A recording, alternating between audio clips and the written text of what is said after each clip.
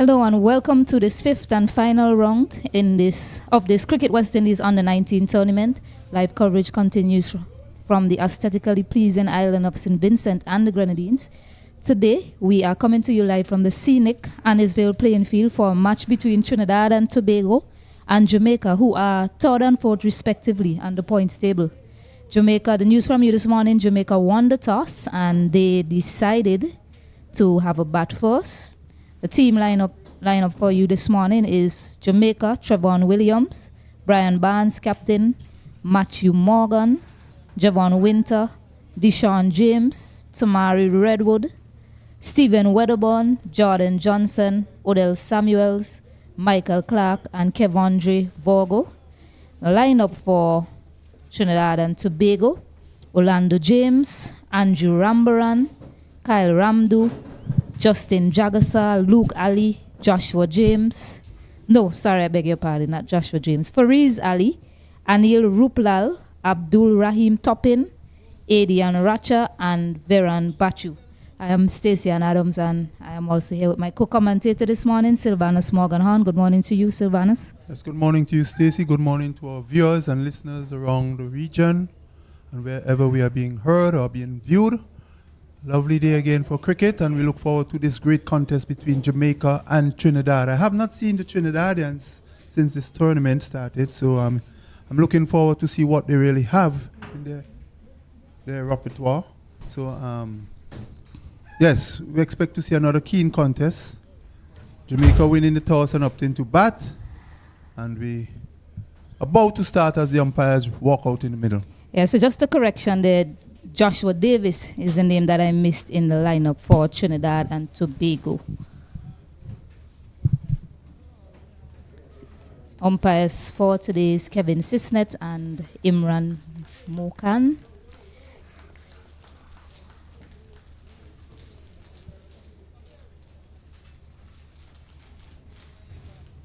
So just to give you an idea of the points, Barbados, they sit on top with 18.6, overtaking Guyana in that last encounter. Guyana, they have 14.2. They have 14.2 points, second on the table, followed by Trinidad and Tobago with 12.4, Jamaica 9.8, Windward Islands 9, and the Leeward Islands in the stellar position at 7.6. So, opening combination for Jamaica.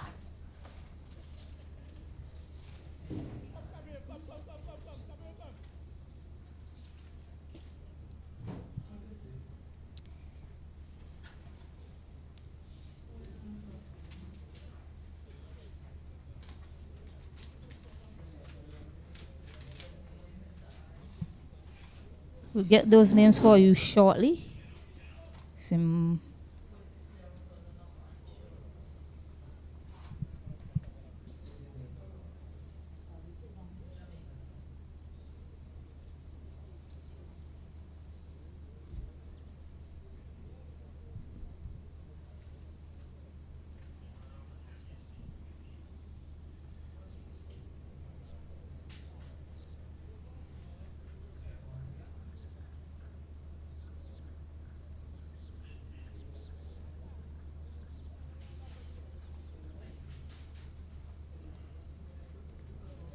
So it's Kevondre Vorgo and Trevon Williams, wicketkeeper, opening the batting this morning for Jamaica.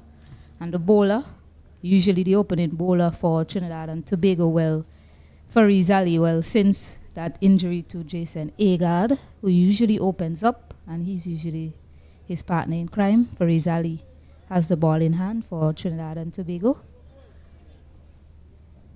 It's very accurate so far in the tournament. Has 7 wickets to his name. So here we go, the first ball of this morning's play. It's full, a bit of hint of swing away from the left-handed batter. It's played out to that man at point, Justin Jagasa.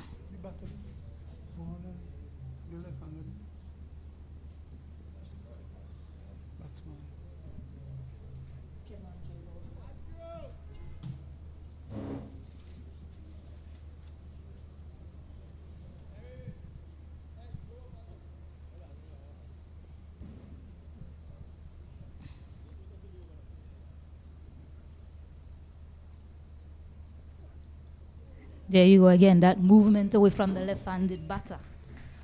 Fariz Ali. So what I've seen of him so far in this tournament is quite metronomical in his approach, just runs in and tries to hit that line and length very early. He started out in a similar vein so far.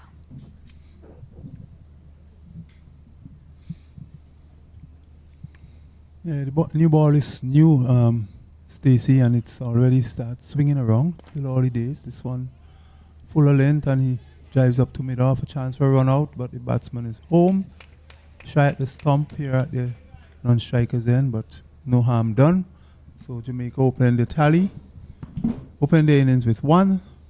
A single to Chevon Williams. Chevon Virgo.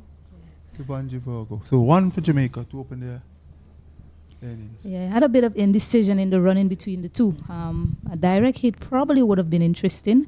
Virgo eventually getting through to get off the mark. His best score is 17 in this tournament. But Trevon Williams has a chance at the top.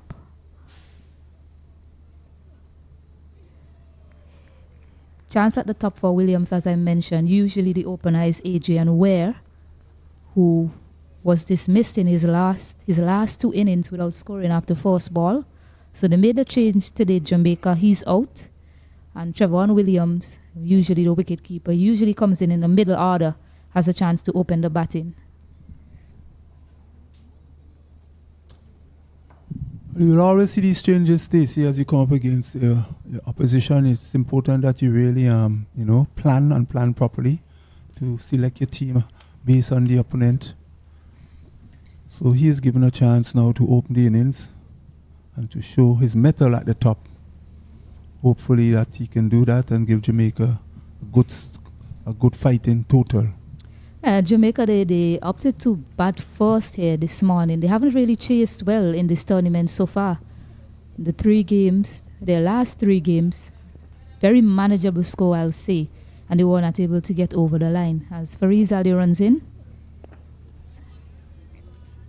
A good first over to start there for Trinidad and Tobago. And after one, it's one without loss. Yes, a very good start there for Trinidad and Tobago. Fariz Ali bowling, very good line, very good length. Just putting it there and thereabout, not express pace. And that was a very good over to start. So Jamaica, one without loss, over number one being bowled.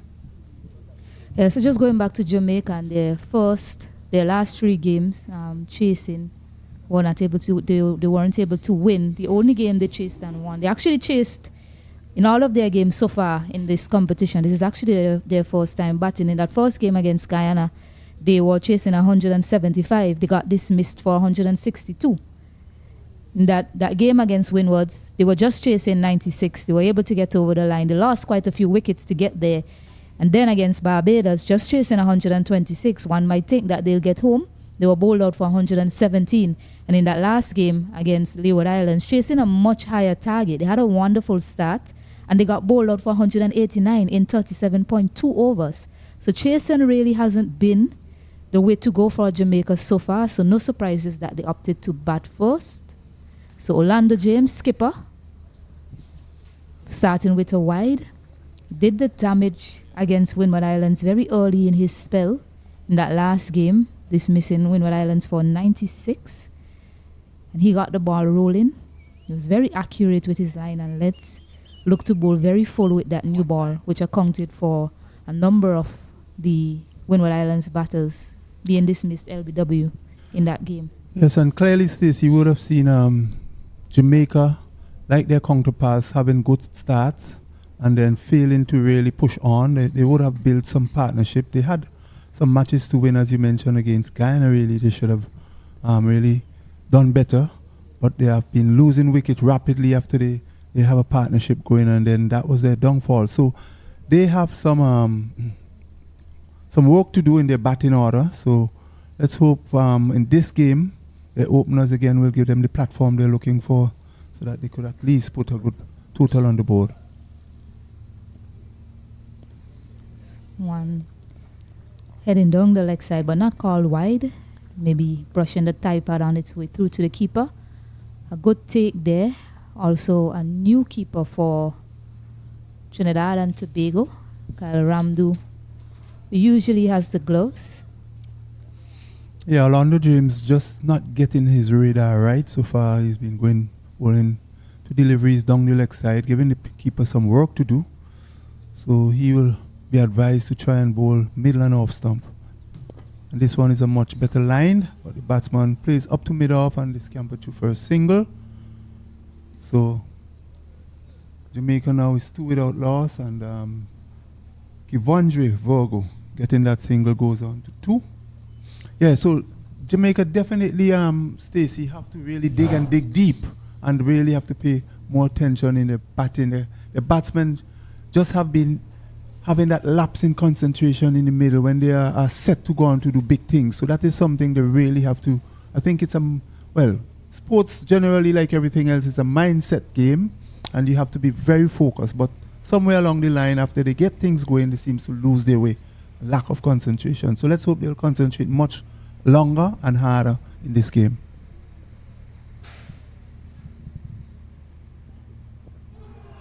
A full delivery, and right away that full length I just spoke about, that is what he tends to do to these batters with the newer ball. Full delivery, swinging in, and has caught Trevon Williams dismissed early, very early in the inning. So the new opening combination doesn't work for Trinidad, for Jamaica, as Trevon Williams, replacing Adrian Ware at the top, has also been dismissed for a duck here this morning. Yes, and interestingly, I was just saying that Orlando James need to get his radar right. He bowled his first to delivery down the leg side, and that he needs to pitch the ball a little bit more middle off stick. And here is one that was pitched up just about middle off stump, and here is Trevon Williams playing a kind of casual shot, more or less, and was struck full on the pad between wicket, and the umpire has no hesitation in raising that jetted finger. So he goes back, golden duck, in the first wicket for Jamaica going down. And that's the thing to note for Jamaica.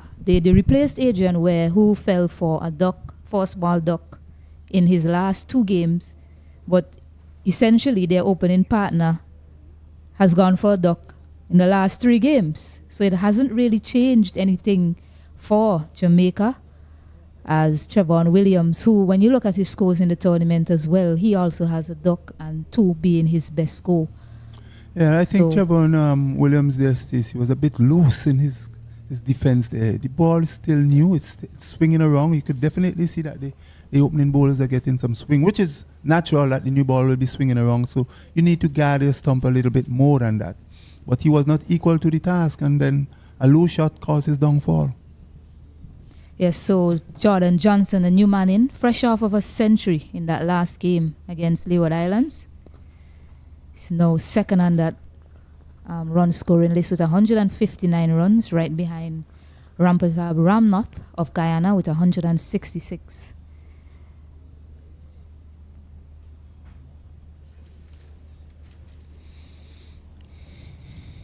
$106 to be the exact. Wasn't able to take Jamaica over the line to victory in that match.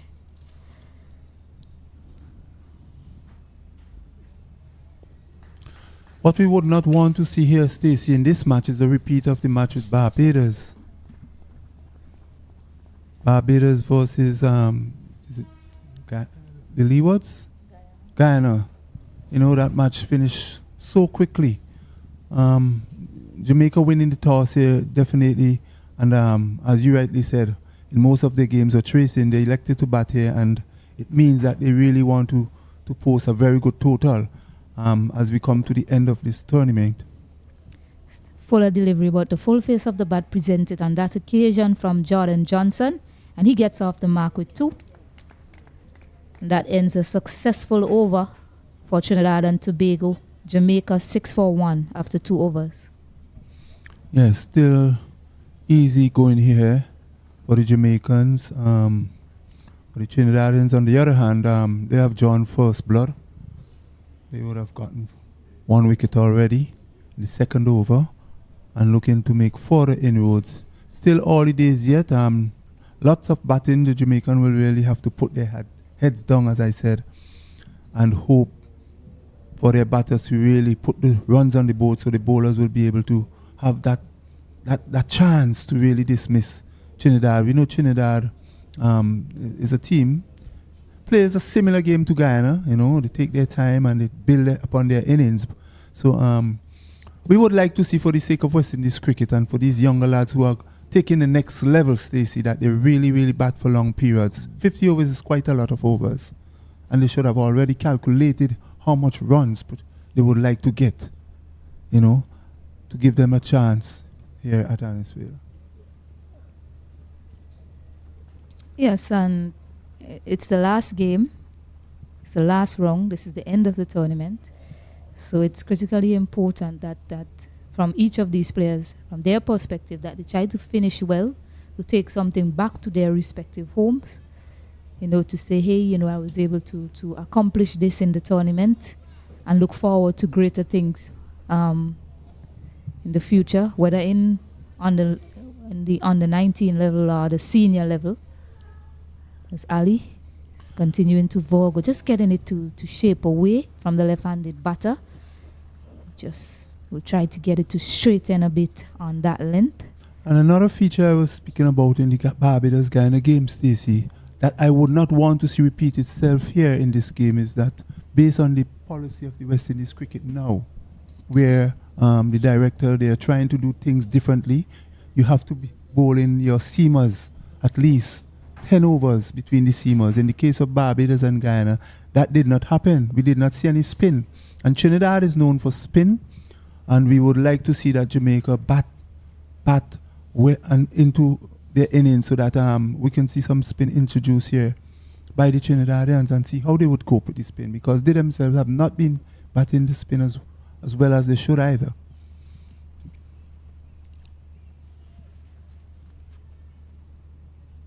You would remember that Guyana bowled out for 58, and it's just the opening bowlers bowled. Barbados knocked off the run in a very quick time.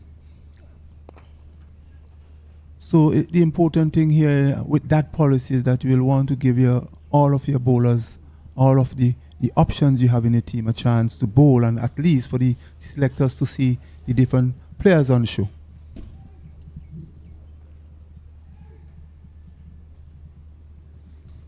So quiet start here for Jamaica, losing their first wicket. The score on 2. They're now 6 for 1, 2.4 overs bowled. Of course, we remind our viewers and listeners, this is a 50 over side format in this West Indies Rising Star under 19. And here's a shot that is driven on the onside. A lovely shot. Straight back pass. Straight back pass. The bowler on the onside. Lovely shot. Yeah, really well handled there by Kevandre Vogo. Yes, it's full. It was full swinging, but the fact that he used a vertical bat, that straight bat, didn't try to go across the line of that fuller delivery. He got full purchase and got 4 runs. Also, it's a free hit coming up. So he has a chance to swing his arms now to this delivery. Kevandre Vogo. This one is hit in the air, should be taken, but it's a free hit. Well, it's put down, but it's a free hit. It's a free hit, remember? Yeah. So it hurt some of the Trinidad and Tobago parents seemingly a bit upset by that, but I think they forgot that it was a free hit. Yeah, I guess Vogo realized it's a free hit, and he didn't get hold of that, trying to go over the top of mid-off, and man up mid-off. He should have been a dolly, really. Of course, he would not have been out. It's a free hit, but he dropped it. At least, still, free hit or no free hit, you still have to be thinking. Good share.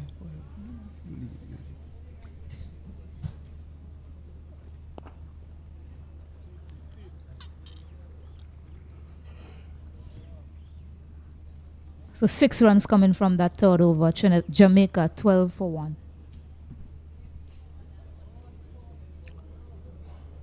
Yeah, it wasn't a bad over there from Fariz Ali, except for the ball that he overstepped the crease. And one boundary coming off of that over. Yeah, both bowlers so far seem to have a plan that they're working with against these Jamaican batters. We'll see if it continues in the over from Orlando James, but so far what I'm seeing is that they're using that delivery that in that good length channel outside the off stump and then try to bring that one back straighter. And it accounted already for 1 wicket so far. So skipper Orlando James now to Kevondre Vorgo. Starting in similar patterns, just taking it across the batter.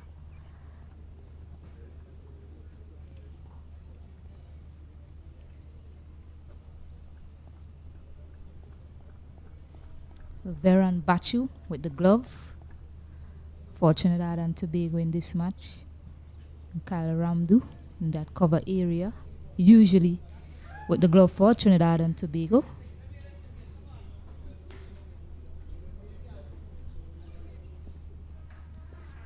Yeah, so it seems to be somewhat of a plan. Just take it across the batter, but that one was just too wide. Starting it too wide with the angle there, Orlando James, and it's been called wide as well. Yeah, definitely Orlando James looking to just get that ball in the right area there. Definitely there's a plan to bowl middle and off stump. He has 2 catchers, 2 slips in place and a gully. And he's trying to get that ball angle across Vorgo. Kevondre Vorgo. Change of angle now, coming around the wicket to the left-handed batter. Right arm around, Orlando James. And again, Stacey, it's important to see these players, these batters, capitalize on the first power play. Walk the ball in the gaps and rotate the strike so that they couldn't get a good start. The boundaries, when they're not coming, this is what they need to do to actually get the ball off the square. And here's a delivery, and there's an appeal. The umpire seems not to be interested in this one. This coming around the wicket is Captain Orlando James, and this one was short and had the batsman in some sort of trouble. It looks like an edge to me, but the batsman is showing his arm. The umpire is not interesting. Stacey, your thoughts on that delivery? So that one climbed off the surface there from Orlando James. Looks like a bit of an edge, but umpires indicated that it took the arm of the batter. A really good delivery, really well executed there from James. You don't expect him to get that sort of bounce, but he's able to get it in between. This one full at that time. So that one climbed off the surface. Surprised the batter. He wasn't able to get his hands low enough on impact to get out of the way.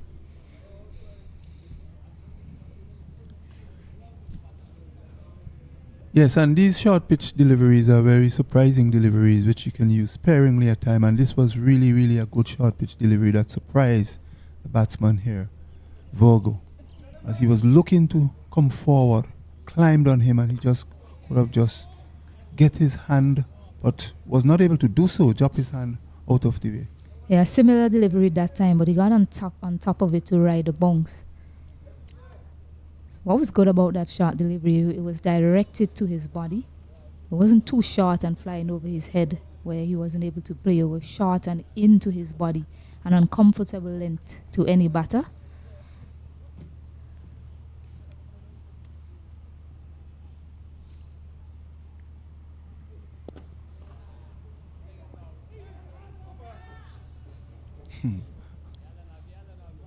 Well, attempt to chew down the stump there as the batsman was also attempting to look for a run, but he has to dart back in. Eventually, the ball struck him on his body, and no harm done. That brings the over to an end. The Jamaica total is 13 for 1. 13 for 1 or 4 overs. Kevondre Vorgo is on 7 and Jordan Johnson is on 2. And this wicket, Stacey, this wicket, this end wicket we see in the match against Barbados and Guyana, seems to be one that offering more bounce and turn to the bowlers, unlike the other surfaces that were played on in previous matches.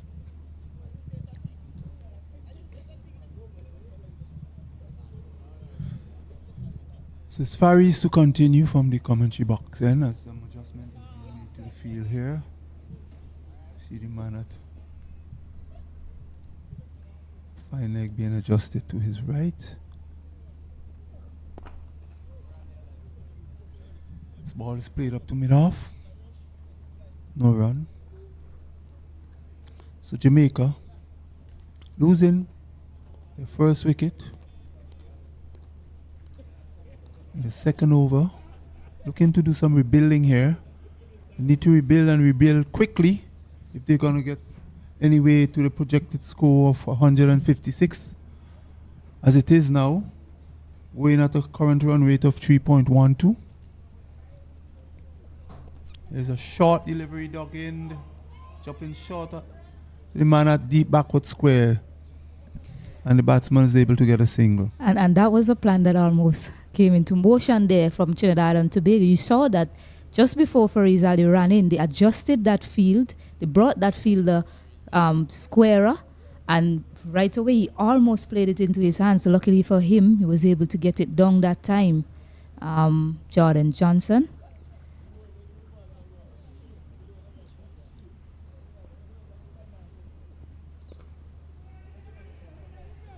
Yeah, that's nicely done there by Kevandre Vogo. Just waited on it and just turned it into the onside to pick up a single. So you were talking about rotating the strike, and these are some of the ways that these batters can do that. There's a vacant area right there. Just turn it into that area and pick up a single. So well done to him.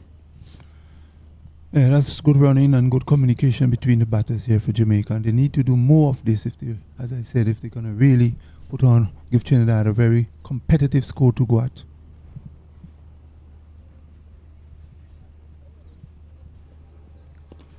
This time he latches on to it, hits it much straighter this time, over to the mid-wicket area, and he collects his first boundary, Jordan Johnson.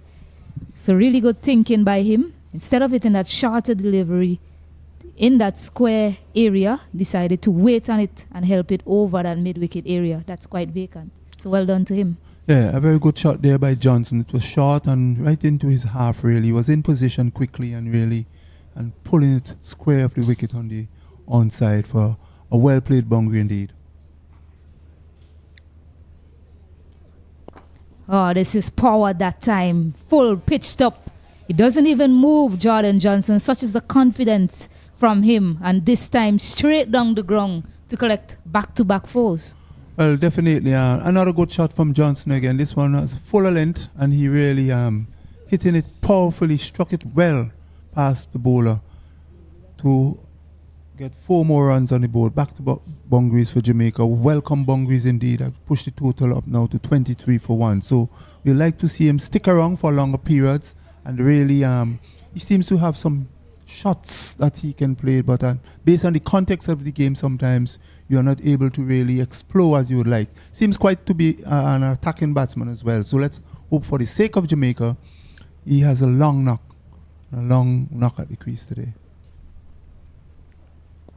Walks it this time into the gap for a single.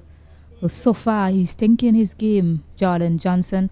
That knock of 100 was a fiery knock, a very high strike rate as the over comes to an end. It's 24 for 1 after 5 overs, but he wasn't able to get Jamaica over the line.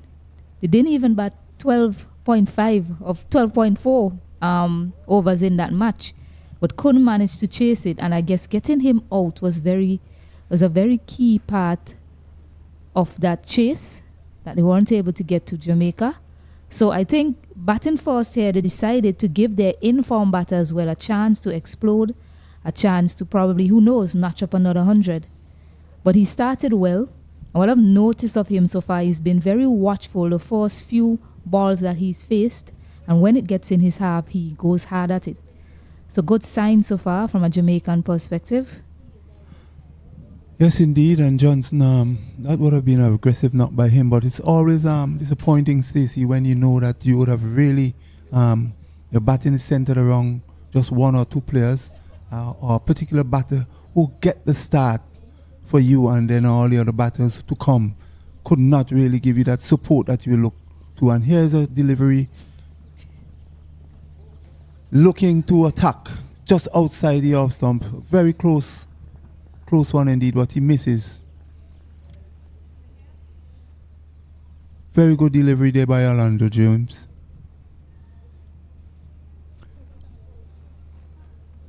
Yeah, so it's important, Stacey, that once there's a partnership or a batter who would have batted well, to try to see a team over the line, it's important that the batters come through, really, and give that support.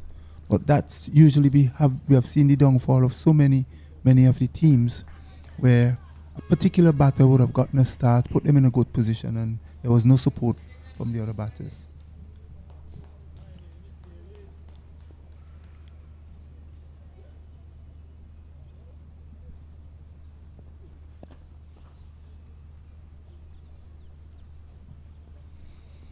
Johnson coming into his own, continue to look the part, timing the ball quite well. Just for one foul shot, I would have seen him played and miss, but again, it was a beautifully bold delivery from Orlando James, skipper of the Trinidad team, leading the charge here. He has already gotten 1 wicket, looking for his second. He comes into bowl to Jordan Johnson, who is pulling this one through mid-wicket for 4. Lovely shot. It was short and he just swiveled around and punks on it. 4 beautifully played runs there by Johnson. He's already shown that he's quite a prolific puller of a cricket ball, Jordan Johnson, and that length there, that sat up nicely for him to swivel and pull it to the onside, and it's vacant in that area. So it's really you're just offering up free runs to a batter who seems to have found his form very late into this tournament. Well, he is showing his class. He's not going to stick around and prod and push and play in defense. He's trying as much as he can to get the ball off the square. He's rotating the strike, and when the ball is bad, wrong line, he's pouncing on it and really getting things going here for Jamaica. Yeah, some of the best knocks I've seen Jordan Johnson played in this under-19 tournament, I mean, for the past 3 years or so, is when he's very watchful to start. And he started out similar in this innings against Trinidad and Tobago. This one pummeled down the ground this time. Didn't time it well. They'll hurry back for 2. So he's in a mood, Jordan Johnson. Yes, he seems to be a no-nonsense batter. And once you give him the width, he's going to pounce on it. So he's shown some aggression so far. He starts stepping up his attack on the Trinidadian bowlers.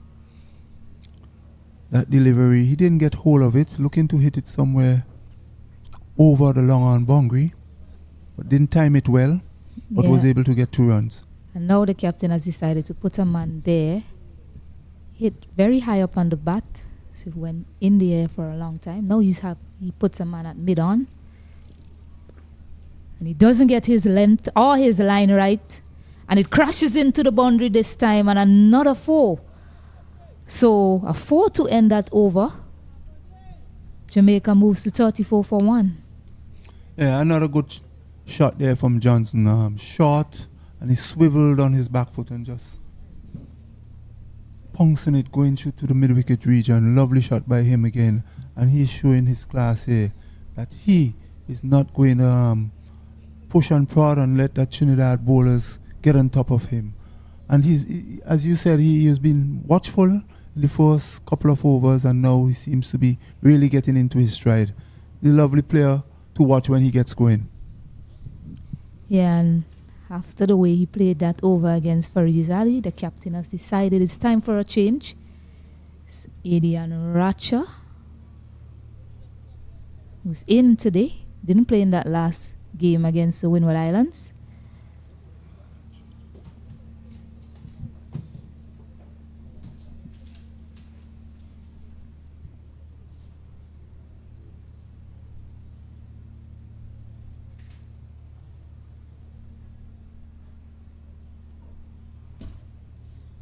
Yeah.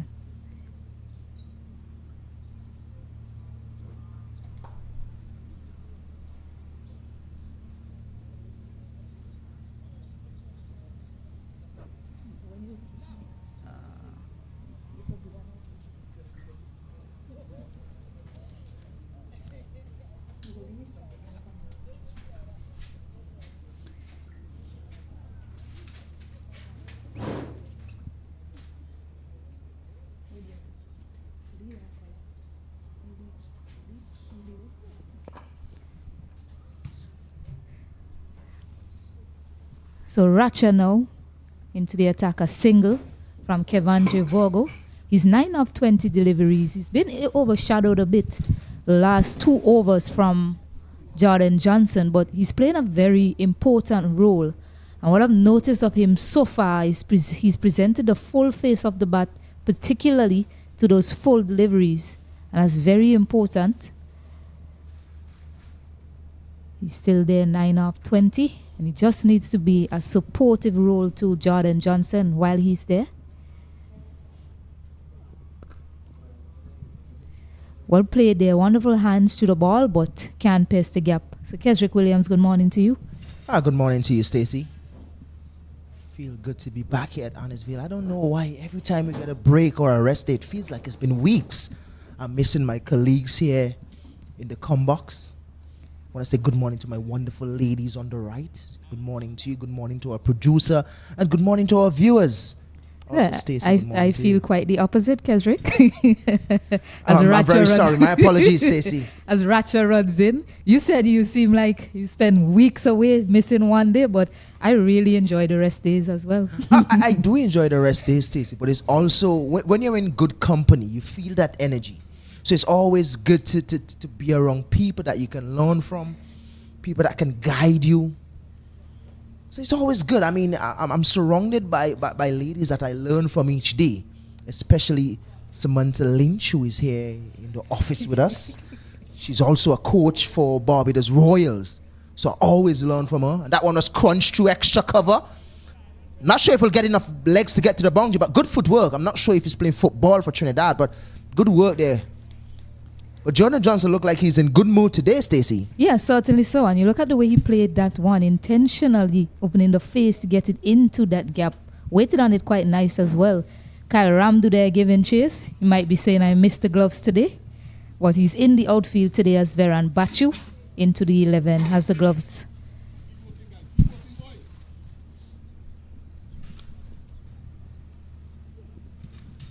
Haven't seen Jordan Johnson in this sort of mood for a while. He's really due some runs for Jamaica. We know how much of a good player he is. Yeah, he did score 100. The only 100 in this 50 over so far against Leeward Islands. 109 at a very good pace. So he's probably looking to back that up here. The way he started with another 100. Don't want to say it too early. Yeah, you don't want to give him the jinx. The commentator's curse. You don't want to give him the jinx. Let us allow him. Let us allow him. Let's see how he press on, because we want these type of players to pick form. Whether it is late in a tournament, at least there are different tournaments and they can kick on from there and then they can continue. Give that sort of consistency. The most runs in this tournament so far, he's playing here today in Andrew Rambaran. Such a good player.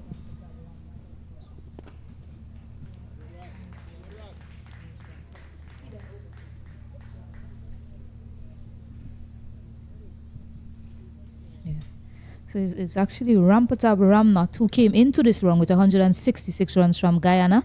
Jordan Johnson was hot on his heels, but he has since overtaken him. He is now up to 183 runs. Of course, Guyana has a game today as well. So these two are in firm competition for most runs. You also have Andrew Rambaran with 121 runs so far in the tournament. Also, there's a bit of, we may have a little bit of twist. I'm not too sure. We still have to wait to see how the day will end out in terms of the point system. We look at Barbados being in front with 18.4 points. But we look at Guyana second with 14.6. This is where the twist is. Now, every team can get at least maximum 6 points out of each game, which is the 4 points for winning the game and the 2 for bowling. If for some reason, I don't want to jinx them, but if for some reason Barbados lose today and gain no points at all, and Guyana for some reason win their game with those extra 2 added points, they can go on top. So Barbados really need to just win the game, not really focusing on the points, but win the game. But from so far, what we have seen from Barbados in terms of the bowling points with the wrist spinners and the fast bowling, we know they would get a fast bowling and a wrist and a wrist spin point. We know that from what we have seen so far. It's there to see. So therefore, they just have to win the game. Guyana in return have to win and win with points. The bowling points, that is. So it's a little bit of a twist, but let's see how it will end up at the end of the day. And we also have a change of bowling. Abdul Rahim Toppin is hitting a hard length to Kevandre Vogo so far. Yeah, certainly. So all of these teams will just have to win to remain in the position that they are. Barbados on top, 18.6. Guyana, 14.2. So Guyana, of course, will be hoping that the Windward Islands, sorry, not the Windward Islands, as Guyana are playing the Windward Islands. Guyana will be hoping that Leeward Islands is able to upset Barbados today so that they can hopefully win their game and come out on top. So Toppin.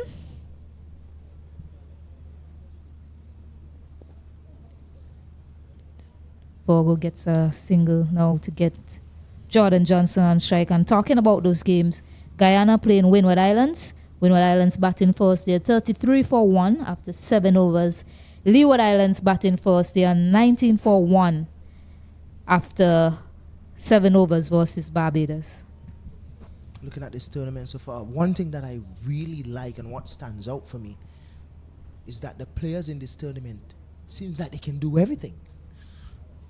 So every facet of the game, at least 2 players in a team is good at something. Topping already with Trinidad, and that could be a good. It is out. You have to be mindful of what is going on around you. You have to be mindful, Jordan. Come on.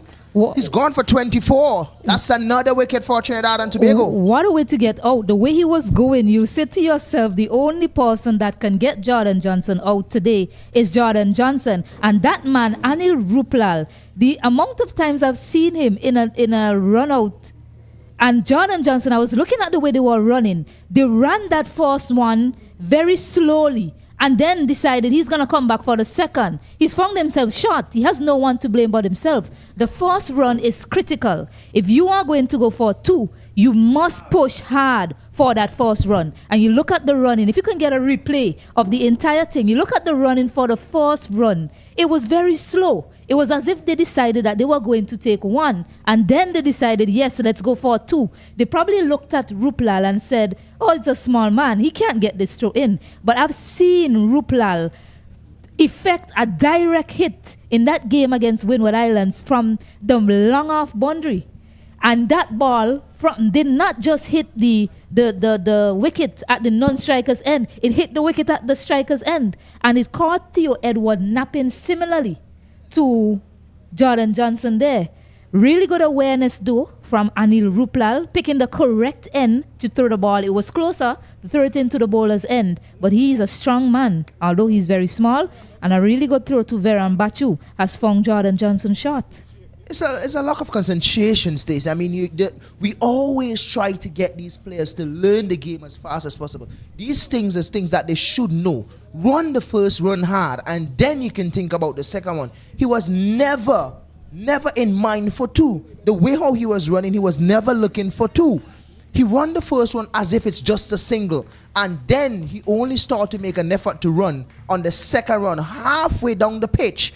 So it is really lack of awareness on what is going on around you. You're in already. You came off of 100. You're in already. You need to stay dominance. You need to show dominance in this game, and that is include running as well. Yeah, took it for granted there with the running. Maybe, as I said, maybe looking at Ruplal, the smallest man on the field, maybe deciding he'll take a chance against his arm, come back for 2. But the first run, I was looking at it and I was saying to myself, 2 runs is there, but you look at the way they ran that first run, it was as if they were just going to take 1 and then they decided to take 2. So 40 now for 2, Jamaica. New batter is Stephen Wedderburn, who himself needs a score of note in this tournament. His best is 41. So wide delivery to start there. Raheem Toppin, bowling him short.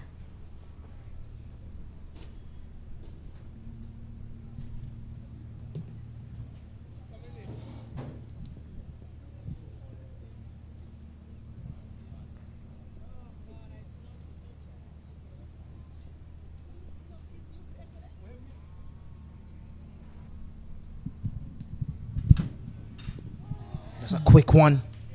Quick one from Toppin. Wedderburn really had to get out of the way there. Short and sharp and well directed as well. The short pitch deliveries. We have seen a lot of players taking up different responsibilities in this tournament, as I was saying, just before the fall of the wicket. We have players like the Nathan Edwards who will decide to go at the top and open the batting for leewards when they need him to. Players like Achilles Brown who would go and open the ball, bowl, spin, keep, and do whatever he's needed to do because the team wants him to do that. Also to Toppin. So you have seen a lot of players in this tournament can put their hand up for certain position or to do certain things for the team, and this is what you want, and this is something that I'm very impressed with and I like throughout this tournament. But it's the end of another over. The score is 41-2. We just saw the wicket of Jordan Johnson. Really, Stacey, I am very disappointed in it. Yeah, I mean, I'd really love to just see that replay one more time. You look at it and you're saying to yourself, how are you getting out like that? Especially having been set, you know that the team relies a lot on you. Yes, you have capable batters as well. There's Stephen Wedderburn in the middle there. He needs a score of note as well. But to get out in that fashion, as you said, very disappointing. But he's gone now. There's a chance now for Wedderburn and Kevandre Vorgo, who started well. Kevandre Vorgo. I don't even want to say it's a strange way of getting out because the run-out route is a normal way to get out in cricket. But it's the manner in which he approached the first run. He never looked like he wanted a second. Yeah, there it is again. You just look at it. You see Ruplal, and this guy is dynamite. He's small in stature, but he's dynamite. Look at the throwing arm as well. It's one bounce perfectly into the glove of the keeper. It was never a push. There was never a push until the second run, halfway down the pitch. Cannot take things for granted. You always should be looking to preserve your wicket as much as possible. What about the dive? Didn't see that as well. You must always be thinking, I have to bat as long as possible. And as you said, it doesn't just include coming out and looking good, coming out and giving yourself a chance. You also have to add the running between the wickets as well. I think a lot of these young men, they are here to play cricket. Everybody wants to play cricket. Everybody wants to play for West Indies. But there must be a plan. There must be a process in terms of getting there. And that will include you being aware of the situation, being aware of what is going on around you. And these are the situations that CWI look at in terms of how they want to groom their players.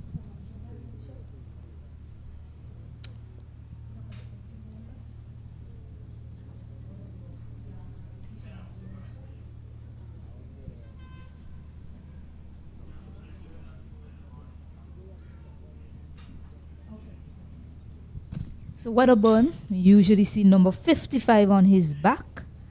He seems to have a short on of his teammate. I know I usually see number 19 for Deshaun James.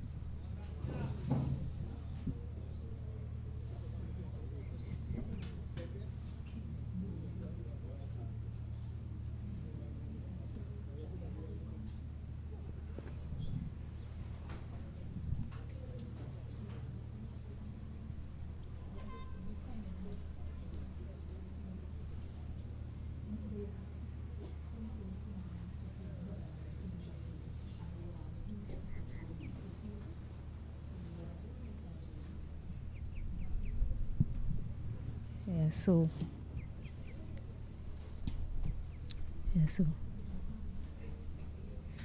Vorgo now on strike to Racha.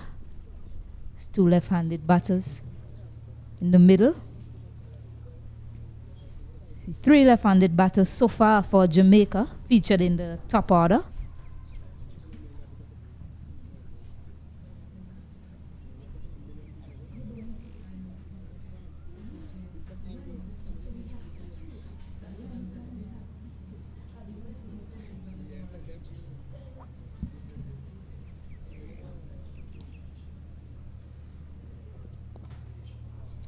It's a bit of an edge that is on its way to that fielder there.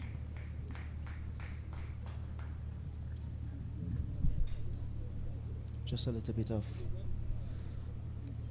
closet there's a dysfunction, I would say. But he'll be fine. Yeah, it can happen to the best of us.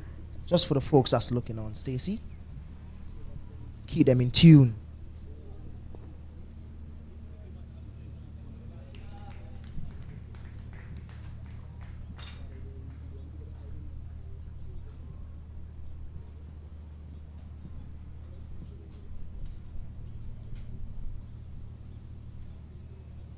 So as you look at the nice blue skies here, and I would always say that Beckway is looking lovely from here.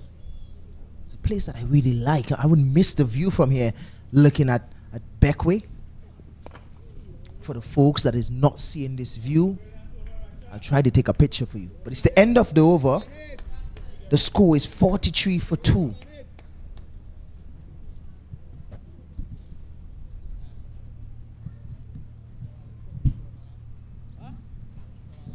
I was looking at the stat sheet, Stacey, and I was looking at who have the most catches and who have the most dismissal.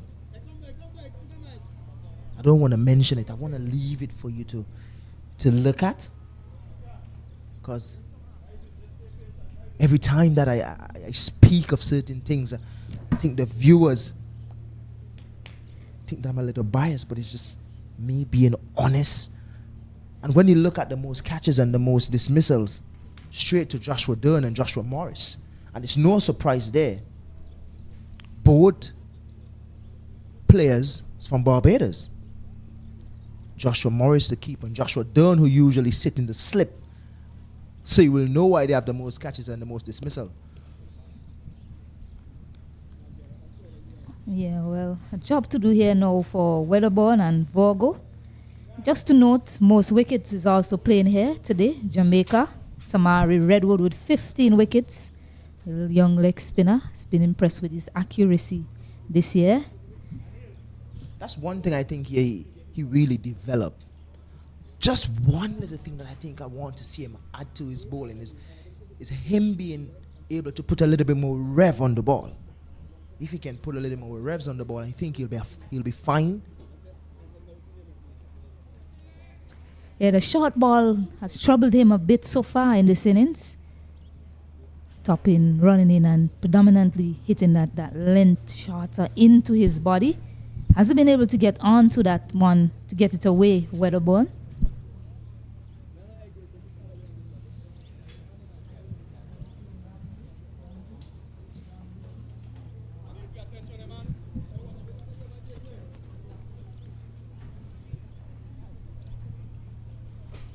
It's the angle of those deliveries. It's been into his body, not allowing him to really free his arms, Wedderburn. Outside. Not really getting to the pitch here, Stacey. I find that he's always late behind of these deliveries. He's there, he's standing. I think he's still a little bit too late.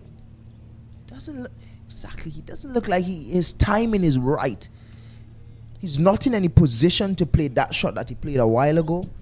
And the thing is, Raheem Tappin is not really a tearaway fast bowler like what we have seen from the Nathan Edwards in this tournament and the Raheem Smith and the Kyron Kings. So to be late in terms of your foot movements and stuff, it's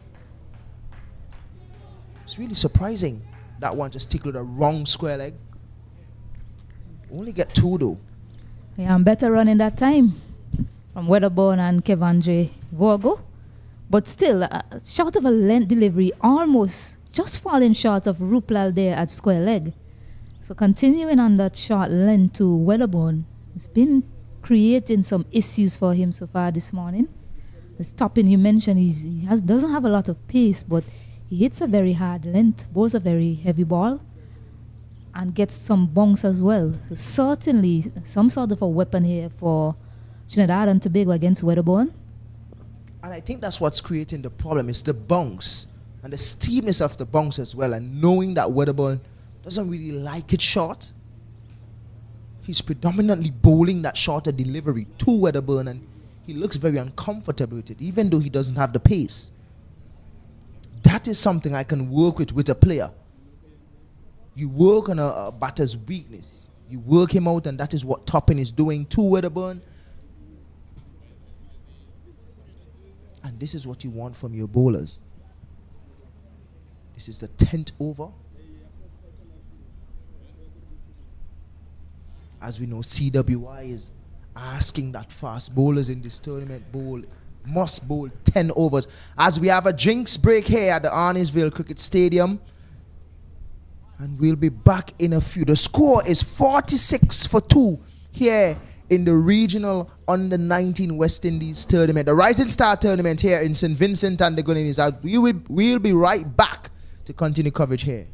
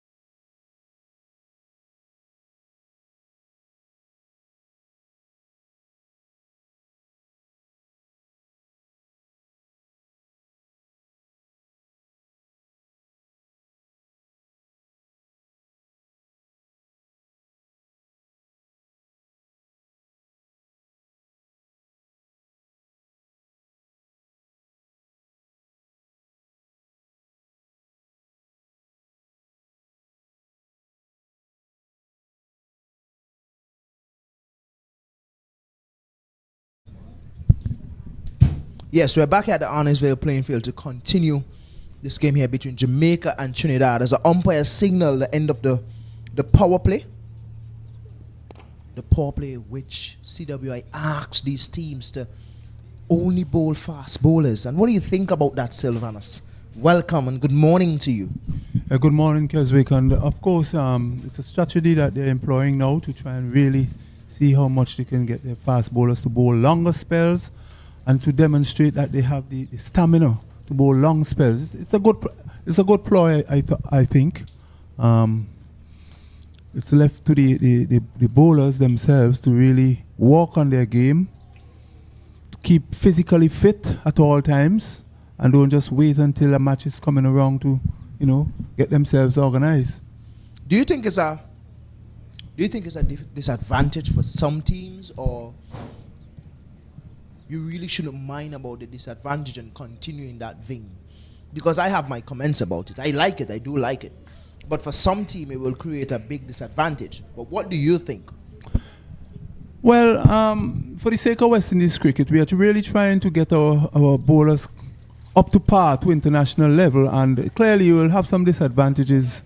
As far as I see, there is a big disadvantage because there are times when a particular batsman or particular side may be susceptible against, say for example, spin, and you may want to introduce spin into your attack pretty early, but you can't do that, as you would have seen in the game against Barbados and Guyana.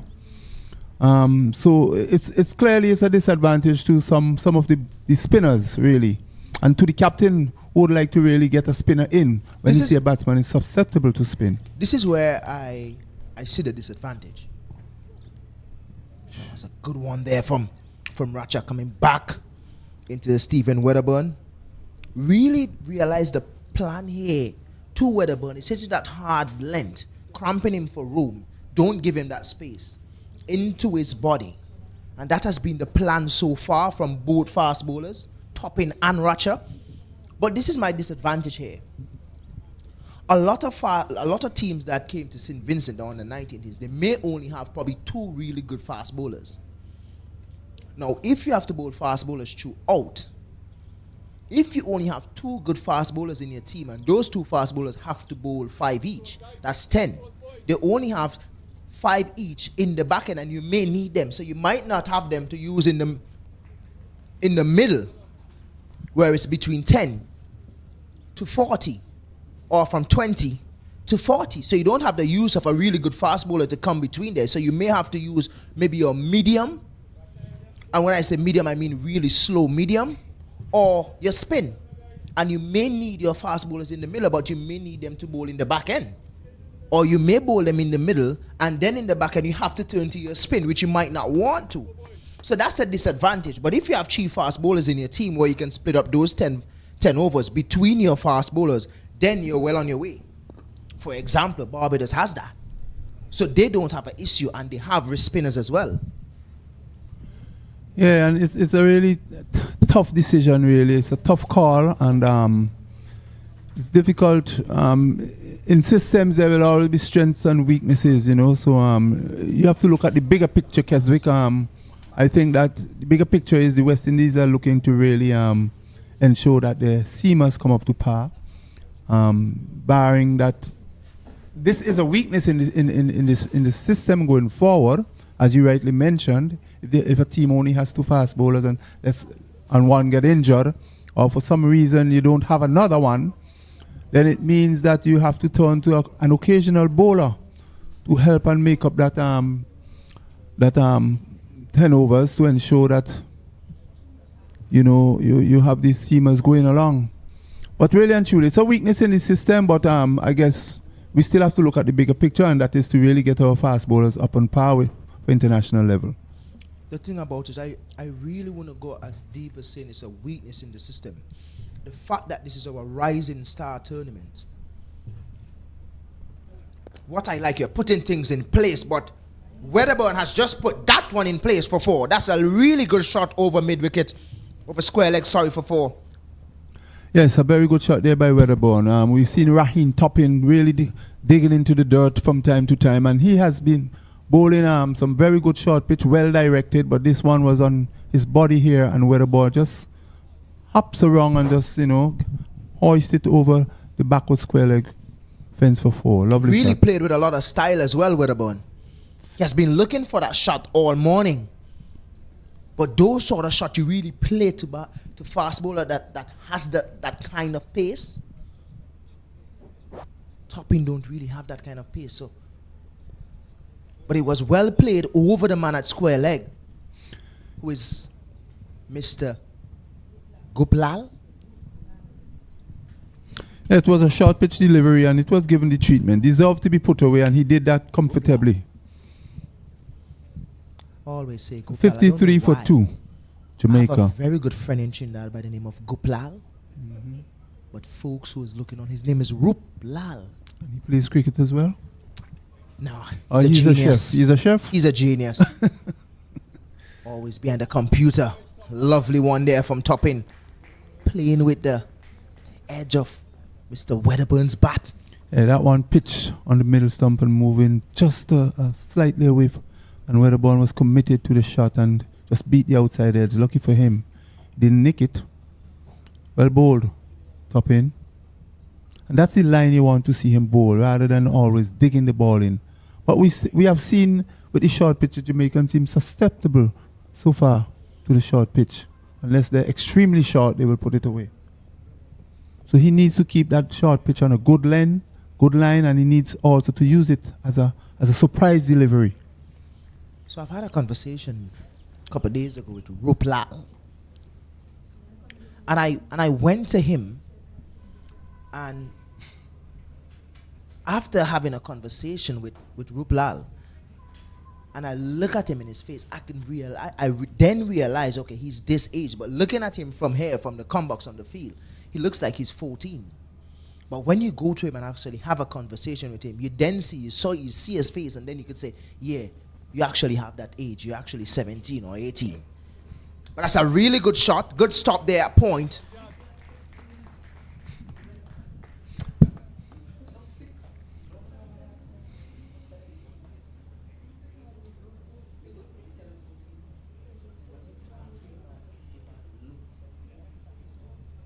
Good shot there from Weatherburn, but just gets it out to cover point.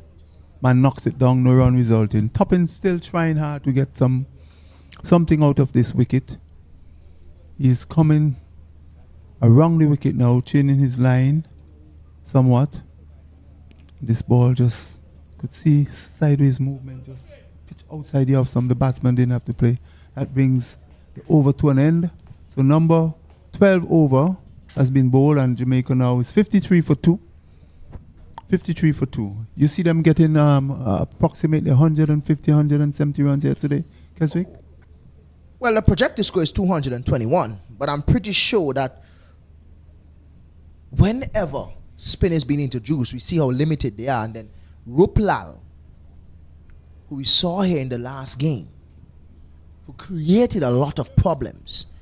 He's very accurate, he spins the ball well, and we know that the Jamaicans, to spin, they're not that comfortable. We have seen that throughout the tournament. So it's still left to be seen. They started well. They're 53 for 2 now, off 12. So for them to get over 180 or so, they will have to continue like that to even get up to 180, 190.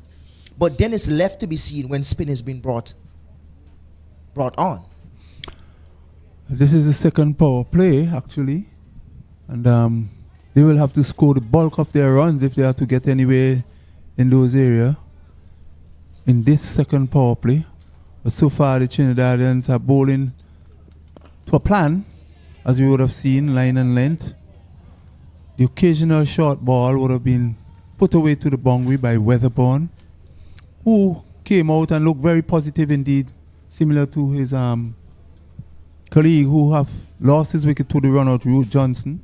Very disappointing way to go early in run-out. That's the worst way of getting out in a cricket match. Yeah, definitely. I've had a few of those in my career. But I always try to get better. It's all about making the right decision, being aware of the game, and playing around some talented guys and guys who understand this cricket. They will always tell you, always pick your feelers. I tell you, Keswick, he has no one else but himself to blame. I thought if he had pushed a little bit more, but he really just slowed down and figured that it's easy going to just get back into my crease, and was pleasantly surprised by a very good throw from the deep. This is what you want from your fielders, to support your bowlers. There's a delivery that full length, and oh, such a bad miss. I really thought number 11, who is that, would have gotten across there, feeling that mid-on, straight, a kind of straightish mid-on. He should have gotten there, but he dived over the ball, and the ball just went straight back past him down to the long on boundary for 4. So a very good shot there from, is it Wedderburn? Powerfully driven down the ground. And that's the type of player that is. I saw him in the 2D, and I really like how he plays his game. But I just spoke about fielder supporting the bowlers, Keswick. That he should have stopped that. If man at 81 using the 81 jersey, he should have stopped that. Ferries, he was very close to it, but I don't think the technique actually trying to stop that one was effective enough. The thing about these youngsters, they're still pretty young and they're still learning the game. But there's certain things that they would do that you would think that they would do better. When you look at different tournaments around the world, especially in England, under 19 cricket, and you look at their players, there's just some mistake that you don't see. But then when you look at the under 19 tournament here, you see these mistakes coming up over and over, and it leaves you to think, what are we doing wrong?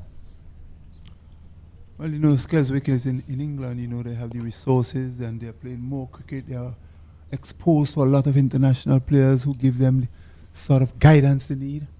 You could go to a player and say, well, okay, assist me in this department. The score is now 59 for 2 after the 13th over. So yeah, in the more developed countries where cricket is being played, there's more cricket, as you know, is in India. The Indians worship cricket as a god. We waiting down here until a tournament is around and we start to get ourselves in gear. So it's very important that and some of the resources, as we learned when we had an interview with one of the father, right, of Ramnath, I think. He was saying that the Guyanese came here, they didn't have a lot of cricket because of the rain and so forth. But besides that, I mean, we were even referring to the days when we play cricket. We play it on the beach, wherever there's a ground, wherever cricket is being played, to get ourselves really informed. I think something as well too, Sylvanus, is that these players have to want it. It is one thing to as a coach to want something for a player, but a coach cannot want something more than the player. The player have to want it more than the coach. And I think this is something that is hampering our young players here in the Caribbean. They are not focused enough.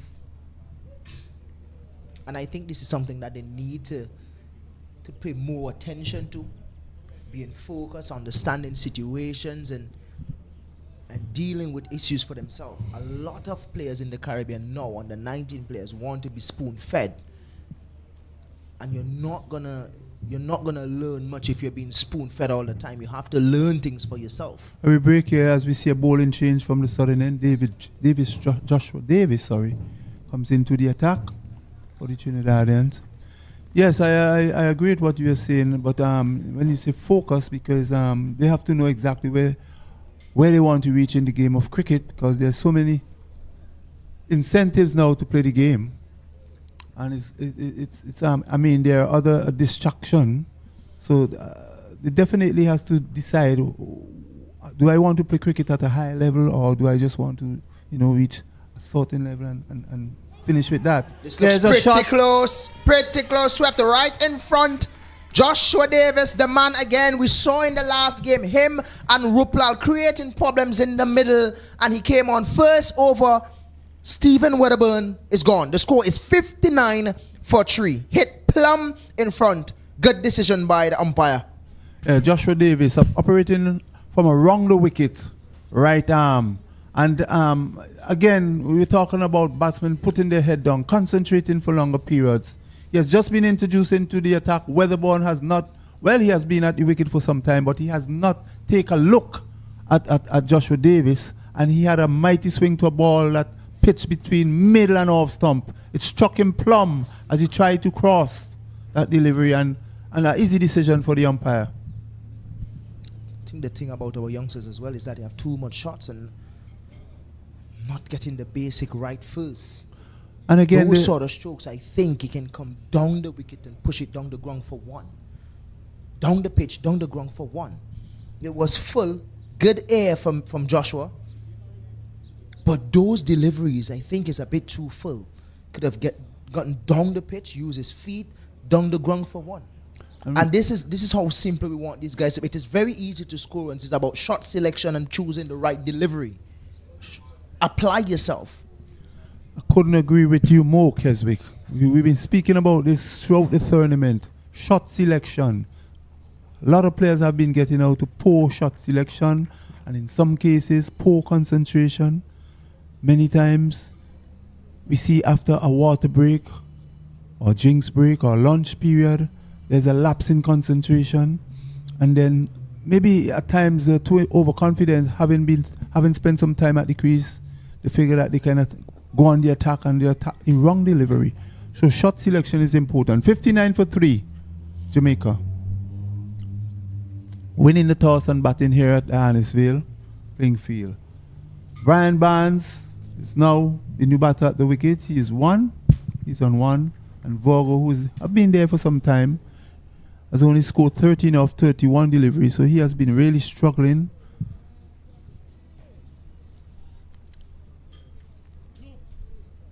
We would really like to see him really getting on with things here for Jamaica. He should be well set, but he needs to be pushing the score, being very watchful, very cautious up to this 13th over. So here's another single after the ball that was played on the onside by Virgo. Total now goes up to 1. He's 61 for 3. Something that I saw over this tournament as well is that in the first 10 overs, the scoring rate is usually good until the spinners comes on. And whenever the spinners come on, it's not the case where they're very limited.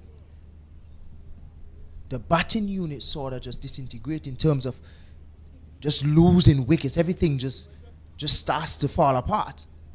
As soon as the spin comes on, not only that they're very limited in terms of scoring, they lose a lot of wickets as well, Silvanus. And I heard you mention the fact that it's happening to Trinidad, it's happening to Guyana, places in the Caribbean that we know that some of the best spinners in the Caribbean came from. When we talk about spinners, we have to mention the Sunil Narayan, the Samuel Badris, the Versami Parmal, who a lot of people overlook. But at the end of the day, if you check his stats at first-class cricket, he has really dominated first-class cricket in the Caribbean. The Bishus, and then you could talk about the guys, the older guys, because I know you're a historian. But it's a new bowler again, and it's Andrew Rambaran, the main man here for Trinidad with the bat, and also can create some problems with the ball here, Silvanus. Yes, he's bowling left arm over the wicket, and here's the delivery that is played down too long off. Batsman go through for another single, so it's 62 for 3 Jamaica.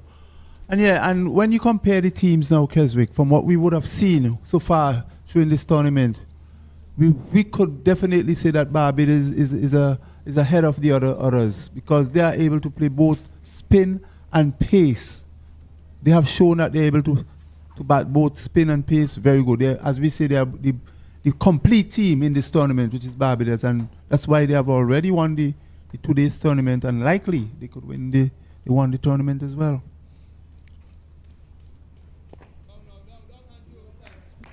The thing that is really confusing to me as well is seeing batters who is very capable of clearing the boundary pretty easily give away their wicket whenever they are set.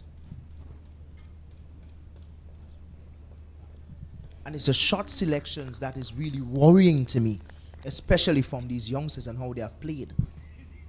As soon as they are being tied down for a couple of overs, it's either who say away. The thing about it too, Keswick, is that teams need to understand their role and understand the game, what it's called for, understand the rules of the game, in particular where the power play comes into play. Do I score most of my runs in the first power play, second power play? These are the things, sort of things you have to look at. So you must have a plan. You must have a game plan. And once you have that, okay, I need 60, I need 100 runs in this power play, and you go after that. But if you have not set a target of how much runs you may need if you're batting first, then you find yourself in midland. That brings over number 15 to an end, and the total 62 for 3.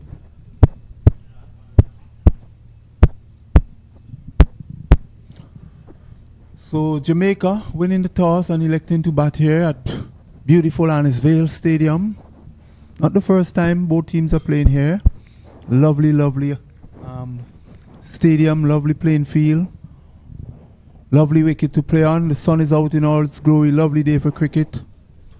And it's really, really good to see the lads out fighting for their respective countries here. And this contest is between Trinidad and Jamaica. The thing about it, Sylvanus, is that I really don't think that a lot of these teams going out have a plan that they stick to. I think it's always a different thing when they're out in the middle. And that's where the focus comes in. What you plan in the dressing room is completely something different to what we're seeing outside, because we know that these coaches make their plans. But if it's one thing to make plans, and the other thing is to execute those plans. Correct. So for us here, it's a quick one. Got there pretty easily for Vaughan Barnes. My thing is, what are these young men focusing on that they can't keep information when they're out in the middle? Because having conversation with these coaches, you realize there are a lot of plans that's been set. But are they executing these plans outside? So it leaves us to wonder, are there any plans? Because there must be a plan, the first power play. The first power play, let us score 45, 50 runs. And then let's continue from there. Yes, our current run rate will drop between the second power play. But let us continue at least a current run rate of 3 or 4. A continuation, 4 runs and over, 3 runs and over in that second power play. And then in the last power play, we can take it up to 6, 7. That can always take your score over 250 or so, if you really continue like that. But these are the plans that we want to see these guys work towards. We saw Guyana scoring 200s in this tournament, the only team. Over number 16 is being bowled. Jamaica 63 for 3. Winning the toss and electing to bat. Yeah, it's always this. They must have a strategy. All teams must have a strategy and work towards a strategy. And you mentioned about the coach saying one thing in the dressing room, or the manager might say something to a particular player. And they are the ones who have to come out in the middle and really concentrate and execute well. We have not been seeing that from the other teams. Unlike Barbados, which you could clearly say is a cut above the rest. They have been dominating the tournament. And one would say that probably one is biased, but it's all honesty in terms of what they have been doing. But you know, I find it's pretty strange, Keswick, that as these players play more games, you're still not seeing them improving in terms of the batting of the spin bowlers. We've been lamenting that they are just staying in the crease and just playing forward or trying to attack a spinner rather than moving to him, as you rightly said. Use your feet and trip in, play in the V. We're not seeing much of that at all. You mentioned having a conversation with the father of... And this one look close again. Probably just sliding down leg. But we would look at the replay.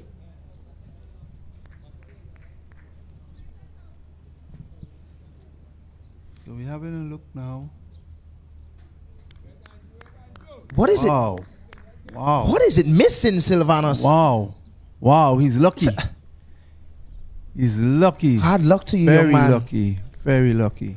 I want to see it again because I want the viewers to see it as well because I want to be certain. Looks pretty decent to me.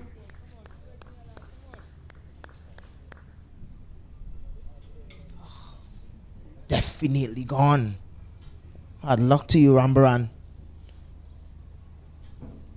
Brian Barnes survives.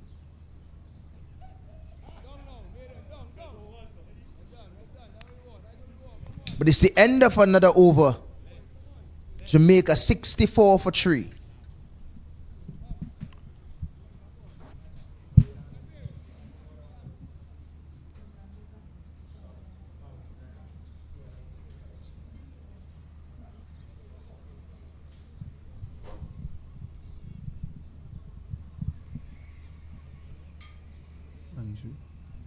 Okay.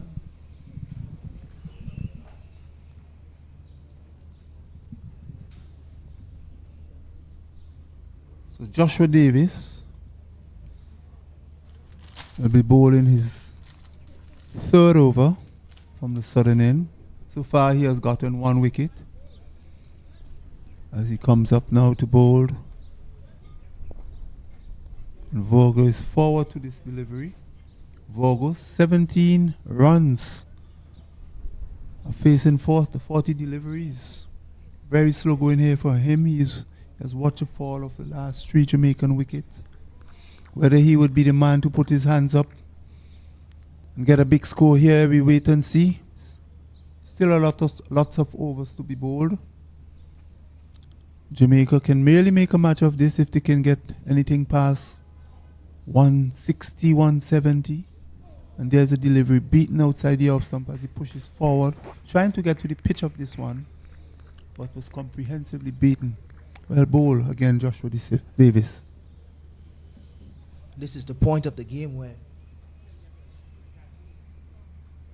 you want to see batters concentrate more. Good quick single.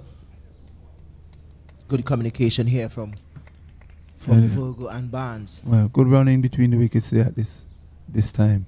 But you would like to see, Keswick, that the batters by this time should be really taking the attack to the bowlers. We're still not seeing that. We're still seeing batsmen just waiting on the bad deliveries rather than turning the good deliveries into bad ones. Yeah, you would usually see those things from really good batters. You have conversations with probably the best batters in the world and they will tell you the good deliveries, they try to turn them into one. Not really try to turn them into bad ones, but they turn them into a single. And then when those bad deliveries come, they capitalize. And that's what good players do. Find a way to get singles. And as long as they have that ability to get singles when they want, dispatching the bad balls is very easy. It comes easy.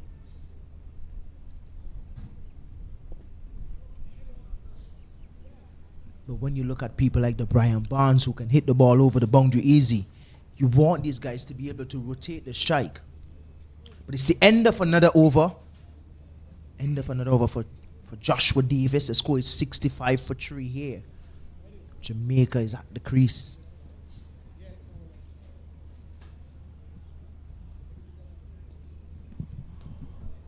But the idea of batting spin bowling here, Kez, at this level is very important because you cannot wait until you reach at the higher level or the next level above this to say that you're going to try and bat spin. You should already know how to bat spin.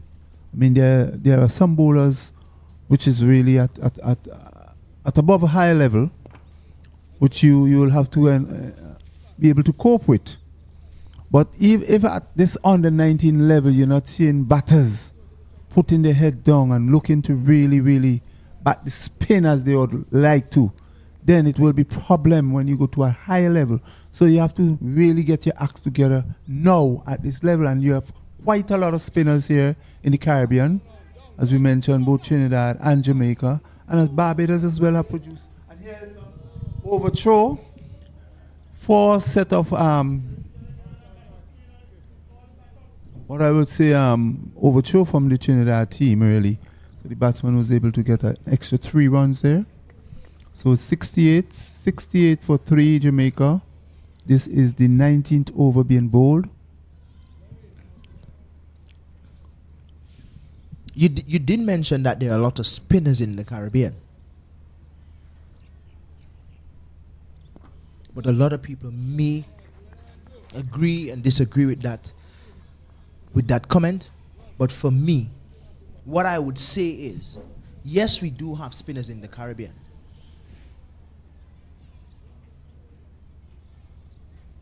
But how much spinners we have in the Caribbean that can deliver on the world stage and dominate on the world stage? When you look at the spinners from different countries, we can pick every single spinner out of every team around the world and say, this guy is dominating. When it comes to leg spin or off spin, he's dominating in cricket. We go to Afghanistan, that one just passing, just eluding the keeper there. We have looked at Afghanistan, England, South Africa, Pakistan, New Zealand, you name it. And every single team has a world-class spinner. We're just developing that. We have Akil Hussain, who is there now, who is a world-class and here's spinner. a delivery that one is keeping a little bit low. Very low indeed. And is he bowled? We're still waiting here for the umpire to make his decision. We would definitely like to see the replay of that one. It did kept low. I'm not really sure. It looks like he's bowled. Yes, he's bowled. It looks like he's bowled. They're not too sure, but it looks like he's bowled from here. Rambaran picking up another wicket here for Trinidad and Tobago. Everybody looks clueless at that point, but just taking the bills off there. Really well bowled, hitting halfway up the stump. It kept low. Barnes has gone for 4. The score is 71 for 4 now. Yes, a very, very well bowled delivery there by Andrew. Rambaran Andrew. It probably just brushed the pad, but it kept very low. Rambaran Andrew bowling left arm over the wicket.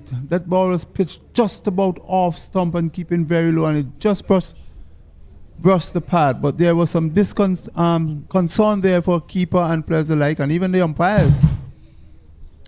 But he has to go. So the total now, Jamaica 71 for 4. And really losing wicket when they really should not have. Playing back on his back foot there, Brian Barnes. That one kept really low. Really outdone him. Let's bring Matthew Morgan into the wicket now. Matthew Morgan will join Kivandre Vorgo. But going back to the point you were making, Keswick, in terms of the level of spin bowling that we have in the Caribbean. But the thing about it, as you know, we are always producing the seamers, and it's always easier. It's always easier for a seamer or pace bowler to make the West Indies team. We've been focusing on that over the years, but as you rightly alluded to, that we are now changing the dynamic somewhat, and we are looking for spinners who are able to give us that kind of international flair that we are looking for, and wicket-taking spinners. Well, we have Moti now. He looks a very good bowler now in the West Indies team. It's the end of another over. The score now is 71 for 4. 19 overs gone, and Jamaica again, when they look like they're building a partnership, again they lost another wicket. So from a slow start, they lose wickets in between when they're building on that partnership. So here it is, that 71 for 4 Jamaica, 19 overs been bowled, and it's Joshua Davis will take up his 4th over from the commentary box end. Sorry, from the southern end, sorry. And this one goes shoot to the keeper. Batsman didn't have to play.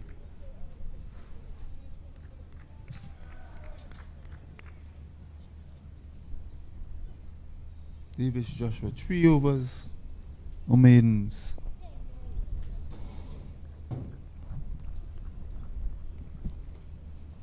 Welcome back, Stacey.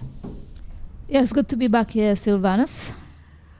Twin spin operating in tandem, off spinner and a left arm spinner in Andrew Rambaran. Both doing a really good job for Trinidad and Tobago in this period. Jamaica, they were 43 for 2 after the power play, and since then they have slipped to 59 for 3 and now 71 for 4. Certainly, Kevandre Vogo, who's been there for 48 deliveries now, has a job to do in terms of repair. But certainly getting some purchase off this surface is Joshua Davis. And that's a result of the amount of air that he gives the ball. Andrew Rambran is a little bit flatter in his left arm spin, but he gives it a lot of air, Joshua Davis. Yes, and he has been bowling very well indeed, and now we are seeing a second slip being put into position after that delivery, that bounce and turn. Here's one, and that man who has just been posted in second slip, fielded. So Vorgo will have to be very watchful as Davis continues to pitch just about outside the off stump and getting some bounce and turn there. He will have to be able to negotiate that bounce and that turn. And here he is just running it down to the second slip. That brings the over number 20 to an end, and Jamaica 71 for 4. So far, Stacey, the twin spin operating from both ends, they have been able to really keep Jamaica in check. And we have seen Jamaica losing the wickets in the power play so far. Yes, it's been a trend really throughout the tournament. A lot of the teams, they have lost a significant amount of wickets in the power play, and then it continues so up to the 20th. And sometimes, in case of Jamaica, they haven't been able to bat 50 overs in this tournament so far. Again, Rambaran mentioned that he's a bit flatter. Matthew Morgan, the new batter in. Matthew Morgan has shown throughout the previous matches that he's capable. How well he does here against the Trinidad and spin attack. It'll be very interesting as the Trinidad bowlers are really bowling a very nagging line right about now. Here's a delivery that's going down leg. Stifle appeal from the bowler. The umpire is not interesting. Would be well advised to play straight here, Stacey, as he's still new to the wicket. Just came in. Haven't taken many strikes.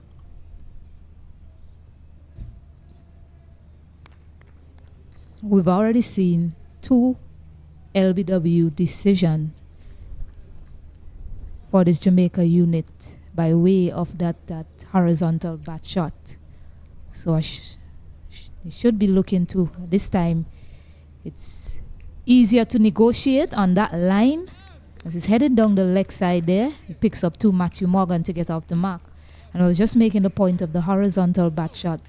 Try to present a vertical face. Try to be as straight as possible, particularly when the ball when they're bowling at stump to stump line, the bowlers, and we've seen Wedderburn out sweeping to a straight delivery. And Trevon Williams, as the over is completed, 2 runs from it, 73 for 4 after 20 overs, being dismissed as well, not looking to play with a straight bat. So we'll hope that the other batters coming in, they've learned something looking on and seeing that that's a shot that they'll look to park for the rest of this innings unless the line presents itself to do so. Yeah, a lot of the batters that have given away the wickets to not playing, as you say, with a straight bat, and they will be well advised to do so. Many of them often wants to play across the line. There's still 29 overs remaining in this innings. This one is full. It was driven. Was there an edge? It seemed to have turned a lot there. was full and it was wide. He tried to drive at it, but just missed it completely. Vogo.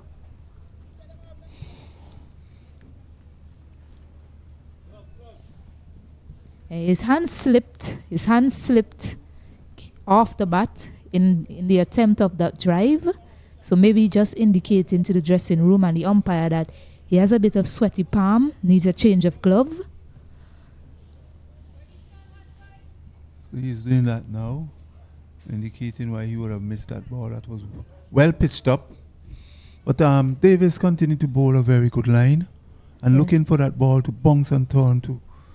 That will give an edge to the slip fielders. Yeah, so getting a change of glove now is Kevanji Vogo. Getting some assistance from the skipper, Orlando James of Trinidad and Tobago. Good teamwork. Not on the same team, but still good to see him helping out to get the game moving forward.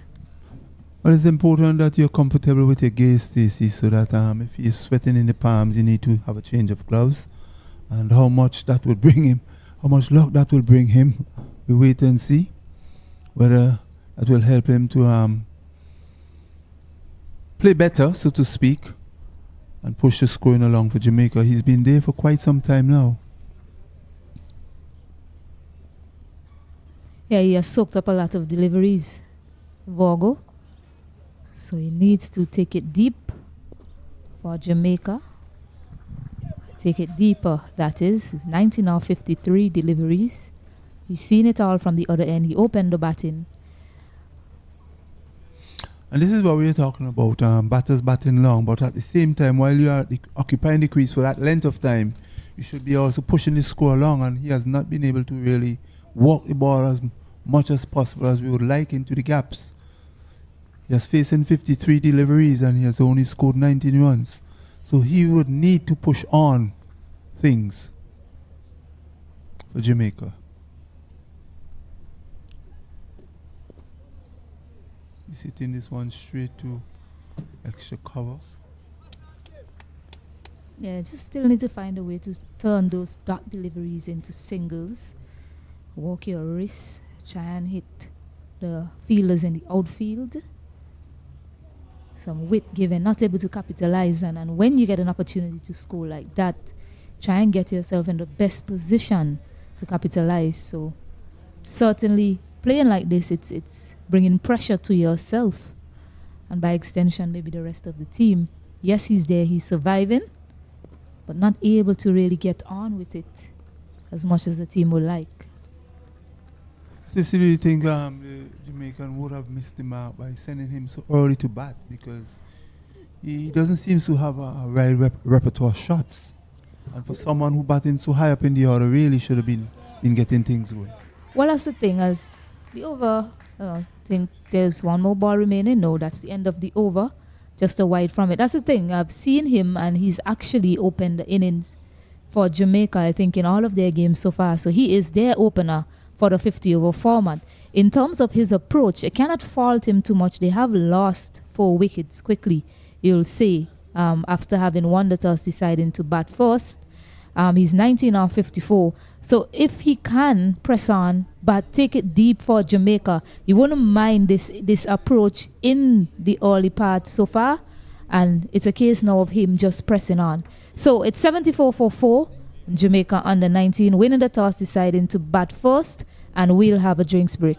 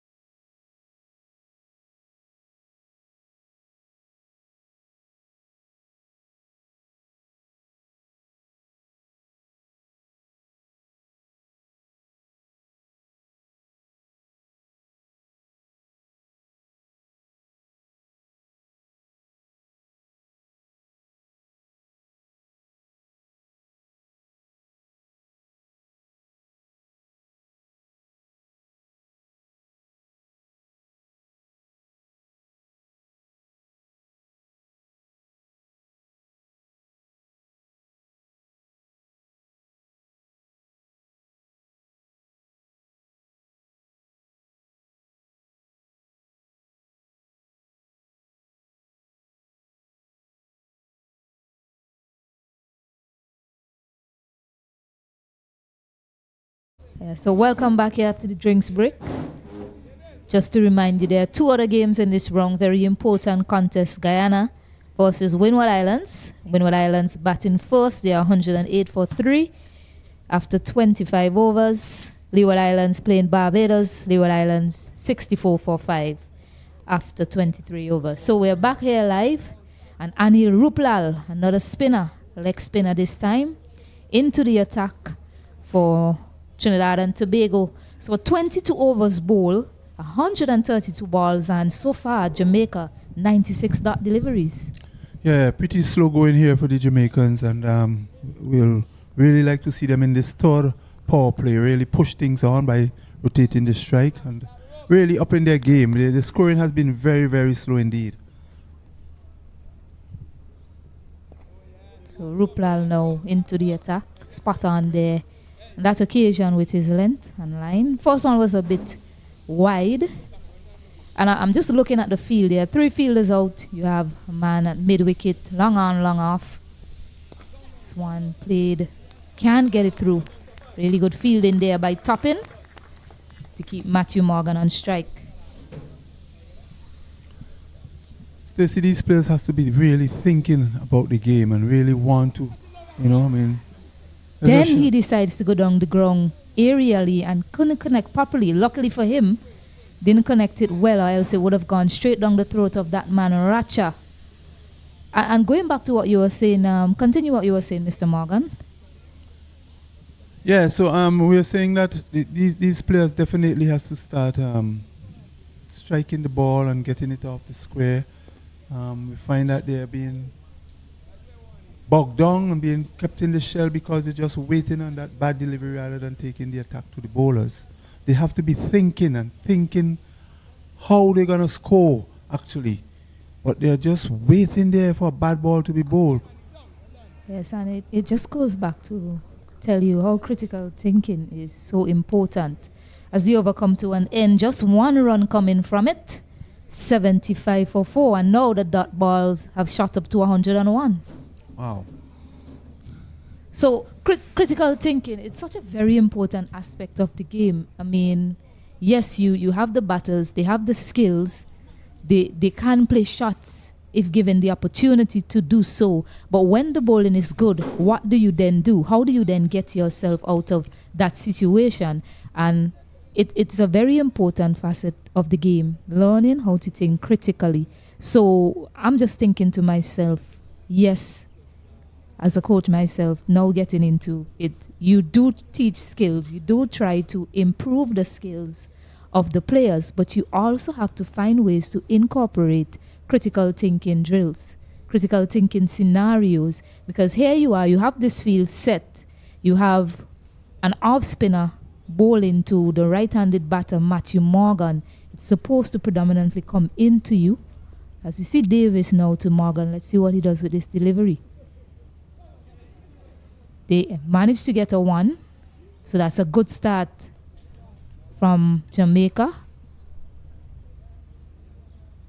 And we're not saying that they should just go hitting wildly at every ball, but it's just being innovative and be able to push the scoring along. Don't let the bowlers get on top of you, because we would have seen them in quite a few other games with being on the back foot, and then they put themselves in a position that they really bogged down and they can't get themselves out of it. Certainly not. And here is an example right there. He pushed that one into the gap, bit of soft hands to it, but they weren't really thinking, let's try and get a quick single. So a bit of communication between those two. You say, hey, the man at cover is pretty deep. He'll have to run in to get it. Let's try and get it in that gap. And if we set off with confidence that we're going to get a single, it's going to be easy to take. Trinidad Again, really straight to the field at point. Not trying to find a way to get it into the gap. And again, this is a very strong weakness, if I may put it that way, of the Jamaican batting, because they allow the bowlers to get on top of them. Even here's a wide now signal. I think this might be the first wide for Davis, but pushes the score up to 177 for 4. But they allow the Jamaicans allow the bowlers to get on top of them, and then they find themselves in a very, very defensive mood. that is like they just don't know what to do. Should I hit this ball? Should I attack? Should I? You know, it's very, very, very painful to watch, because these are the young lads who should be a little bit more agile and really looking to score off of every ball. Like I was hearing on my way down, Stacey, I spoke to someone, I think is the driver who would have transport the Guyanese in the match where they would have lost to Barbados, just being routed out for 58. The driver was saying, man, he spoke to them, they were saying that, oh, the guys were tired. I don't know if that is true, but to come here at age under 19 and you're saying that you're tired, cricket could only be played in sunshine, and you have to be fit for this game and up to the task. It's 24 overs bowled. Jamaica 77 for 4. Of course, they would have had a day off, and I don't know what they did with that day off, because again, they should be, even you're not playing, you're thinking that you're supposed to be thinking out your game. You know who opposition you're coming up against. You're planning in your mind. You're sleeping and you're thinking cricket. You know, like the Viv Richards and the Brian Lara. These are guys who will be sleeping and thinking what they're going to do the next day. I know Viv Richards would ask for permission to be at the field even before the full team. Stacey. Yeah, much better start to the over. It's getting a single down the ground there, Kevandre Vogo. And we keep making reference to these greats that have come before us. That was before. We have to try to find a way to get these players to a level that we want them to be at to compete on the world stage. So yes, we can keep making reference to what these guys used to do and how they used to perform back then, but this is now. This is the reality that we're facing, and these guys are the future. So yes, you'll want them to take a page from what happened before, but it's also a different time as well. We're not asking for them to imitate anyone, because there could only be one. But what I'm saying, Stacey, you have the technology, and you could even listen to interviews from the greats and learn from them as well. Yeah, so better so far in this over. More intent to score runs. It's 4 balls, yes, just 2 runs, but it's much better than what we were seeing before. Sometimes maiden overs will pass and just 1 run as well. So we're seeing 2 runs so far in this over. And the area they have targeted, where the field is up again, nicely done, working it into the gap. So this is certainly better, and this is what we've been asking for. Try to find more ways to score. You cannot allow maiden overs to pass after maiden overs, especially when there are areas to score on the field and the deliveries are being served up to do so. Brings the error ball that time, and then you can play it away and get 4. Really well done there by Matthew Morgan, sweeping, picking up 4 runs. So that is what we've been saying. And 7 runs all of a sudden off of that over. 7 runs coming from that over.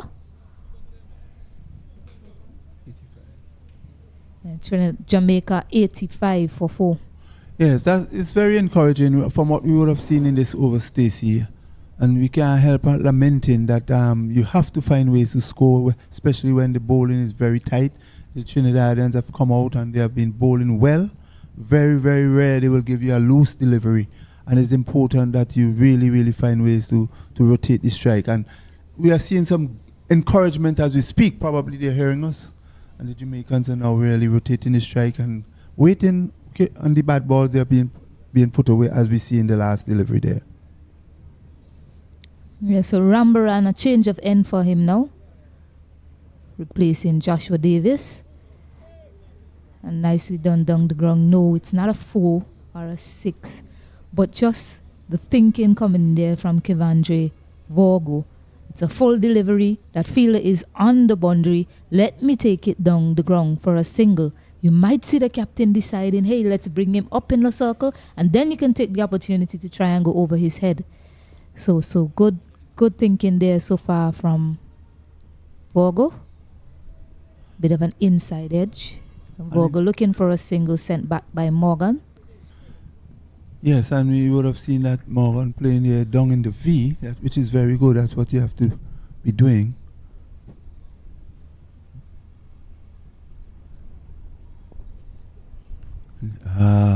Wonderful, wonderful. It's a quick single thick in there, beautifully well played, well run, good communication.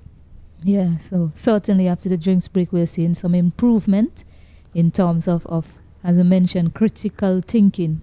You have to be aware of the situation and be willing to play it. There you go. I mentioned that fielder. Yes. He's very deep. You get that ball into that gap and you pick up a single. So good cricket so far from Jamaica after the drinks break from these two batters. Very good cricket indeed. They must be commended now, and that is what all they need to do, and that they will be able to get that score that they're looking for once they continue to rotate the strike. Put the Trinidad fielders under pressure at times. Yeah, the bowling has certainly been good by Trinidad and Tobago. But you have to find a way to apply pressure back onto the bowling unit. Get them to do something different. So with offered that time, don't think it will get to the boundary. The fielder there, Ramdu, gives chase. And they get two. A lovely shot there for Morgan.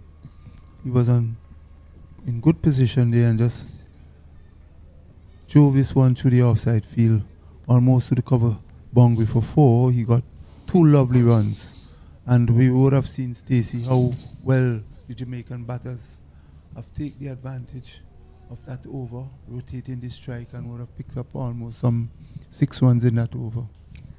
So 5 runs coming from that over. The score moves to 94-4.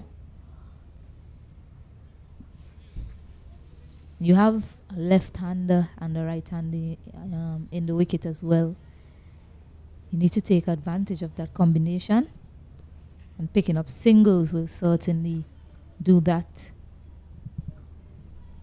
You have a leg spinner and a left-arm spinner in operation.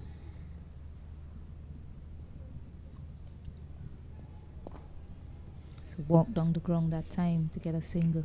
So easy cricket all of a sudden from Jamaica. And Ruplal, since his introduction, Stacey, have shown that he can concentrate and bowl a very, well, on one side of the wicket, even though he would have the left-hand, right-hand combination, he's not disturbed by that. So one bounced a fair bit straight into that hand that Luke Ali had slipped. It's called wide. Yeah, you can see that one pitching just outside the blue mark and going far away. Here's one right on the middle stump, and again, here's the Jamaicans stealing another single there. Of course, keeping the circulation going, getting the infielders running in. Very good running indeed. And we have seen how easily the plan has changed now by Jamaica. Had they been playing this brand of cricket before, Stacey, we're sure they would have been victors in some of these games. So we are not seeing the power hitting as before, but now we are seeing a innovation in the Jamaican team where they're now picking up the singles and ticking over the scoreboard. Very, very, very nicely indeed, rotating the strike. They're 94 now for 4. And you call it innovation because it's so rare. Correct. Here's the almost playing it back into the hands of Ruplal there, Matthew Morgan. He admonishes himself, not on the cards, he said, but he's still there. So almost offering up a return catch to Ruplal there on that occasion. You did mention Mr. Horn, and yes, it's something that I've noticed of the young man. He's very accurate, whether he's bowling to a left-hander or a right-hander. The over is completed 94 for 4 after 27 overs, Jamaica. Yeah, so I'm impressed with what I've seen in this third power play from the Jamaicans. They're really looking to score and to ensure that before the 50 overs up, they will be in somewhere between 150, 160. The projected score being 175. But I can tell you they can get there once they continue with this strategy that they're using and getting the quick single. Here is the ball played out on the offside. Morgan is looking for the single, but sent back by his colleague Virgo. Yeah, and what it will do as well, it will then ask the captain of Trinidad and Tobago to come up with different plans to these two batters.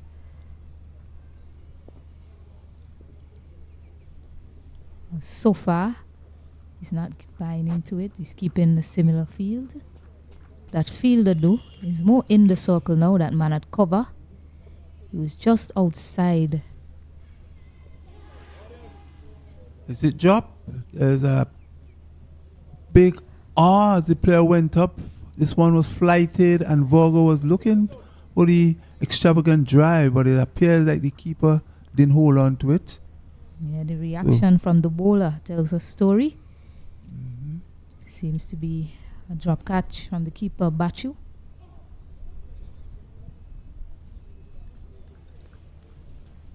We've already seen Brian Barnes dismissed on that similar line there. That Morgan was just going on the back foot and it kept very low. It kept pretty low from that end and got Brian Barnes bowled. Something similar, almost accounting for the wicket just now. 2 deliveries ago of Matthew Morgan. Luckily for him, he was able to keep it out. And how well Rambaran Andrew continues to bowl here. And here's the delivery, his flight here, he goes for the big drive and he will be out. Yes, he is out. Tobago, having been at the crease for quite a long time, a flighted delivery, he tried to really go for the big hit there, tried to get it over long on, but only held out to the man there. And he has gone now. After 75 deliveries, he would have scored 26 runs for his knock. Yeah, Jamaica losing their 5th wicket. He was unable to get Rambaran away in the over. We saw the plan. We saw what they were doing just after the drinks break, trying to get a single, trying to get more singles into the overs, minimize the dot balls. Rambaran held a perfect line and length to him throughout that over. He had him put down 3 deliveries before. He flighted that one up, and Tobago, he just couldn't help himself, decided that he was going to take it on. And a catch to that man in the deep, Justin Jagassar, taking a pretty easy one in the end, running in. So that's the end of Kavenger Tobago, who fought for Jamaica, but just decided he couldn't hold on much longer and decided to take Rambaran on. And Stacey, we were just saying how well the Jamaican pair has been batting now. They have changed their tempo. They were rotating the strike. They were getting the singles. And all they have to do is just continue to play the ball in the gaps, because the Trinidad have been bowling a very tight line and have been bowling one side of the wicket. Here it is now that Tobago, having been batting for so long now, decided that he was going to go for the big shot, and this was a very poor shot selection. He could have played that one in the V up on the offside and get a single, but he looks to go for the boundary and the big hit and held out to mid-on. I was looking at Tobago when he took that single off Ruplal to end the over. It was a fuller delivery. He played it down the ground, but you get the sense that he wanted more out of the delivery. Just the way he shook his head after contact on the delivery. So I had the feeling that he was probably going to try and go big to one of these spinners pretty soon, and it ended up being this one. Oh, just over the head there of Jagassar. Goes into the boundary as well for 4. But certainly not in control of that shot there. Matthew Morgan. A top edge that just flies over Justin Jagassar's head. But the result in favor of the batter, 4 runs. Yes, this one was pitched off target there by Ruplal really, and should have been pulled away on the ground, but it's a top edge, as you rightly said, and flew to the man at short backward square. Luckily for him, just missed out, and he had enough legs to go down to the boundary. Here's one that really keeping low, and lucky for him, it was not pitched on the stump. Luckily for Matthew Morgan, that one was very low indeed. Skid through. It's now 98 for 5, Jamaica. And here's one, he's tugging on the onside. Took the inner half of the bat. And we noticed, Stacey, that the batter's not prepared to use their feet, and they're staying just there and decide to use that strength of theirs to go over the top rather than to use their feet and get to the pitch of the ball. Here's one, is driven by, and Matthew Morgan is saying, take me. just pushing back to Ruplal, and Ruplal in his follow through just couldn't hold on, and Matthew Morgan lived to fight again. Stacey. Yes, very laid back in his approach there, Matthew Morgan. Really, as you said, just offering up a chance to Ruplal. No sort of energy behind the ball there, Matthew Morgan. And straight into the hands of Ruplal, who ends up putting it down. So a chance goes a begging for Trinidad and Tobago. Jamaica 98-5. Yeah, again, we talk about shot selection in these matches by our players. Really and truly, that was a very poor shot selection there from Matthew Morgan. And now is not the time you will want your batter to be playing those type of shots. You're into the 29th over, and you expect them to put their heads down and be a bit more positive. But that was a very loose attempted drive by Matthew Morgan, which really should have caused his downfall, but Ruplal put him down. So he lives to fight again. So the new man is Michael Clark.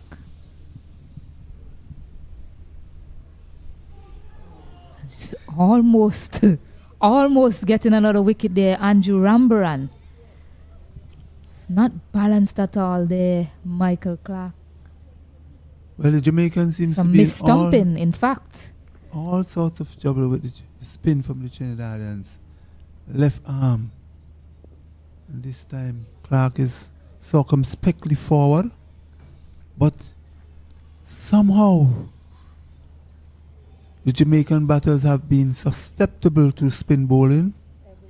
And they have been exposed by the Trinidadians here today.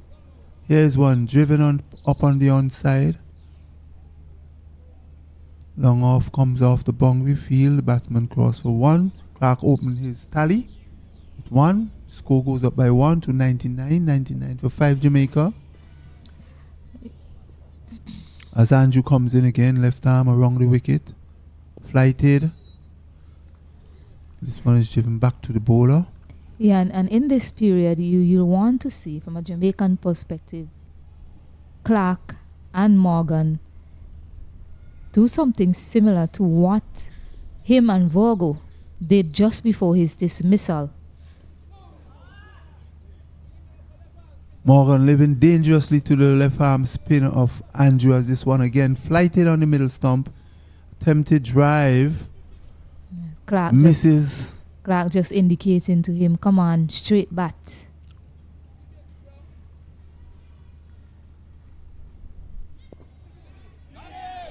And there he goes to a well-flighted delivery again, coming forward, just sort of lobbed it up there for Andrew to take a simple catch on his return.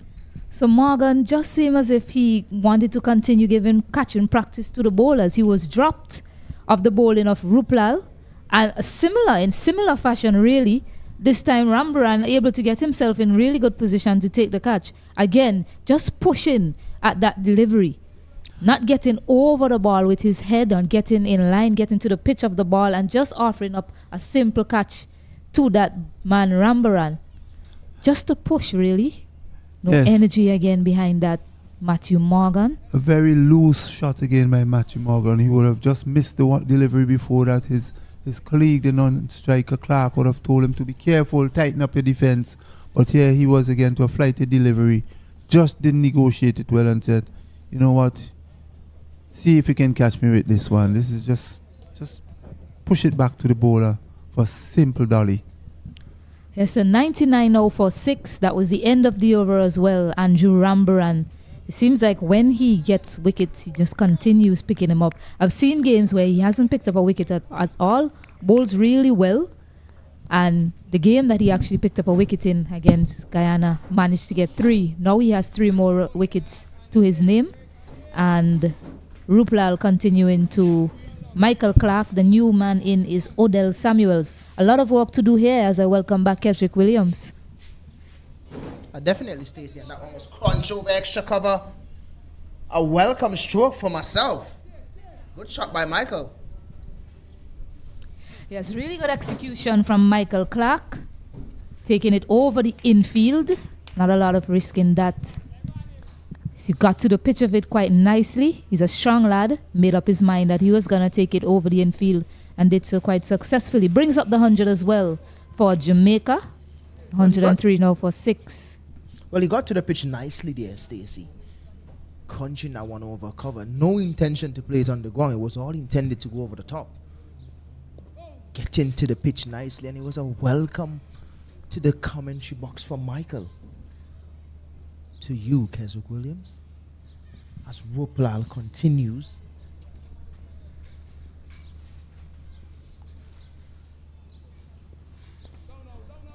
Off the back foot again, punch just in front of point.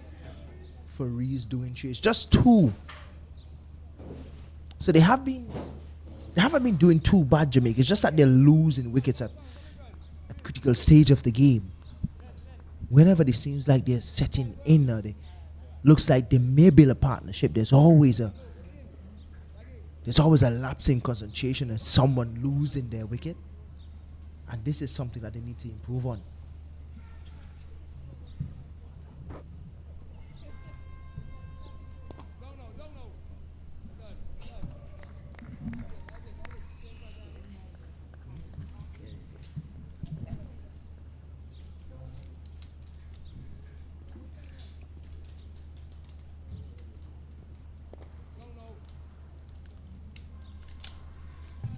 Well negotiated over there from Michael Clark, opting to play with the turn of the leg spinner. 105 for 6 after 31 overs.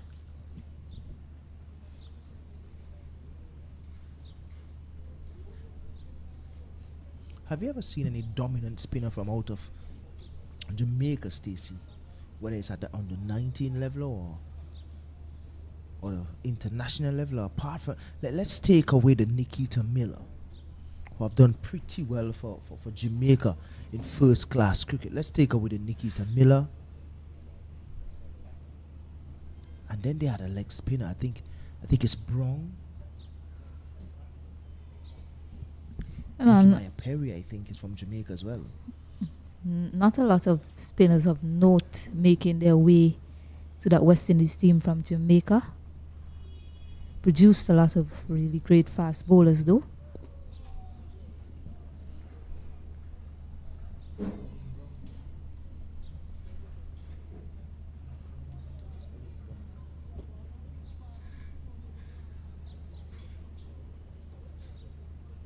Yes, Stacey, Odin Brown out of Jamaica.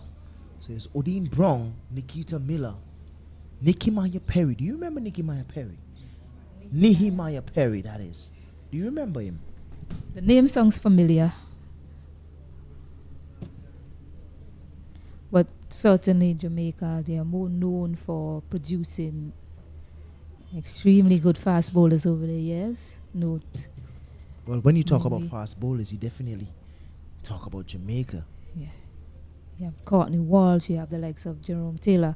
This one swept nicely. Deft touch there by Michael Clark. Good running as well to pick up 2. I can go a little bit deeper than the Courtney Walsh and the Junior and the Jerome Taylor. I can go back to Patrick Patterson. I have a little bit of history, you know, Stacey. Don't look at me lightly.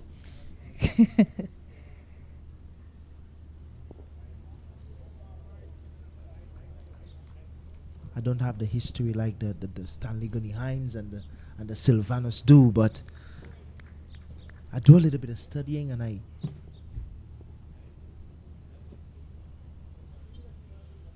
hence the reason I could mention things like Trinidad and these teams. When you mention certain teams in the region and you think about certain facets of the games that they were good in, Trinidad is really good at batting spin, and you find most of the dominant spin bowlers in the region comes from Trinidad and Guyana. Well, it's really there for all of us to see. I mean, it's there on paper. You mentioned some names as the over comes to 108 for 6, Jamaica. You know, the dominant spinners over the years for West Indies have notably come from countries like Trinidad and Tobago and Guyana. And that's also due to the type of pitches that you have in these territorial countries. at Trinidad and Tobago and Guyana. You see Akil Hussein now himself, one of the lead spinners for Trinidad and Tobago and West Indies in the white ball format. So certainly no surprises. Has Ruplal continuing to Odell Samuels. Looking to take this one down the ground, but Adrian Ratcher gets in the way. Speaking of history and players, I don't know if you remember Larry Gomez out of Trinidad. You probably might not remember him, but as I said, I do a lot of reading. When you go to Trinidad and you look up in this pavilion, you will see the Larry Gomez stand. Sunil Narayan, the Samuel Badri, and the list goes on. And that one is crunched down the ground. We don't get 4 though. Ratcher is there to save the day. Good shot there from Odell. Yes, and that fielder was actually just pushed back there. Ratcher, he was in the circle at mid-on, and the captain sent him back to long on, probably sensing that Odell Samuels was going to take it straight down the ground. Had he been in the circle, it would have been 4. He was hit that straight and powerfully.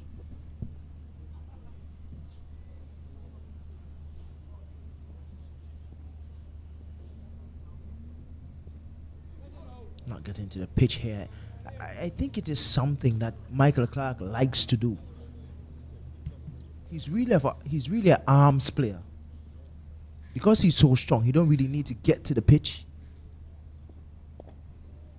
So those deliveries that's a lot closer that he can hit down the ground, he blocks them, and anything outside the line of foot stump or so,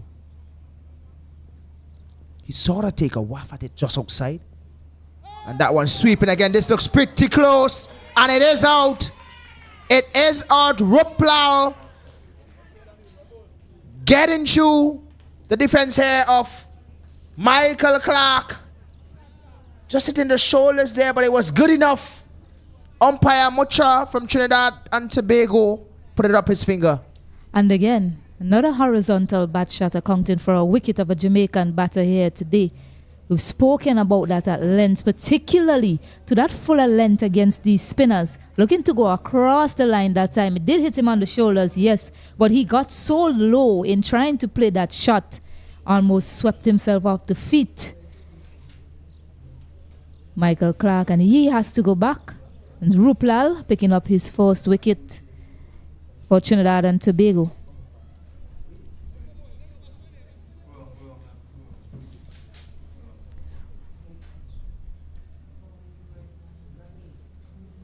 The new batter in is Javon Winter. We've been asking for a partnership from these Jamaican batters. None of note, really. Yes, there was a fight from Kevon Vogo, and Matthew Morgan. But we're seeing the fall of the wicket. The trend continues. We're seeing wickets falling at 59 for 3, 71 for 4. 94 for 5, 99 for 6, and now 109 for 7. So no partnership of note in the middle order there for Jamaica. It's the end of the over as well. So the second time a wicket falls at the end of the over for Jamaica in this period. 109 for 7, Rambaran continues. Well, he's always getting pretty low, Michael Clark. That one just hitting the shoulder, but it was good enough for the umpire. It was a really good decision. That one punch wrong down the ground again. Odell Samuel again.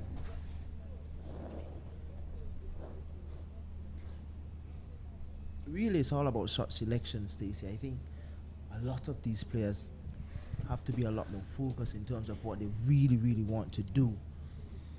Yes, and while, yes, shot selection, very important, but I think looking at the way this tournament has progressed, it goes a lot deeper than just shot selection as Rambaran continues to Winter, who's about to face his first delivery. And that's why I was mentioning to Mr. Morgan the need for critical thinking drills to be incorporated more. As I said, I don't know if that is the way some of these countries go about their training sessions to these teams. Yes, skill training is very important. You do want to enhance the skills of the players. But the way I've seen these players gone about their cricket in this tournament, it's so important to implement critical training drills that will incorporate situational awareness. It will account for better judgment as well. And in doing so, you will also see better shot selection. That's just my take on it.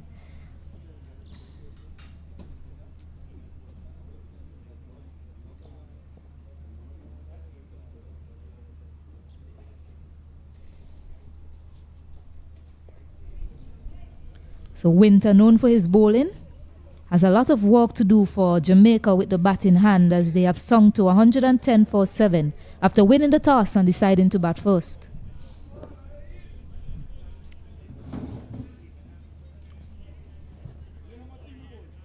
Really and truly, Stacey, it's unacceptable at this stage, especially when it's a continuous thing. You've seen a glimpse of improvement here and there, but still at this level you'd want to see more. Again, outside the line of Awesome, swinging down the line. Odell Samuel missing, also missing the keeper as well. Gets them 2 runs. It's 2 byes.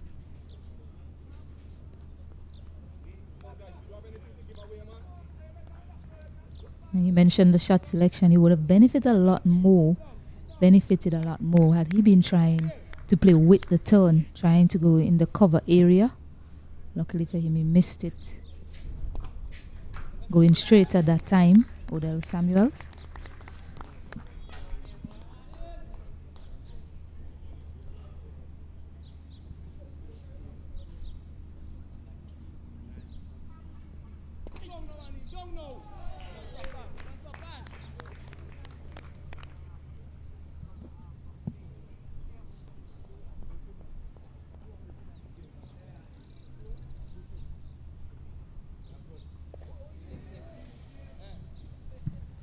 Very impressed with what I've been seeing from Ruplal. You got it right that time, Kesrick. It's because I have a friend in Trinidad by the name of Guplal. Guplal, I know, you mentioned.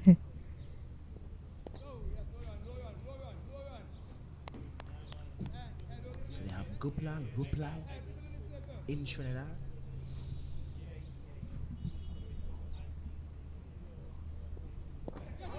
This is down the ground again. Woodfall short of Ratcher. But anyone would be impressed with what they're seeing here from Ruplal. The errors he has been hitting throughout this tournament, the consistency, him being able to flight the delivery, good pace variations.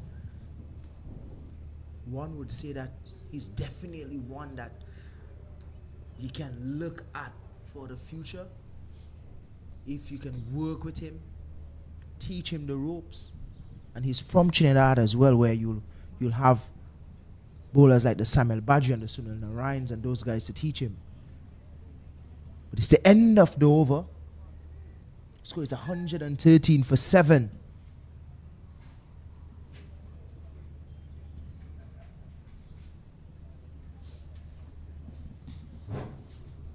As Rambaran continues. That one strained down the leg side a little bit. Flicked off the pads by Odell Samuel. Just 2 runs. So far, Andrew Rambaran, the main man with the bat for Trinidad, has picked up 3 wickets here now for 21. Delivering a really good spell here for Trinidad. That one just probably hitting, going down the leg. Good decision here from umpire. Yeah, certainly heading down, but again, 3 wickets to his name so far, Andrew Rambaran. And that fuller length that he's found today, usually flatter and quicker, has done a lot of damage to these Jamaican batters. There you go again, that one was full. It was heading down the leg side, but the length was key.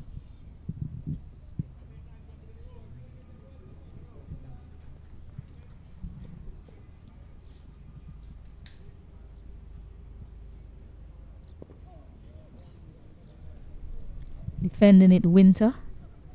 Not getting quite fully out to the deliveries, but he's still surviving. Winter certainly doing a job for his team. 114 for 7. 2 deliveries remaining in Rambaran's spell as well. It's 36th over now. Just 114 runs, Stacey. So it shows how limited they are. As soon as spin is being introduced, that one just flicked out. It's going down to mid-on, sorry. But it shows how limited they are in terms of bat and spin. Yeah, it's the end of the over as well, and it's 115 for 7, but it's the end of a wonderful 10-over spell from Andrew Rambaran. So showed a lot of intelligence in the way he flighted the ball at times. Yes, he's accustomed to bowling it flatter, but today he's adjusted his lines well, bowled it fuller to the batters, which accounted for 3 of his wickets today. So a wonderful spell of bowling there from Andrew Rambaran. He's done a job for his team with the ball in hand. Has Trinidad, Jamaica on the back foot, 115 for 7. Yes, certainly, Kesrick. I'll agree with you. The decision making hasn't been good to spin in this match and by extension the tournament as well. See, a bit of width offered, but he's looking to bash it to the onside. Yes, it sat up nicely. So if he had tried to play it on the offside, probably would have resulted. This time it's hit aerially. I think he got a hold of it. It's going all the way and it's gone for 6. So he really latched on to that one with some power that time, Javon Winter, and picks up 6 runs for his team. Very important runs here from Winter. Very, very important runs here for Jamaica. Was flighted by Ruplal. Given the treatment from Winter. Latched on to that one, really. There was no doubt it was going to be 6. Good connection here. They will need more of that if they're going to even get up to about 160, 170 or so. And again, Winter go with it between long on and deep mid wicket, straight through cow corner. And he's taking a liking into Ruplal here, Stacey. Well, he's given it his all, Winter. He's decided, he's made up his mind that is his area, Winter. That is my area. I'm going to own it. And once you pitch it up, I'm going to go very hard in that direction. And so far, it's proven to be successful. A change in the field, a man goes right there in that area, asking him once more to try it again, Winter. Let's see if you can set up for him to hit hard again. Decide he's going to go straighter. Doesn't make connection.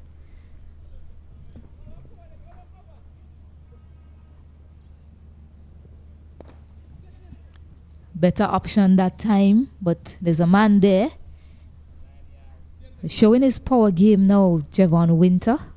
He's 12 now or 14 deliveries. It's all about playing smart cricket. You already picked up a few bit of runs from this over. You have picked up 2 boundaries, a 6, a 4. You've gotten a single off of it. So 11 runs coming from that over. Jamaica 126 for 7. It's all about being smart. If you pick up a boundary off of every over, rotate the strike. Take your score up to 160, 180, probably into 200.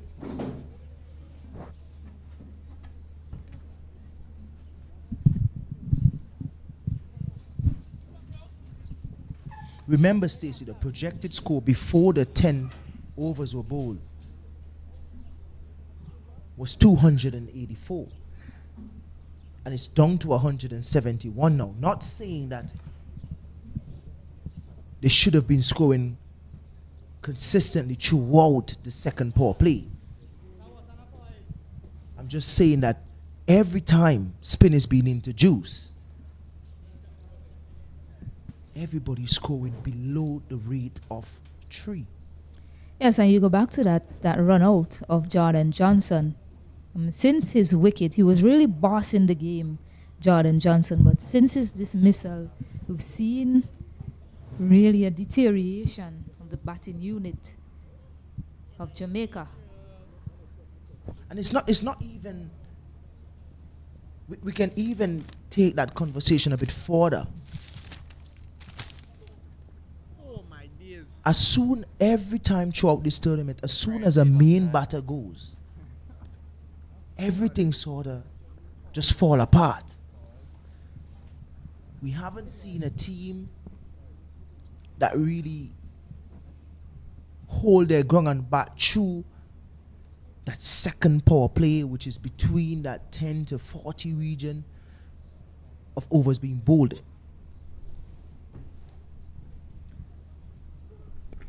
And that is what we want to see. That is what we want to see from these youngsters. Being able to continue. The power plays have been good. The first power play has been good. But every time there's an introductory in terms of spin, things change tremendously. Yeah, well, the captain has decided a change of pace is needed now. And he's gone back to Adi and Racha.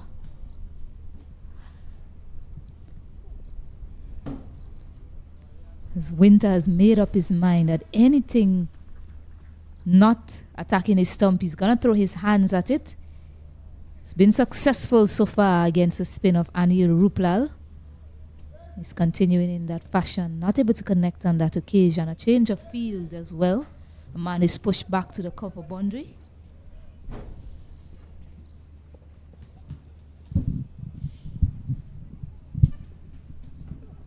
Something again that we have not seen is a lot of these bowlers in this tournament don't have the discipline to bowl to a lot of fields that has been set by skippers.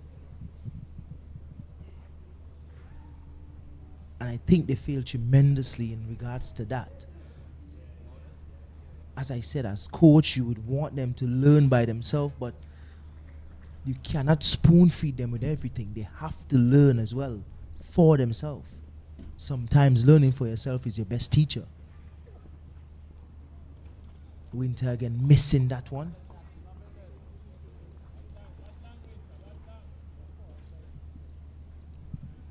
Interestingly, all of the other games have sort of followed a similar pattern in terms of wickets and runs. Guyana versus Windward Islands, they're 135 for 7. And Leeward Islands versus Barbados, they are 92 for 7.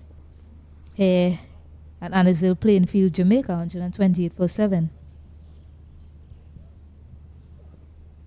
Deciding to leave that one alone, knowing that it's the last ball of the over and also a drinks break, Javon Winter.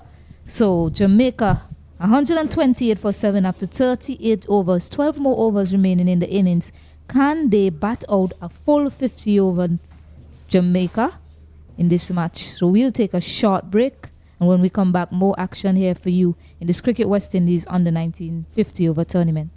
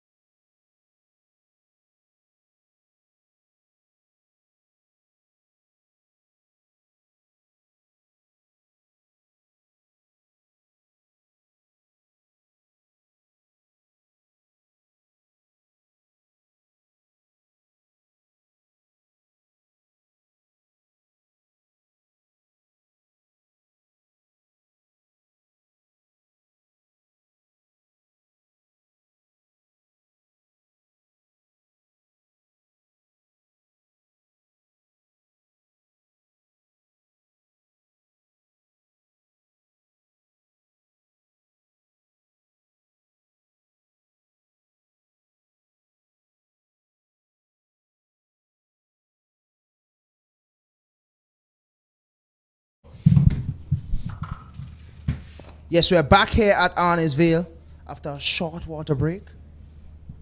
Odell Samuel bringing us back with a aggressive shot down the ground, just for one though. As we welcome back into the commentary box, Mr. Sylvanus. And that one punched again, going nowhere. Two feelers under it. Fareez taking a comfortable catch. Another wicket for Ruplal. And Ruplal is running ropes around the Jamaican batters here, Sylvanus. Yes, indeed. When we thought that the Jamaicans really going to get things up and running again, and we keep alluding to this every time the jinx break is taken or every time the power play comes around, Jamaica seems to be faltering, unfortunately. So they have lost their 8th wicket now at a score at 129. 129 for 7. 129 for 8. 129 for 8 Jamaica. Just when we thought Jamaica was going to push things on from here on, just after the jinx break, they have lost another wicket. Anil Ruplal is the man, as Odell Samuels, Javon Winter, dismissed for 13 of 19 deliveries.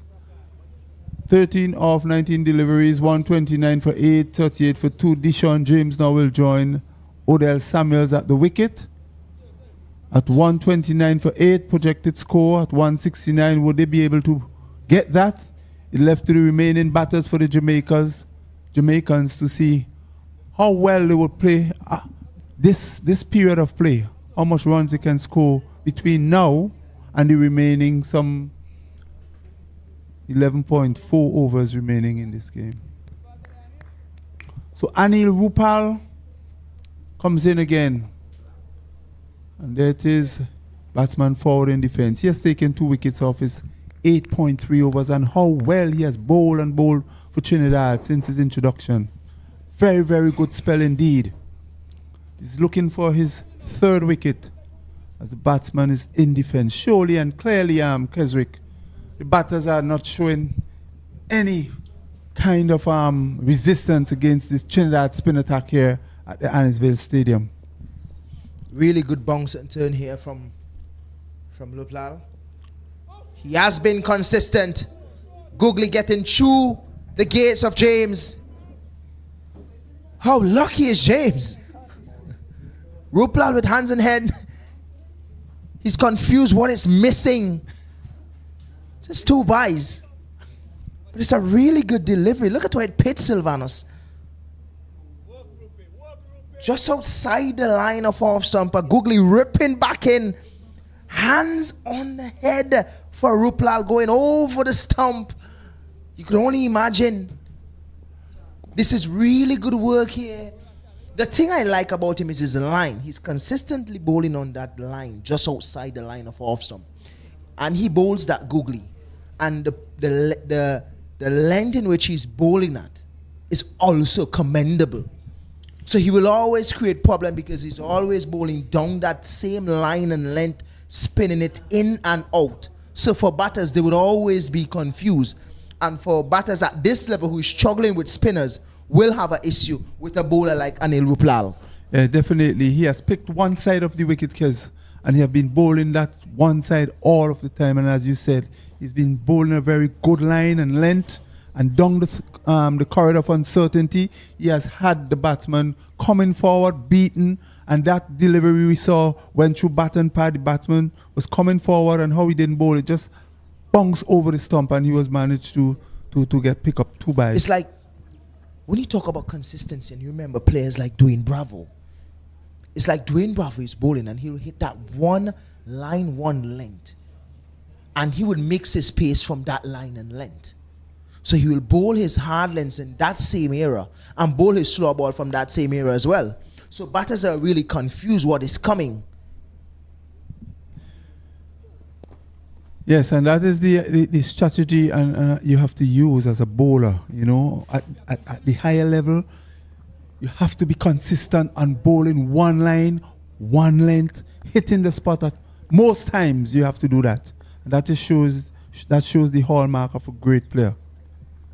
Hence the reason why I was discussing the other day the difference between skill set and talent.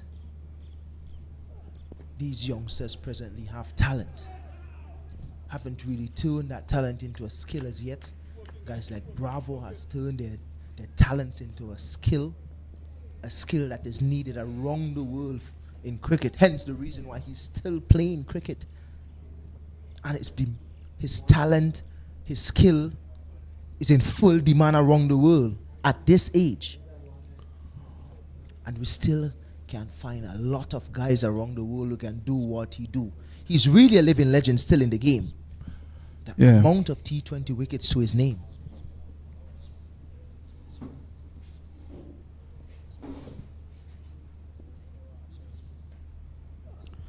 That one outside the line of the off stump again. Racha is really operating outside there. Yes, Kezi, and I believe all the players here in this tournament have the talent, but as you rightly said, they need to transfer that talent into the skills. Well, the Jamaicans definitely need to do that right now in order to get that to that projected score of 167. They definitely have the talent, but they definitely need to get that skill and use it so that they could really, really make a match of this.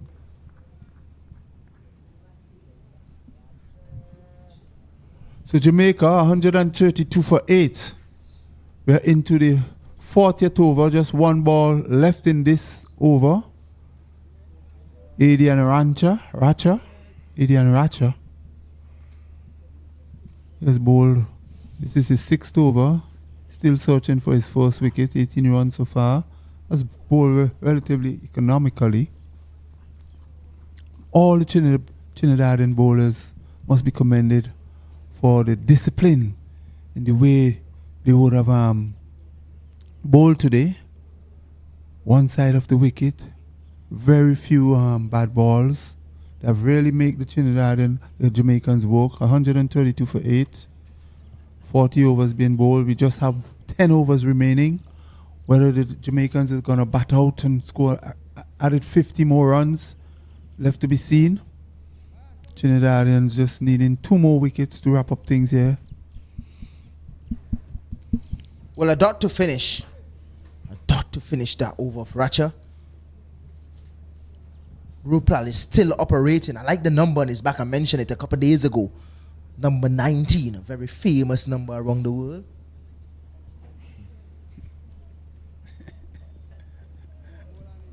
Good work, good corridor, I would say.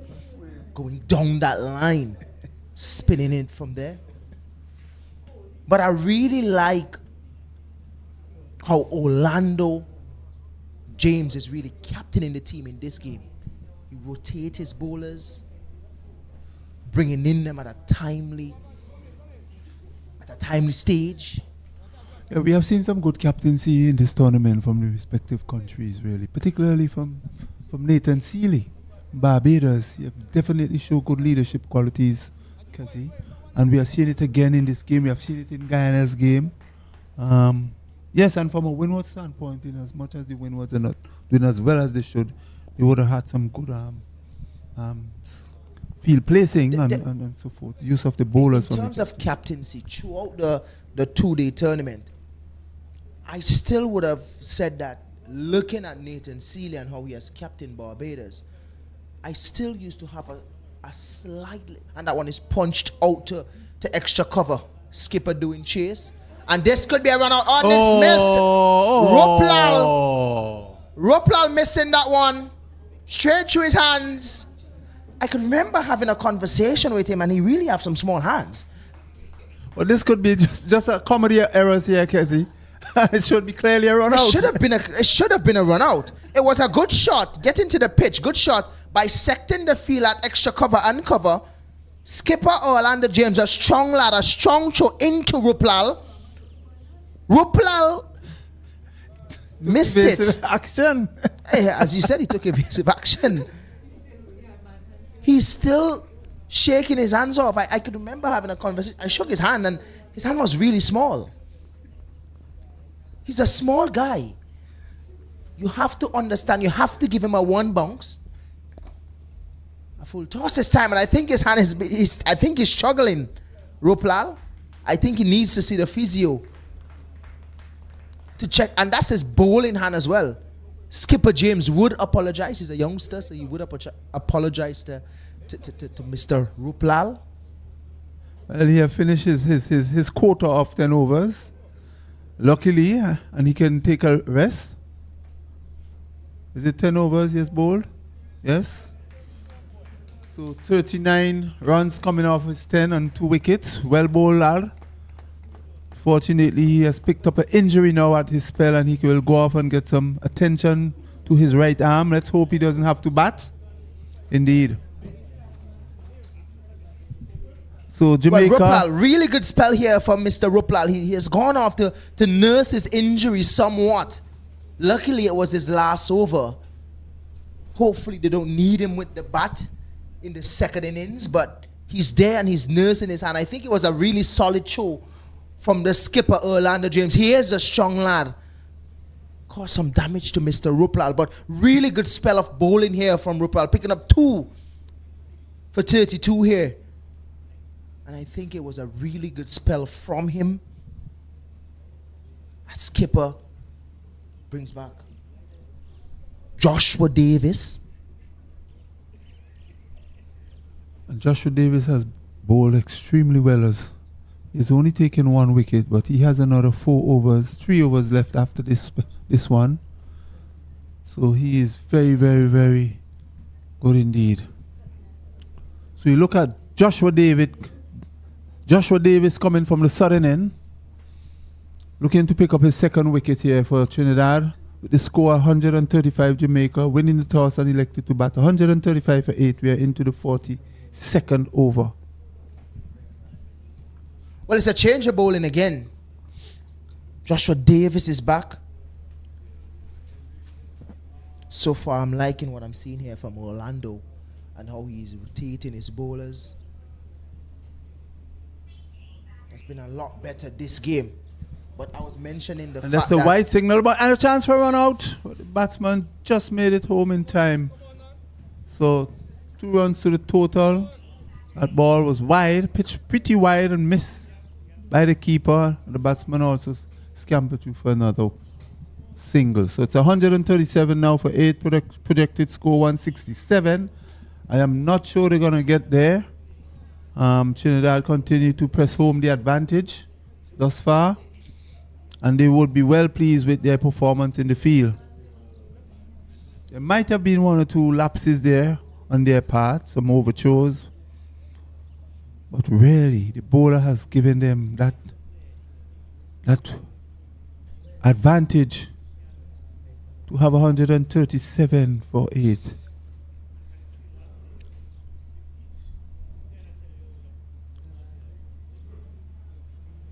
We're seeing a little play being held up a bit.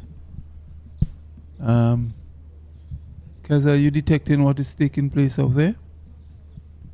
It's just protocol. Usually when a player's been hit on the helmet, it's just protocol. The physio will run out and do his normal check, ask a couple of questions. Something that is standard around the world. So the keeper being hit on the helmet there, and concussion check is being done by the physio, but it seems to be all right now, and now play will resume as we see is Dishon James. We're taking strike from Joshua Davis. Delivery that is placed quietly on the offside, no run resulting. So Jamaica now 137 for 8. Trinidad into the latter part of the batting. And here's a delivery. Batsman pushing forward. Dishon James beaten by that delivery. The keeper collects no run.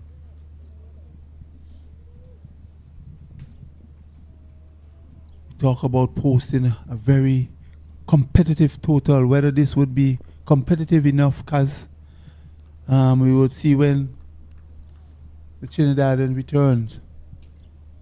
I'll take their turn at the crease to see what they will do. Runs is runs on the board.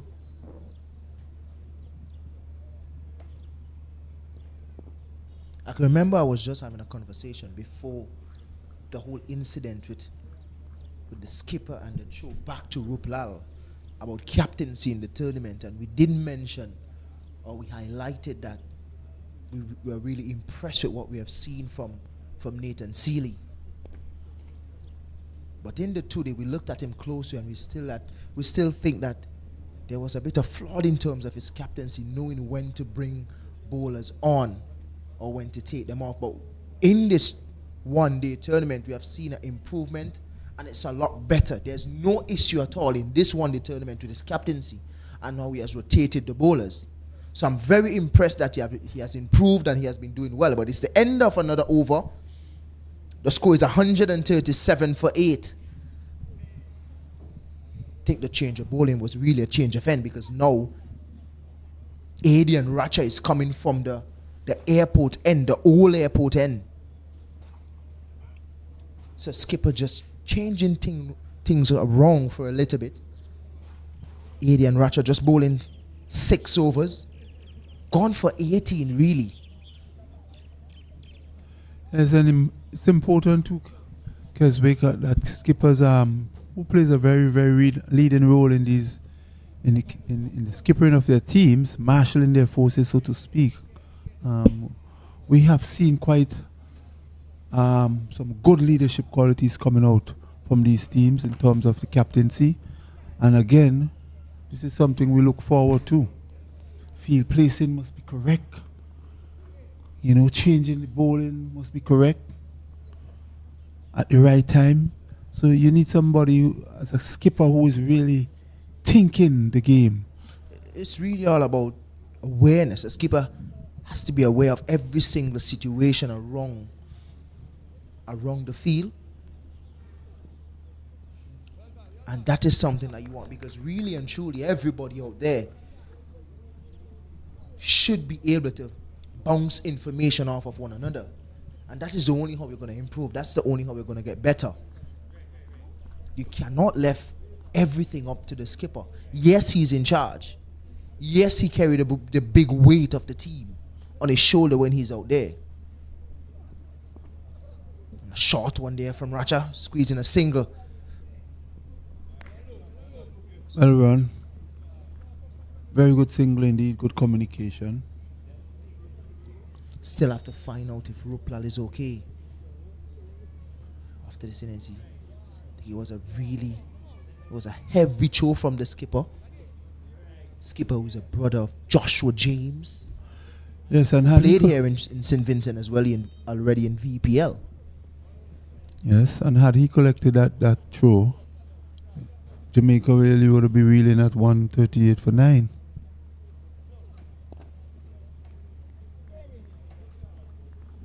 That one is a little fuller from Racha.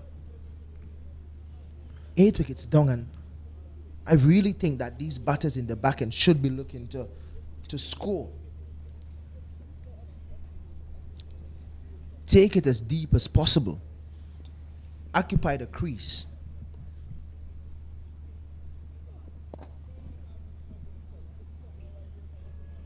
But it's really, really unacceptable to be batting at 43 overs or so, and the score is 138 for 8. You're wondering what is the main issue with the batting unit.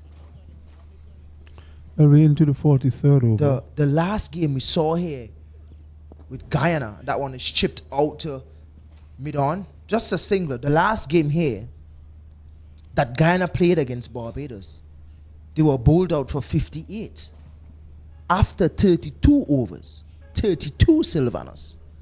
Guyana is the only team that made 200 in this tournament twice. So you want to say, where was this issue? Or how did this happen? You're the only team that scored 200 twice, which means you have a plan in how you want to score. So where was the breakdown in communication on that day?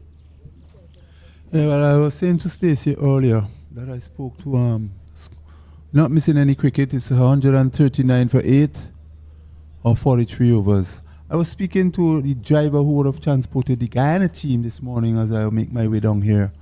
I haven't spoken to any of the Guyanese players themselves, and he was saying in his conversation while he transported them that when really asked, good bounce here from Joshua Davis, just going down the leg side.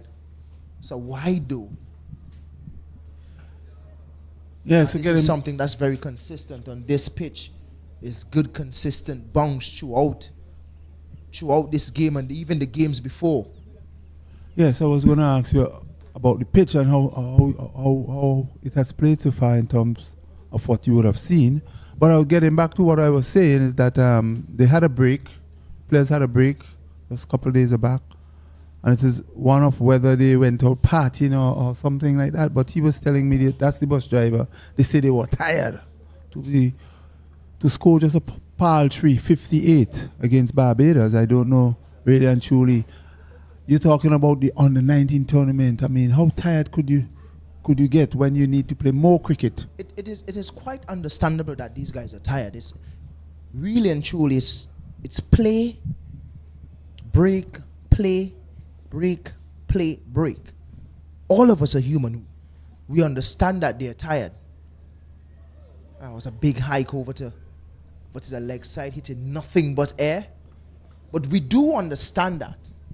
But even though you're tired, there was still no application being made in terms of, listen, we're still playing cricket. We're here to play cricket for Guyana. We need to play for Guyana. We still didn't see any sort of tiredness in them. It was just a lack of concentration, and also the shot selection was very poor in that game.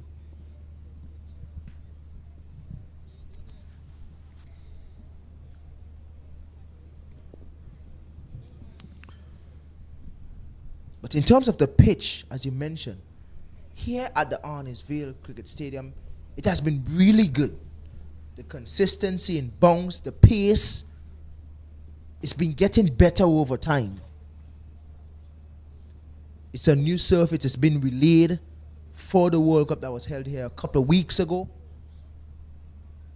But it's the end of another over. The score is 142 for 8.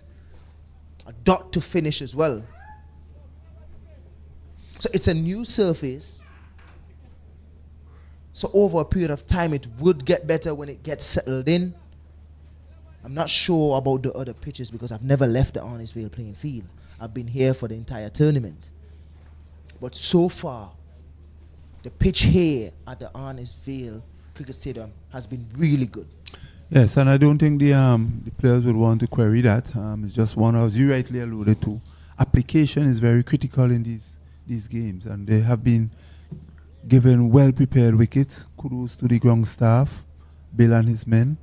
Have done a marvelous job in getting a beautiful outfield and prepared some beautiful wickets that help both bowlers and batters. Bowlers, once they put in their work, they're going to get the results. So too, batters, once they concentrate, put their head down and bat for long periods, there's no way they can go away saying that the wicket was a problem or it wasn't playing well, except for one or two balls that we would see at the southern end that was keeping a bit low. But throughout these matches, consistently, there was a consistent bounce, and the wicket was just playing tremendous.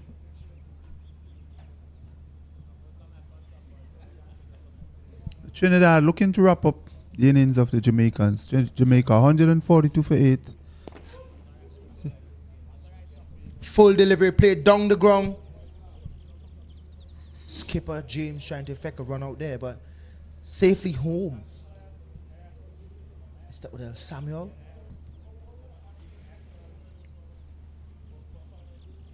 I think it's important for the remaining Jamaican batters to really try and put on another 30, 40 more runs.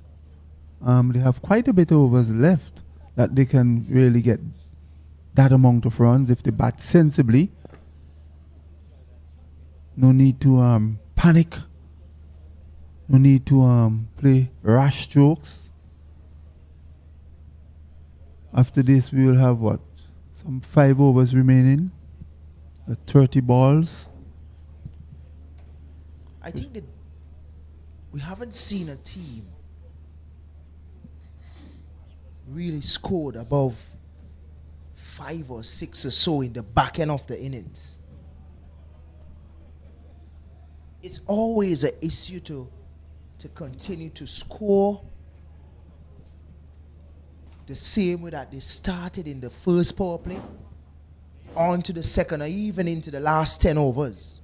We haven't seen anyone scored above 5 or so in the last 10. So I am wondering, is it good dead bowling, or is it guys not applying themselves or putting themselves in the best position to score? Well, it's a mixture of both when you based on the teams that are playing, because you would have seen some good bowling in the case of Guyana and in the case of Jamaica. When they turn to bowl, we saw Jamaica bowlings, their death bowling was very, very, very exceptional. And in some other cases, you see the batters, the tail end batters just couldn't get the ball off the square and failing to really apply themselves. They'll lose their wicket through injudicious shots. So really and truly, it's a mixture, I would say, Keswick. And it all has to do with the application until the last ball of the 50 overs is being bowled. I want to ask you a question though, Sylvanus. You have been here for a while. You saw all teams play. And that one is down the leg side, really trying to bowl a Yorker length on the leg stump. Missing his target there, Mr. Toppin. But yes, I want to ask you a question, Mr. Sylvanus. Looking at the tournament so far, I'm not talking about the scores, who have the most runs or anything like that. From your perspective, who would you name as probably your best batter in this tournament? What you have seen so far?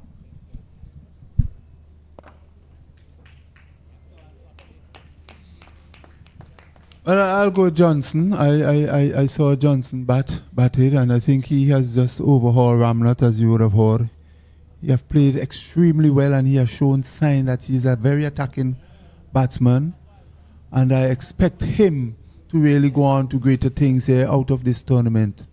So Johnson would have been my pick for the batters here, and Joshua Dawn of Barbados too. He too is named among the batters. He have done extremely well for Barbados. Those two come to mind. The player that I would give that definitely would be Andrew Rambaran out of Trinidad. Luckily as well, he has scores to his name.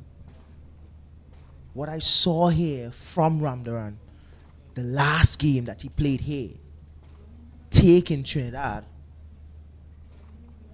from a struggling position to a very good position, scoring 61 that game.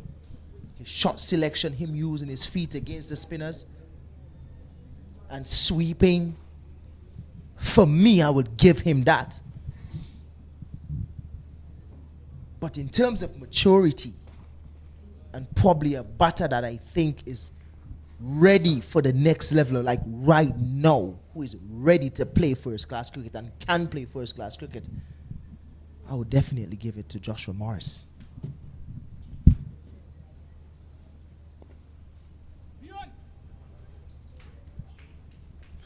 There's another cheeky single that puts the Jamaican score up to 147 for 8. Well, there are quite a few batters we would have seen that could go on to the next level, but yes, they will have to continue to work at their game, because we would have seen some very low scores in this tournament.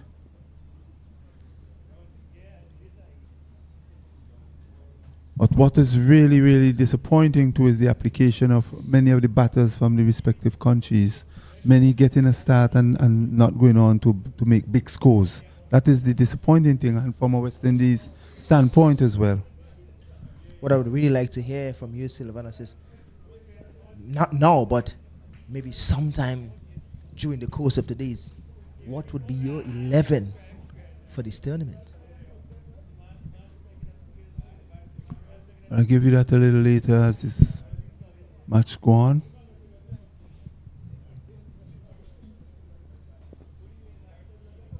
And there's a mix-up here, and easily there's a run-out. A ball that was pushed into the middle of the cover region.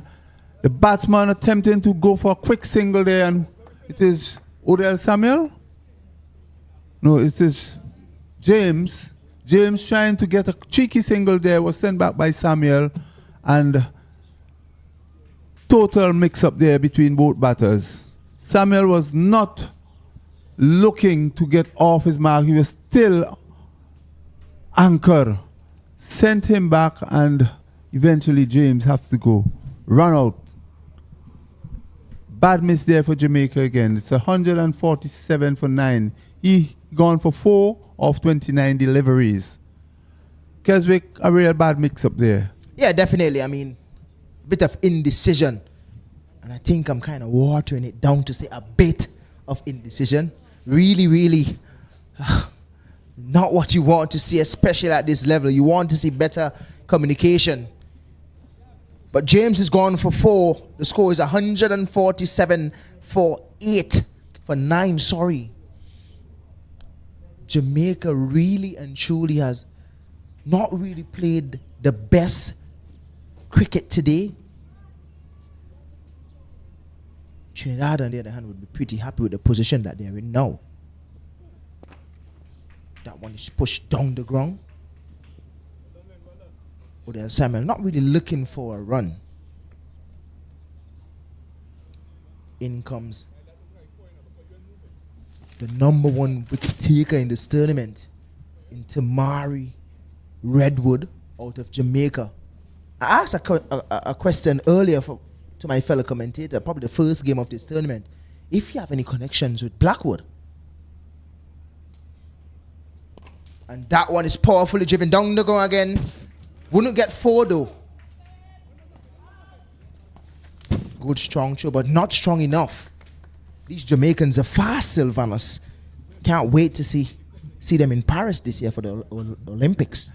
Well, they're known for their prowess in athletics. The Usain Bolt out of Jamaica, world record holder. So they have a very strong athletic base. I'm not sure if you know that they have a new weapon. What's that? Mr. Thompson out of Jamaica. A lot of people are saying that they feel if he trains even more and do the right things even more, that he may break the record for the Usain Bolt. But let's see. He's very fast. But would he be fast enough in Paris?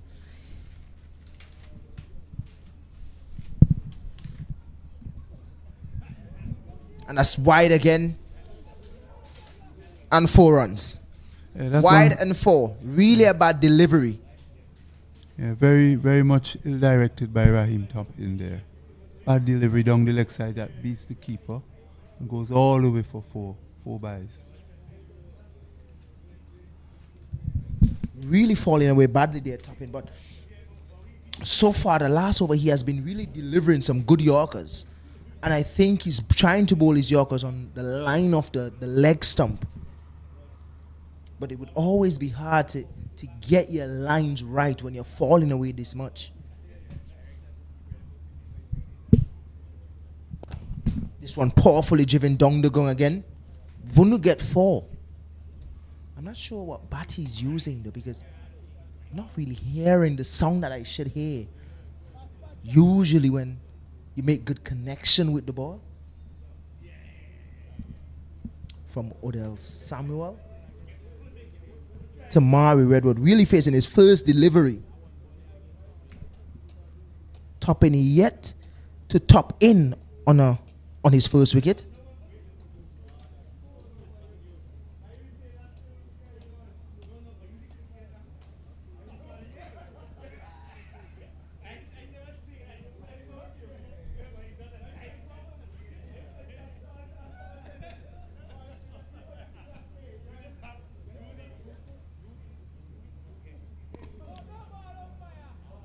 No ball.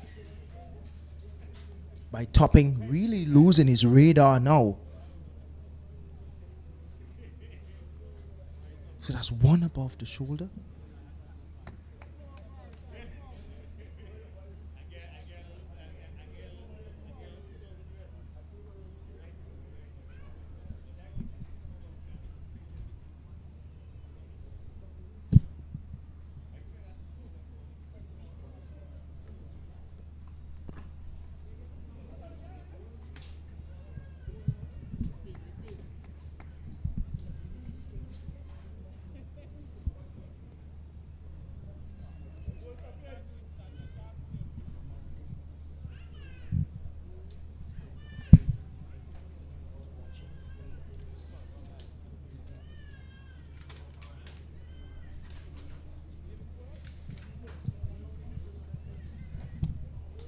Really and truly, that one was a free hit. I was actually waiting for the signal from the umpire.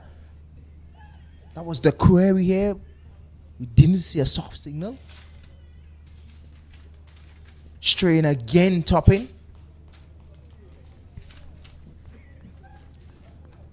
We were really waiting to see from the umpire him signaling a free hit because it was a no ball.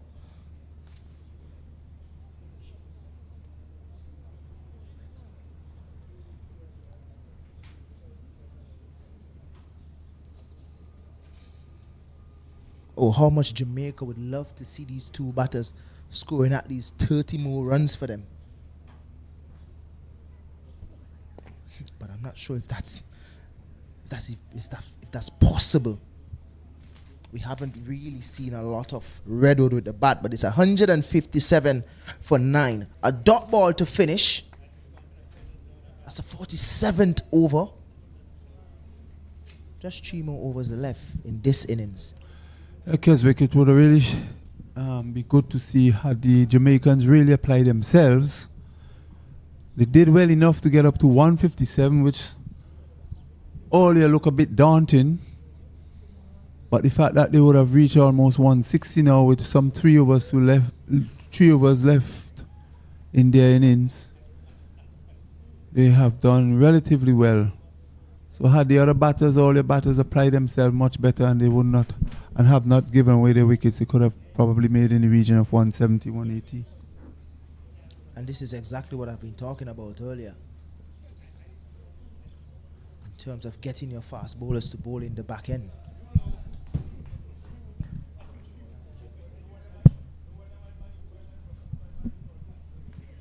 Saw skipper Orlando James bowl a few overs today. Probably would have expected him to come back and bowl a few more. But we're still seeing Joshua James operate here. Just 15 runs. This is his last over. 1 for 15. Joshua Davis. But Orlando James will definitely have his plans on how he wants to go about achieving them. He only bowled 3 overs today. We haven't seen him since.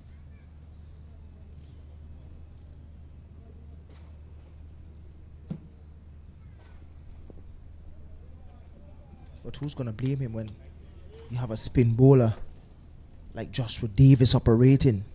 Just 15 runs. This is his 10th over.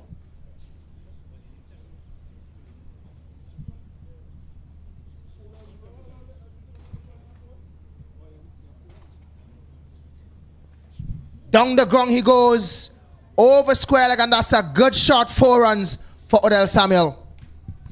Yeah, this is a lovely shot there for Odell Samuel. Actually, he charged the bowler and he was able to get it around to the backward square leg boundary for a well-come boundary that pushes the score up to 163, putting Jamaica into a very competitive position right about now in terms of the score line, having been really struggling to get the ball off the square in the early part of their game. But here it is, there's a rare guard action from the tailenders, and here's the batter after that single, after that 4, playing down to backward square for another single. Well, really the first aggressive stroke of Joshua Davis. The spinners have really controlled things here in this game. Andrew Rambaran bowling his quote of 10 overs, picking up 3 wickets. And then Anil Ruplal bowling his 10 overs, taking up 2 for just 39 runs or so. And we're seeing here Joshua Davis. This is his 10th over. Picked up 1 wicket for 22 runs. And that's the end of a wonderful spell here from Joshua Davis. Really good work here from the Trinidad spinner. So Joshua Davis, Andrew Rambaran, and Anil Ruplal. All 3 bowlers bowling 10. Going on the tree. Stopping his with ball in hand again. This is the 49th over. Who is going to bowl the last one? Skipper still have a few overs. Also to Ratcher. Really good running here from Redwood. As I mentioned, he's a quick lad. Wonder if he's doing the right sport.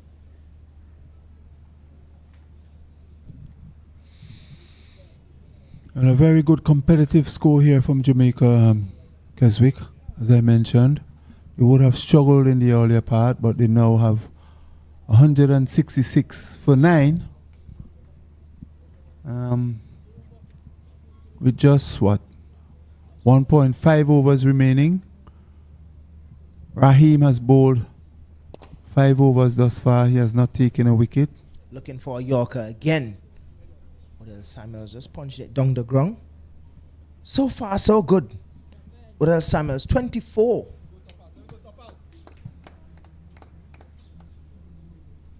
He haven't really done bad here for his team. He's occupying the crease. He is scoring. He needs to try to keep Redwood there with him to the end. If they bat all these overs, another full delivery. Keeper not doing enough. And this could... Good stop there on the boundary. Was threatening the boundary there for another 4. Wide.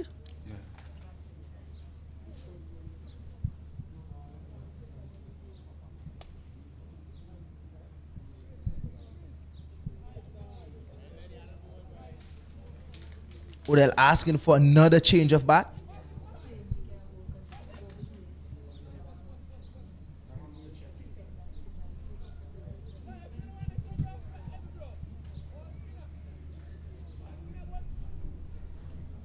Umpires having a bit of conversation there.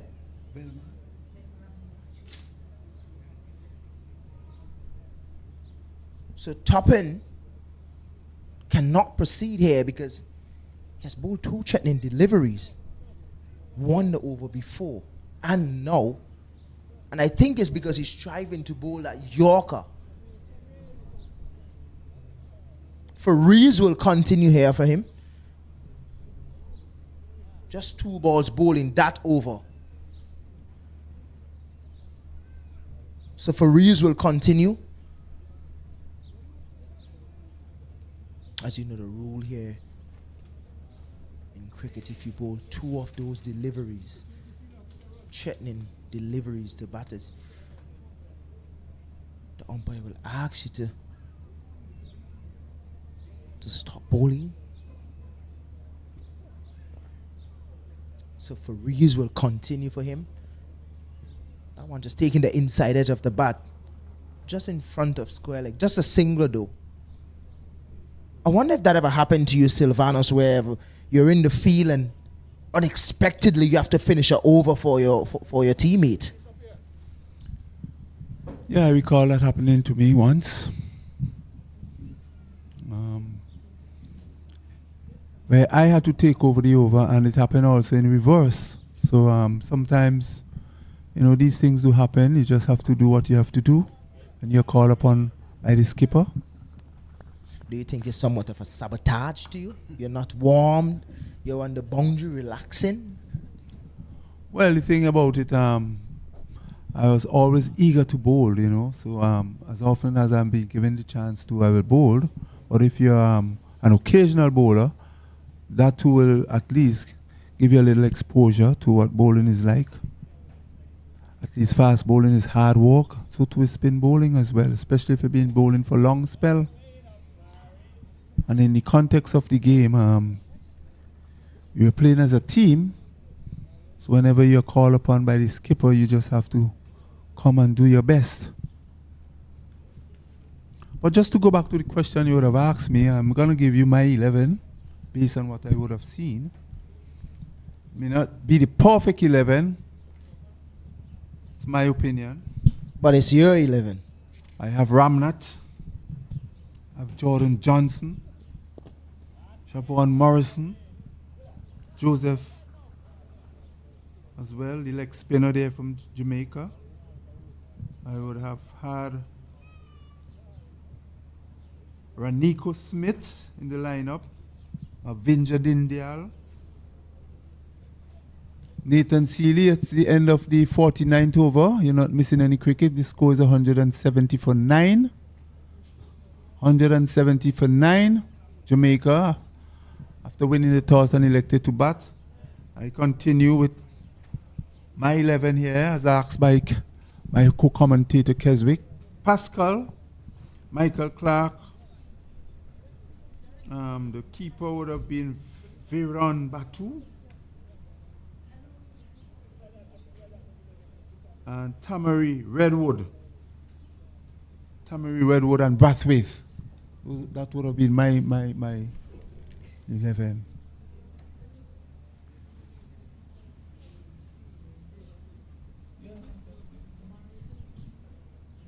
Still waiting for the name of Nathan Seeley.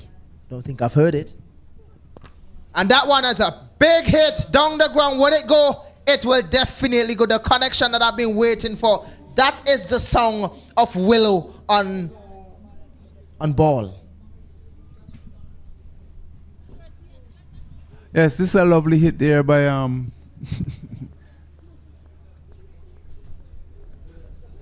by Odell Samuel. A lovely shot by Odell Samuel. He's now moved to 31. He is really coming the lower order here for the Jamaicans, giving them a rare guard action and have now pushed the score on to 176 for 9. Jamaica 176 for 9. A really, really good total. Something that we would not thought they would have really accomplished here this afternoon. But he has done well.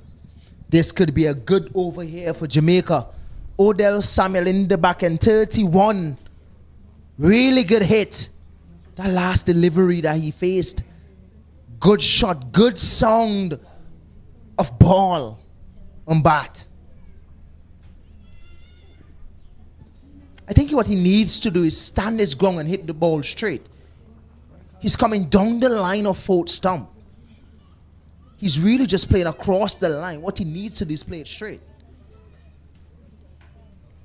It's really a nothing shot.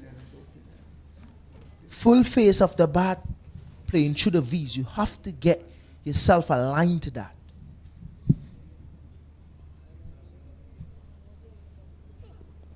Finding the edge again, Odell Samuel, and passing the keeper for 4. Jamaica is up to 180 now, Sylvanus. Yes, indeed. 180, a very competitive score indeed. A score that we thought that would be a fighting total once they get there, and it will be very important. It's a regular action now we are seeing from the Jamaicans, and they would have really, really come back well into this game. Some very good cricket here being played by the Jamaican tail-end batters. Something we have not seen for the duration of this tournament from the latter part of the batting. Well, it's only the last over, yes, but this is the kind of action that we want to see in the back end of our innings. These under 19 bowlers learning how to bowl in the back end, and these batters want to score as much as possible. So far, Odell is doing a fine job. He has done a very good job with the bat, and he's showing his all-round performance here. I did mention if both batters back to 50 overs, they would score of an excess of a 175 or so. They're 181 now. Not sure if I would have taken. It's the end of the over. It's 181. So Bob, so Jamaica really fought in the back end. Odell Samuel doing a fine job here for Jamaica, taking them up to 181 for 9. Trinidad needed 182 runs to win here. Mr. Silvanus, what's your take on that? Well, I have not seen the Trinidadians. This is the first time I'm seeing them. I don't know what their batting would be like. I hope they would have scored some runs over 100 before. But I think it's a very competitive total indeed. As I mentioned before, it didn't look like Jamaica would ever get up to 160, and they now make 181. So it's a very good rear guard action by the batters. The tail enders. They would have stuck to their task. They came in and they pushed the score wrong. At least they would have taught the all their batters how to do it, rotating the strike and get the boundaries. So it is a really good effort by the Jamaican tail enders. So 181, we see what the Trinidadians would do when they come out, when it's their turn at the crease to bat. Really impressive here from Trinidad and Tobago as well, especially from their spinners in Rambaran, Ruplal, and also to Joshua Davis. I think these guys really bowl well for between the second power play, and something that we have seen from them throughout the tournament. But it's good to see Jamaica showing the fight, especially in the back end from Odell Samuels. He stayed there, he bat the 50 overs, something that we have been asking for throughout the tournament, for teams to bat 50 overs. He did a fantastic job, scoring 32 for his team. Well needed runs here for Jamaica. Jamaica 181 for 9, leaving Trinidad and Tobago to score 182 runs. As we would be back here at the Arnisvale Cricket Stadium to continue this lovely game between Trinidad and Jamaica in the Under-19 Rising Star Tournament.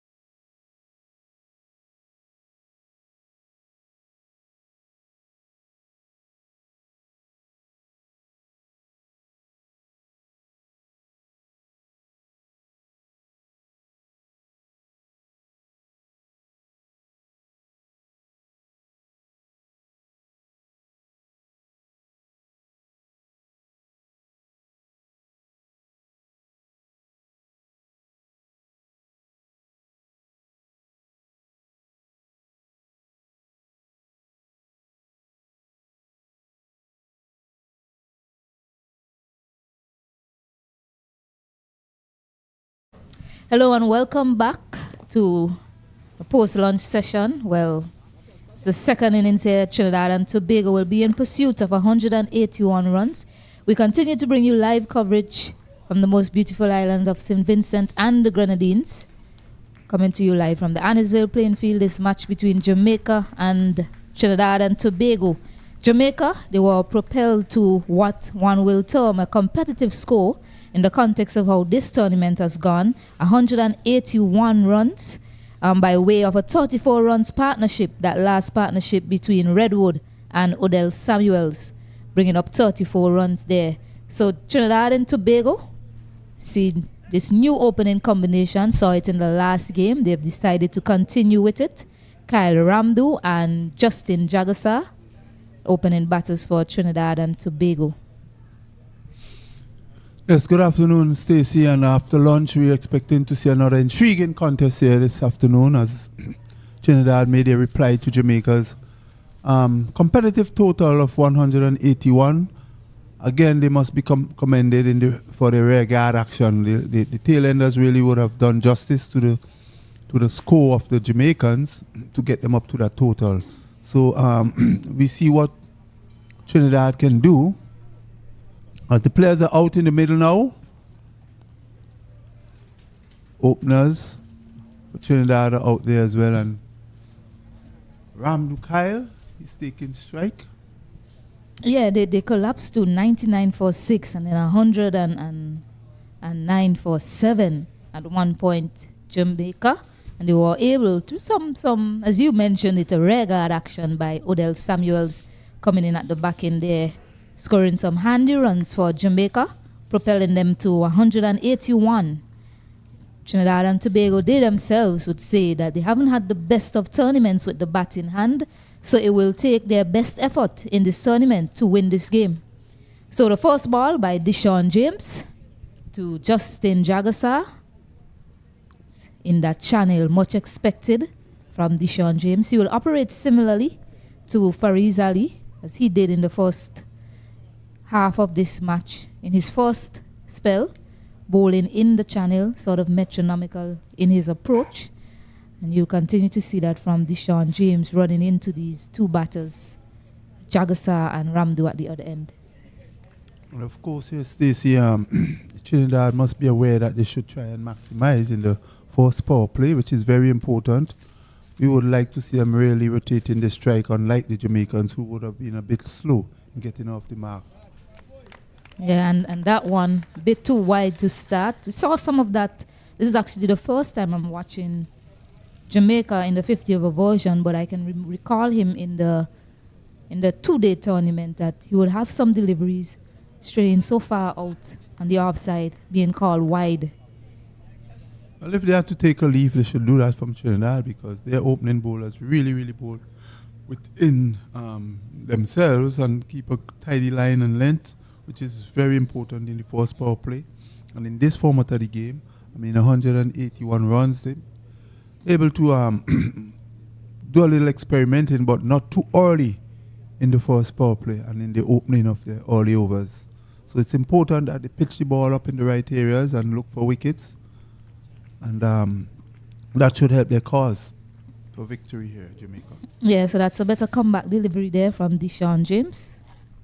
I think it has a lot to do with his action. Sometimes just falls over to the offside a bit in his delivery.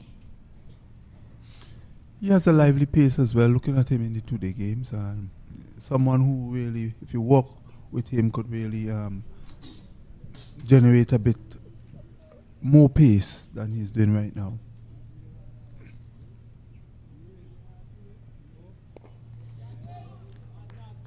Back on that line there. Straight at that time, Deshaun James. So in their approach, Trinidad and Tobago, they did play here against Barbados. They batted first in that encounter. They were able to get up to 162. That's their best score in this tournament so far. So as I mentioned, it will really take their best effort with the bat to pull off a victory here against Jamaica.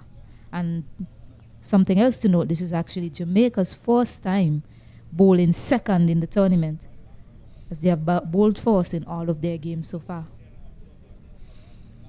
Well, it's always a good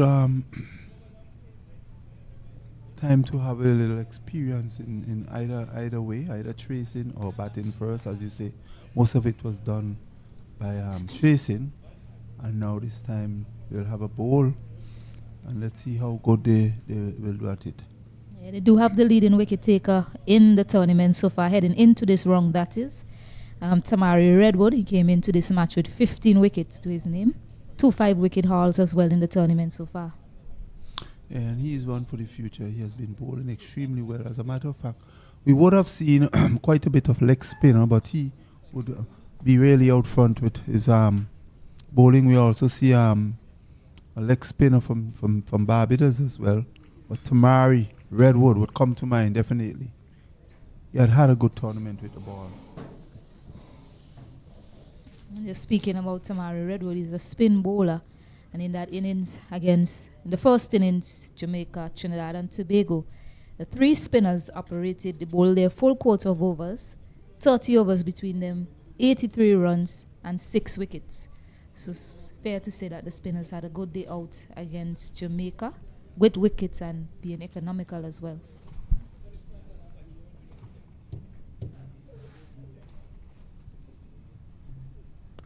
It's one bit of wit offered.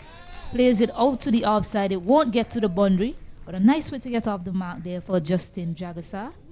Brings the over to an end as well. 3 runs from it. Trinidad and Tobago 3 without loss. Yeah, that's a proper cricket shot. Well played. Just coming forward and giving it the full face of the ball. It's pleasant to see the batsman coming on the front foot, something we're not always seeing.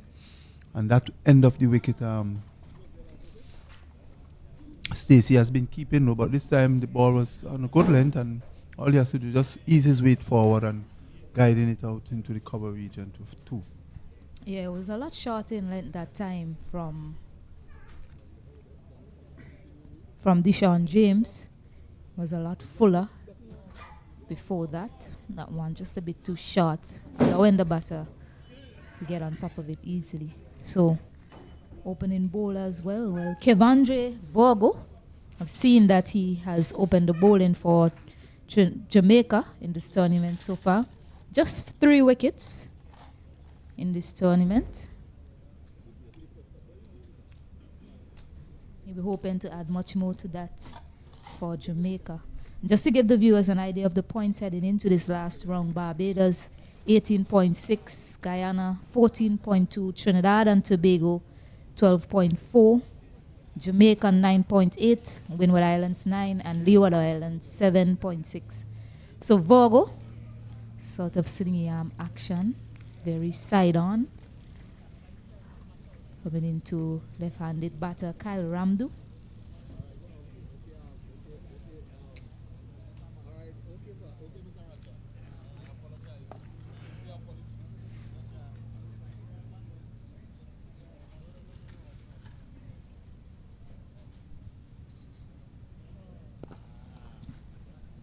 Getting some bongs, but really too wide, and a bit of sloppy fielding by Javon Winter.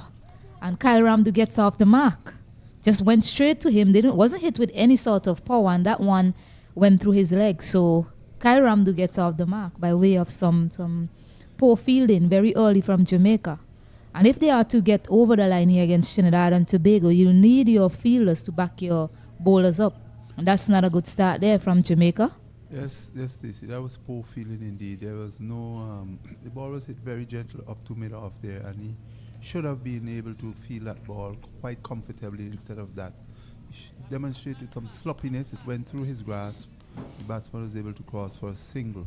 And we always alluded to the fact that bowlers need the support of, you're playing as a team, you need the support of your fielders if you're going to really do well in restricting the other fielder. Here's a chance for a run out, and this time Vogel, it's Winter. He had a chance. He had a chance to reprieve himself there. Had he had a direct hit, I think Jagasa would have been struggling. Certainly would have. Unfortunately, he wasn't able to throw down the stumps, but a much better approach by him, running in, attacking the ball. Yeah, that was good to see. He picked up cleanly and had a shot at the stumps, but he misses. So 5 without loss. Trinidad replying to Jamaica's 181.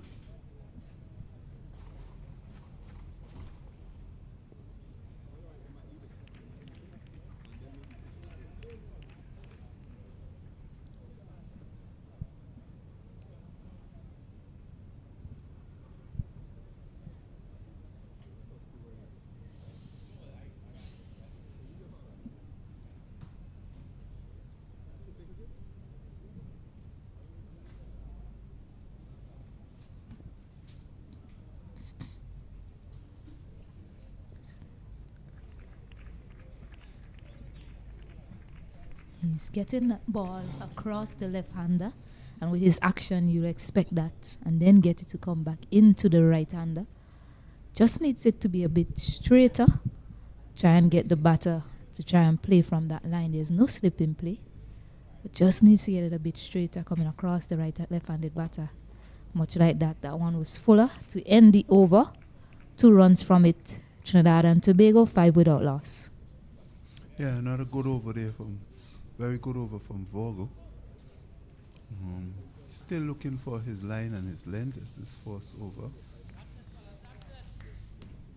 Just 2 runs coming off of his first over there, and Trinidad now is still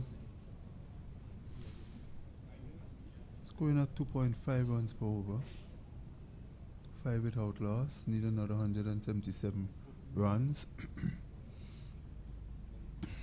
What are we going to see, Stacey? Are we hoping to see a better start out of the blocks of Trinidad rather than this slow trying to get your way in? It's always good to feel it's a new ball still and you have to get your eyes in, but they will know that what job they have to do. And again, within the power play, they would have a strategy and how many runs they will want to get out of this power play if they're going to make a good match of it. Jamaica, on the other hand, opening with Deshaun James and Vogo, will have other ideas and hoping to make an early breakthrough in the Trinidadian innings. So far, no wickets as yet. We are into the 3rd over of this match. Trinidad 5 without loss. Trying to get 182. Decided to play at that one. He's been leaving those deliveries outside the off stump in the first over. That one was full and inviting, and he decided to play at it. No edge though. And he did get some sideways movement in that. After it would have passed the wicket. Luckily for Justin, that one just whistled past the edge.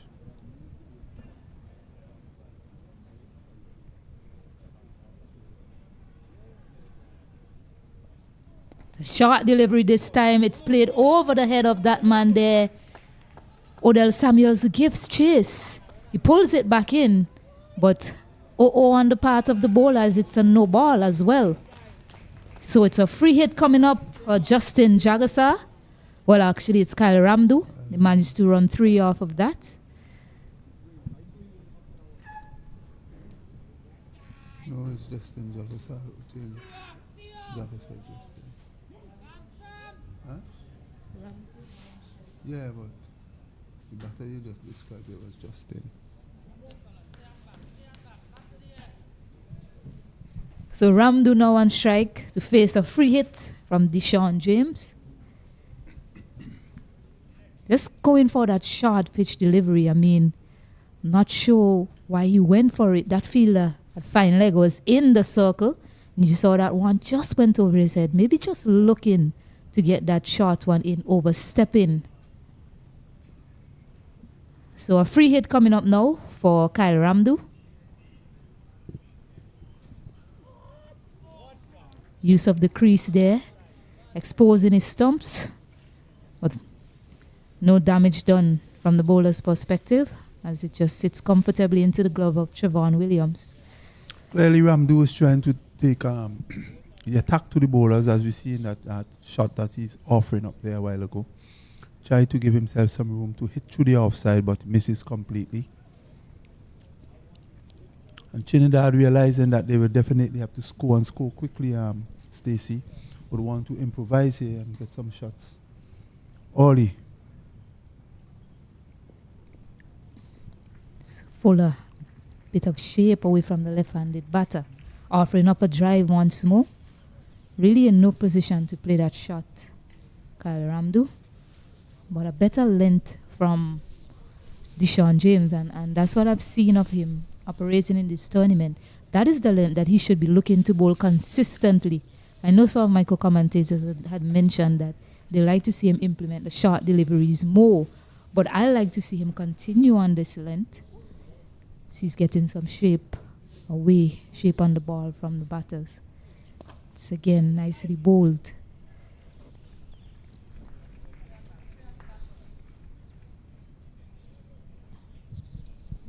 Yeah, Deshaun James, a very steady bowler actually. Once he gets his line right, I don't think he has any problem with the left-hand, right-hand combination, as we're seeing Trinidadians having the left-hand, right-hand combination. He's showing that he's a depth and that he could bowl to any of the batters, be it right or left. That ball was well pitched to the middle stump and shaping away. So far, he's getting his radar right. Almost playing that one back onto his stump. An extremely well-kept delivery there from Trevon Williams. Just jumping and keeping it down, avoiding it running into the boundary. So a really good stop from him.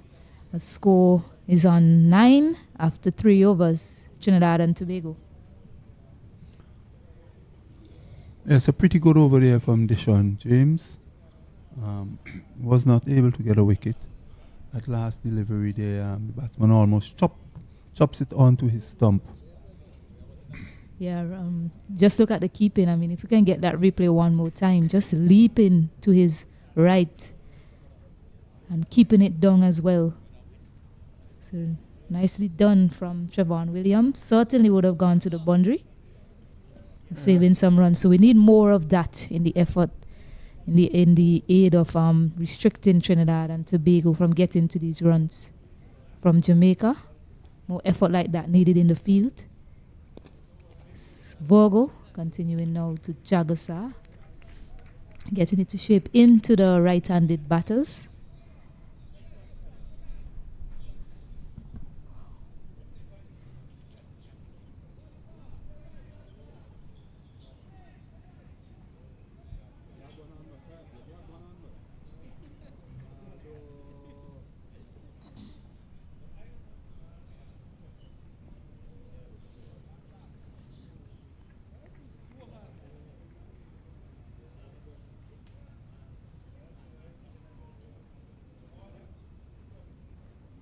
We've seen a few times the ball just passing the outside half of the bat from both of these batters on that fuller length. So far, they haven't connected with it.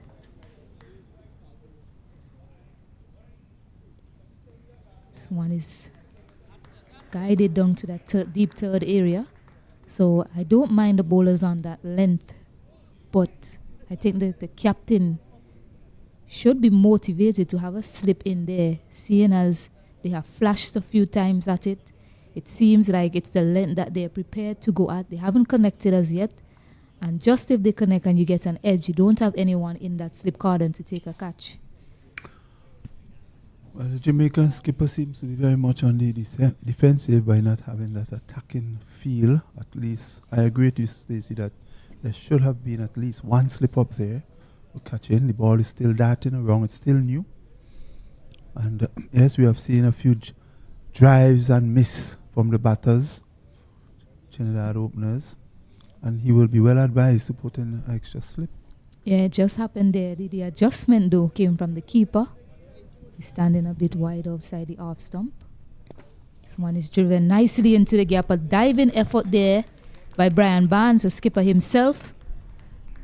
Doesn't get a hand to it, but good clean up on the boundary by Javon Winter to keep it to 2. Yes, and that's a nice shot there for 2 runs, just beating the inner field there, and the batsman was able to cross for 2. And still yet to see any real aggression from the Trinidadians. They're prepared to take their time to see them through to this total. Well, it's still pretty early, and they don't really need to be taking any sort of chances. No, it's less than 4 runs and over required. So no need for them to do anything out of the ordinary just yet. Just play the situation, be watchful to start, take advantage of any loose delivery, and that over is completed. Trinidad and Tobago, 14 for 15 without loss. Sorry, 12 without loss.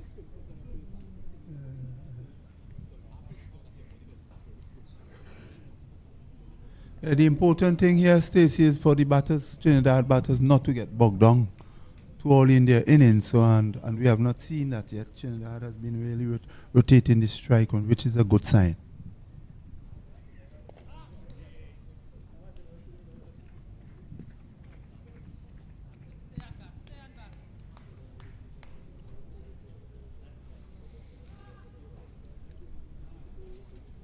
So unlike when Tobago is bowling, we see Deshaun James, he has a slip for him. He's the quickest of the two bowlers for Jamaica. He has a slip on a third man. Gully, a cover, extra cover, mid-off, mid-on straight. And a short, fine leg.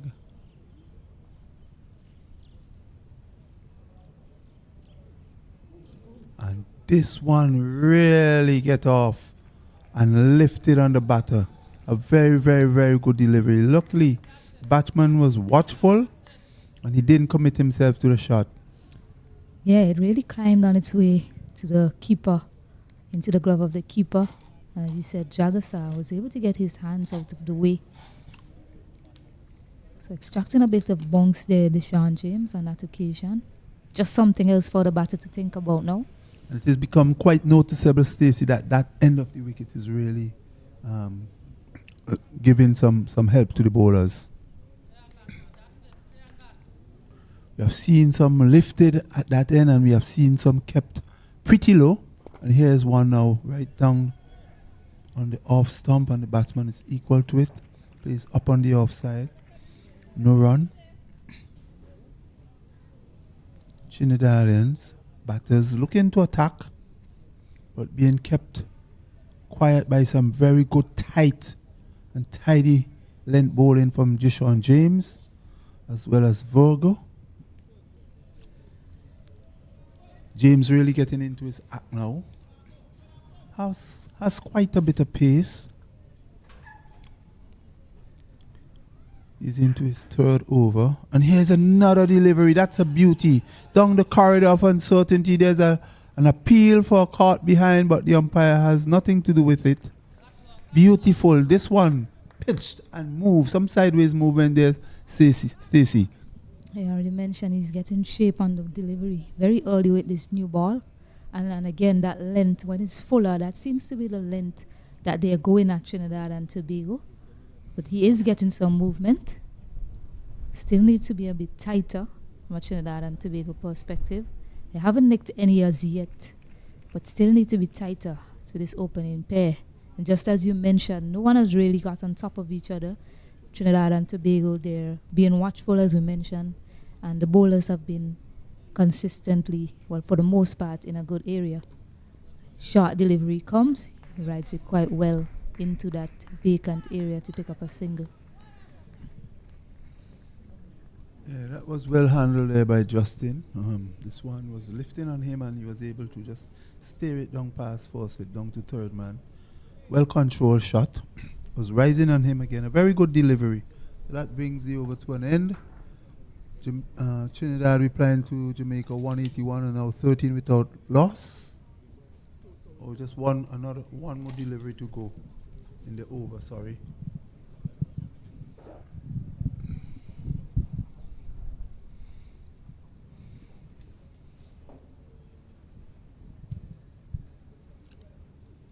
And here's a delivery that taking the outside edge of the bat, but just dropping short of first slip. Well, bold delivery again from Deshaun James, Stacey. Yeah, 13 without loss after 5. He's really walking really hard, very businesslike in his approach so far in this spell, drawing the edge on that occasion from Kyle Ramdu. really feet going nowhere, sort of caught on the crease, drawing the edge, but just falling short of the skipper, Brian Barnes, at first slip. Well, the Jamaican really bowling a good line and length here and getting the balls in the right area, hoping to get that breakthrough, seeking for that breakthrough. It hasn't come as yet. The Trinidadians as well, trying to get themselves in. Off to a very slow start, 5 overs, just 13 runs. Still a lot to play for here in this game.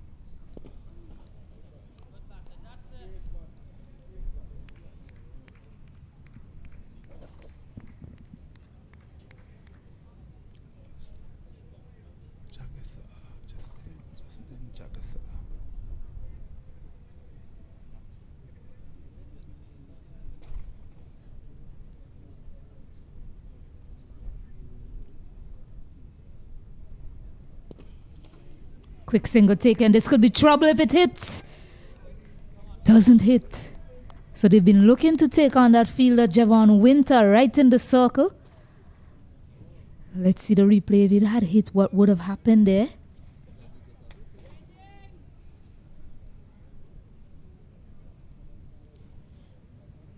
Yeah. Needed a former throw at the base at the stump. And he would have been in trouble, Justin Jagassar. This is extremely good running, Stacey, and this is what we expect from these lads.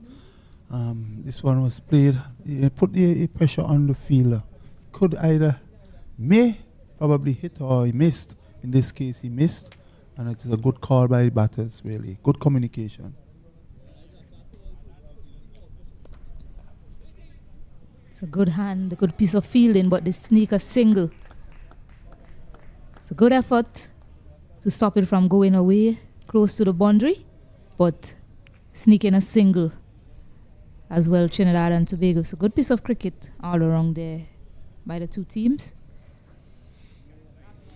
Yes, indeed, that ball was chopped out to the backward, the cover point boundary, and Morgan just knocking it down and almost effecting a run out.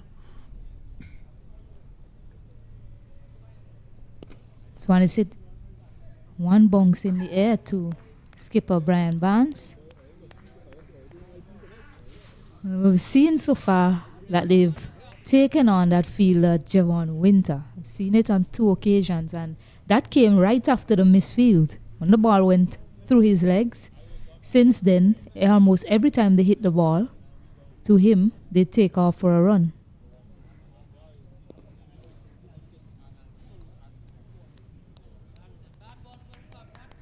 It seems like they've identified a fielder that they're willing to take on so far in this innings, the Trinidad and Tobago batters.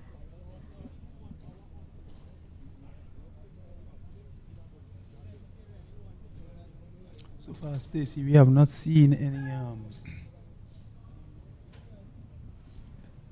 I'll give you that my opinion in a minute. Yeah, I was about to say that so far, Stacey, from both bowlers, we have not seen any problems with any of them bowling to the left and right hand combination. So far, they have both been bowling well at both the batters, left hand, right hand, and they're still being able to trouble both batters. Yes, as I mentioned before, they have consistently found their line and length. The control has been good. The adjustment as well, rather. The adjustment has been good too. The left and right arm combination from both of these bowlers. They'll want, though, to see a wicket pretty soon. That's the only thing that's missing so far from these two bowlers. Trinidad and Tobago, they're doing a really good job of keeping them out.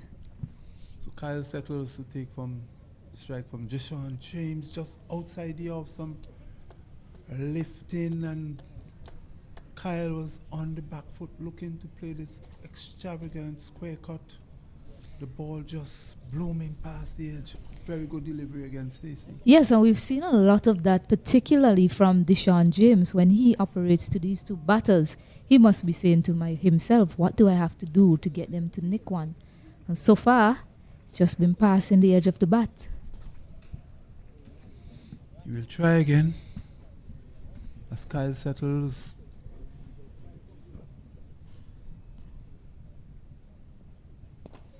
This time this one is on its pad, plays it off nicely in the mid-wicket region and picks up the single.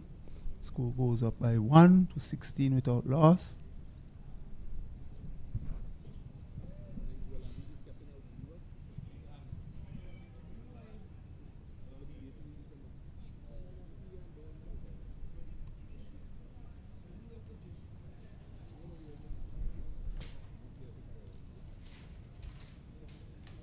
Remind our viewers on the point standing: Barbados on 18 points, Guyana 14.2, TNT 12.4, Jamaica 9.8, Windwards on 9, and the Leeward Islands at the stellar position on 7.6. And here's a slash outside the off stump by Justin Jesser off of James. A ball that was pitched up and he went for the square drive. It went straight to gully and he puts it down. A real, not an easy chance by any means because it flew off the bat. Stacey. Finally, he draws the edge. Finally, he gets the edge to go to hand, and it's been put down by Jordan Johnson. It was a tough chance. Yes, it was, but it went to hand. It'll go down as a drop catch indeed. But Jagassar living on the edge, both of these batters really living close to the edge. That time they drew the edge, but Deshaun James not so lucky in his spell. He's bowled with great consistency, immaculate as well, but just cannot pick up that wicket. Still working hard, the young man, into his fourth. So Justin Jagassar, live to fight again. After a sharp chance offer there at gully, Deshaun James bowling his heart out here for Jamaica. Brings him in defense.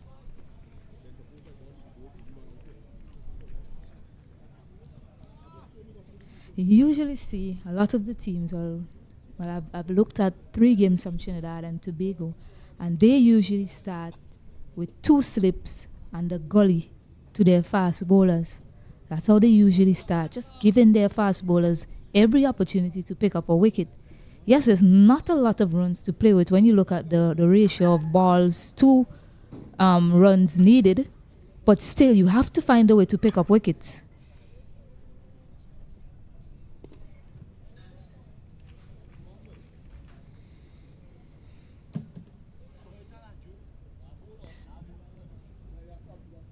Over is completed, 16 without loss after 7.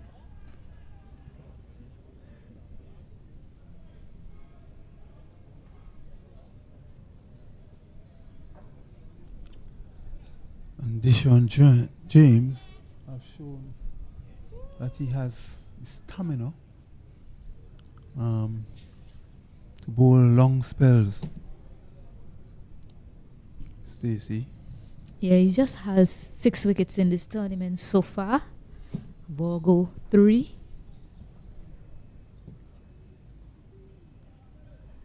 Tobago to continue. To Ramdu, who's been very quiet by his standards. He's 5 off 16. Well, 17 now, and it just goes to show how well these bowlers have bowled in tandem. Their lines and lengths, hardly giving away a bad delivery.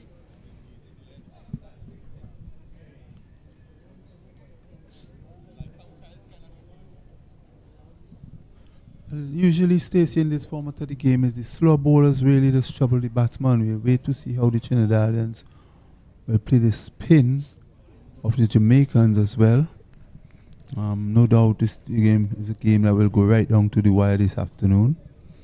And I should expect that we will see some fireworks a bit later into the innings of the Trinidadians.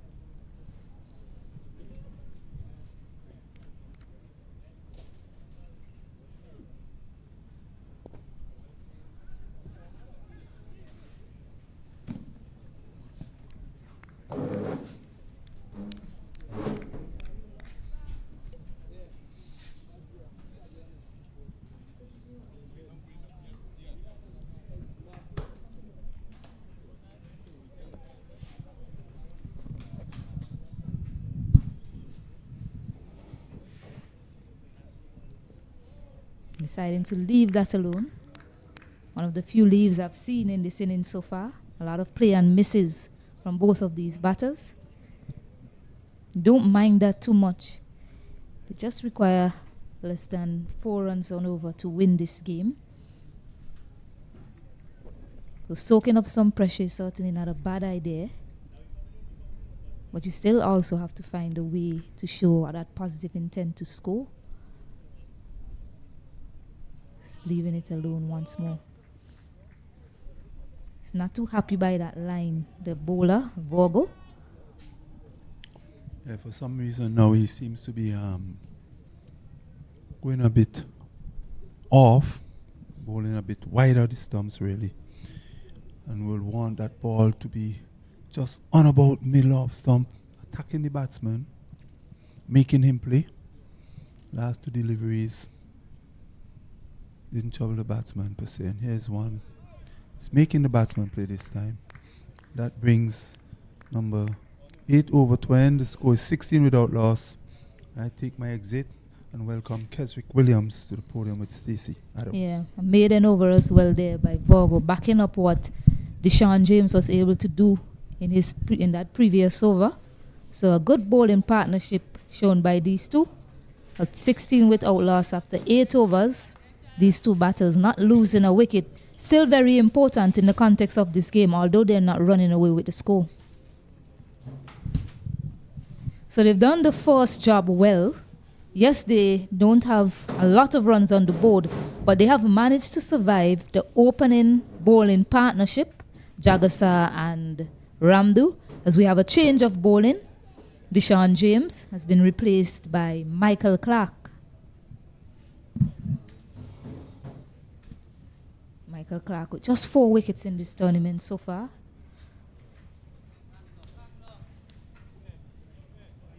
But he seems to have a knack of picking up wickets, especially when Jamaica requires it.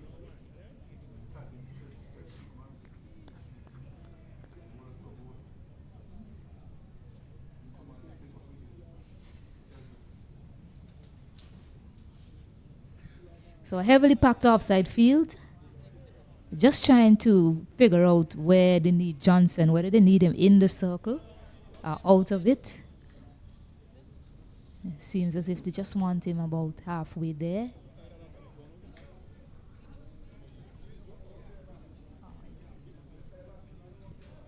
So 3 fielders out now. Actually, you cannot have 3 fielders out. We're still in the power play. I don't know if Jamaica recognizes that. But we have 3 fielders out. And it would be called a no ball. So I still see Jordan Johnson is coming in now, is he? He's coming in now.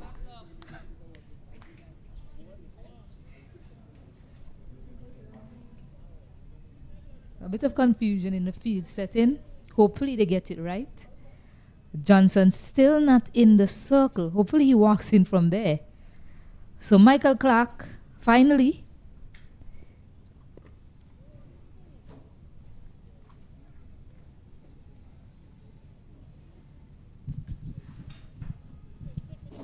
packed outside field, Stacey.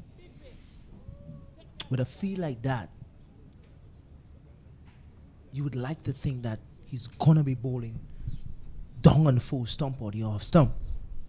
He cannot get straight. Well bowled. So he's usually a bowler that bowls to his field. He sets his field and work towards it. Yeah, what I've seen of him in the 2-day tournament is he usually gets some shape away from the right-handed batter. He gets that ball to just tail away from the right-handed batter. So he gets some movements away from them. Similar to that. So that is probably why you see the heavily packed offside field. It's a question of if he can be consistently in that area as the field is set for that.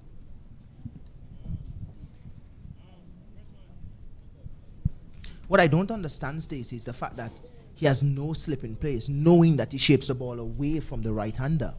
Yes, that is the next thing I was getting to, and it's something I spoke about earlier. You're in search of wickets. You must pick up 10 wickets to win this game.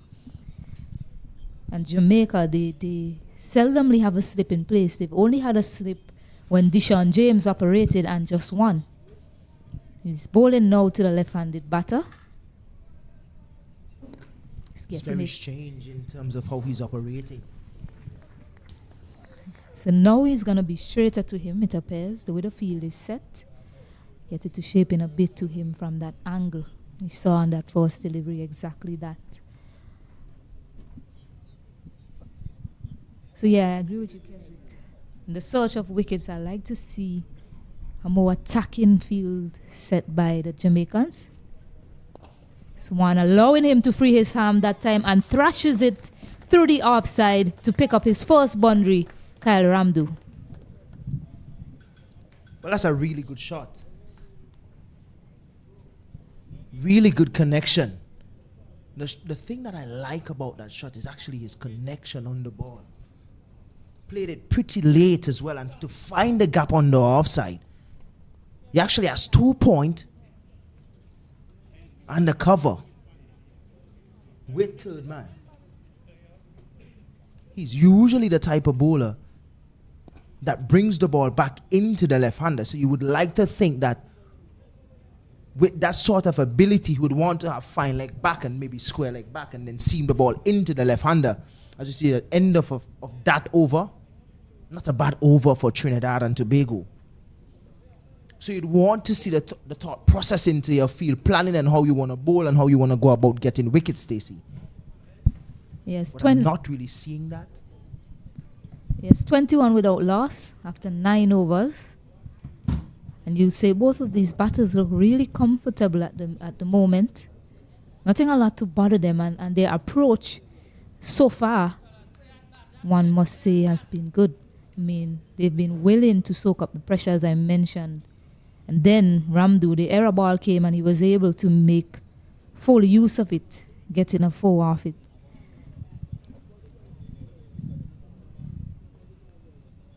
So Vogo to continue.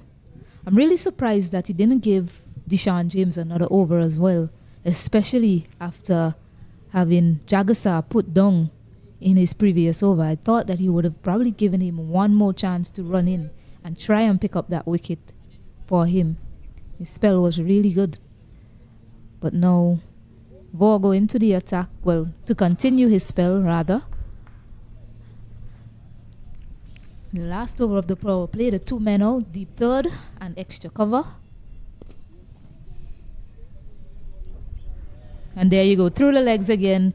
Poor fielding this time by Odell Samuels, allowing an easy single and Jagasar to come off strike. Unacceptable, Stacey.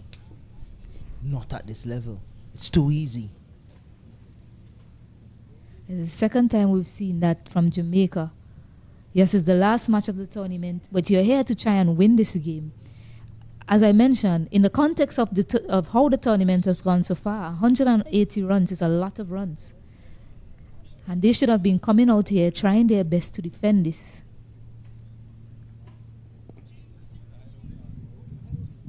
Instead, it just really looks like they're going through the motions right now.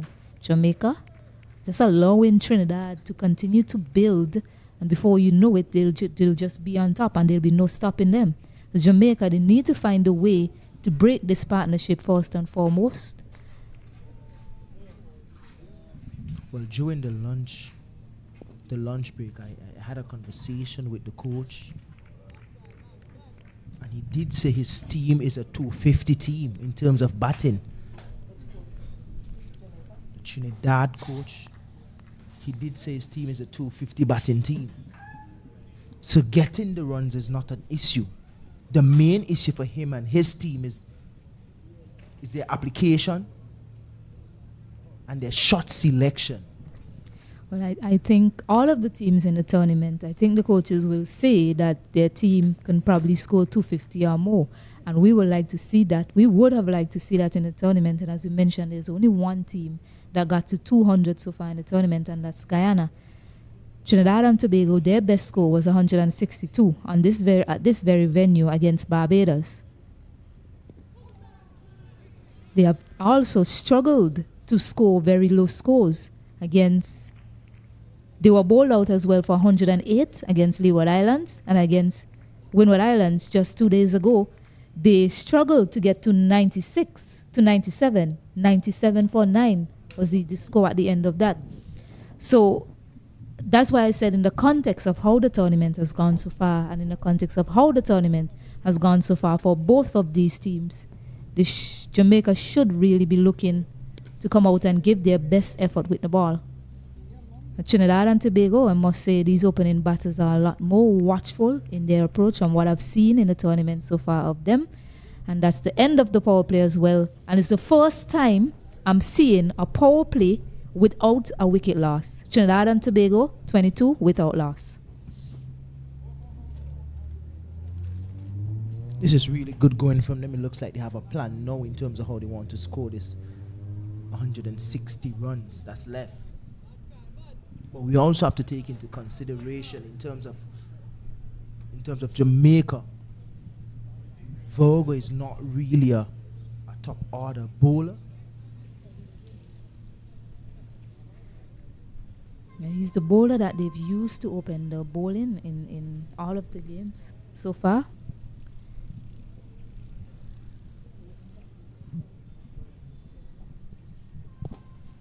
I know that they miss Ryan Edward, but I also have seen Javon Winter open the bowling for them in the 2-day format.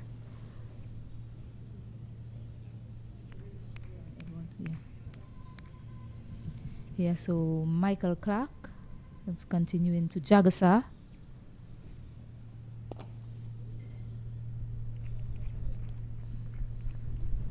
So at the end of Jamaica's power play, they were 43 for 2. Scoring rate really good, but losing 2 wickets in that power play. So I think Trinidad and Tobago will take this. Being 22 without loss is just a matter of pushing on from here. It's Witt given, and he's found the gap to perfection on that occasion. And it just trickles into the boundary now. So once you give Witt to these 2 batters, they get onto it in a flash. Exceptional work. Finding the gap. On top of the bounce. And the thing about it, he has 2 points, backward and in front, and he's finding the gap well. So even though he has a packed offside field, both batters, Justin Jagasa and Kyle Randu, is finding the gap. And this is tremendous work from them. Yeah, also importantly, they're not offering up a chance. Nothing is going. The only thing that went to hand was Jordan Johnson, but he intended to try and keep it down along the carpet. Short ball, but called a wide. Patience, patience. It's all about patience here, Michael Clark. You got to maintain that line outside the line of off stump. You have a pack offside field. Batters can pick gaps. So it's all about to stay patient the longest. And that's where he should be. Right there, Michael Clark to Justin Jagasa.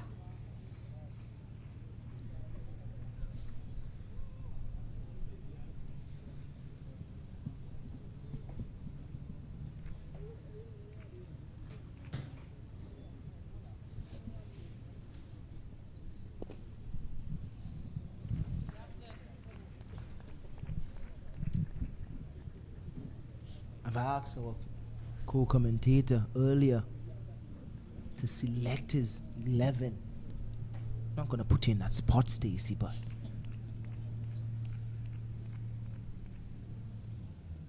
really and truly, it would have been an easy 11 to select.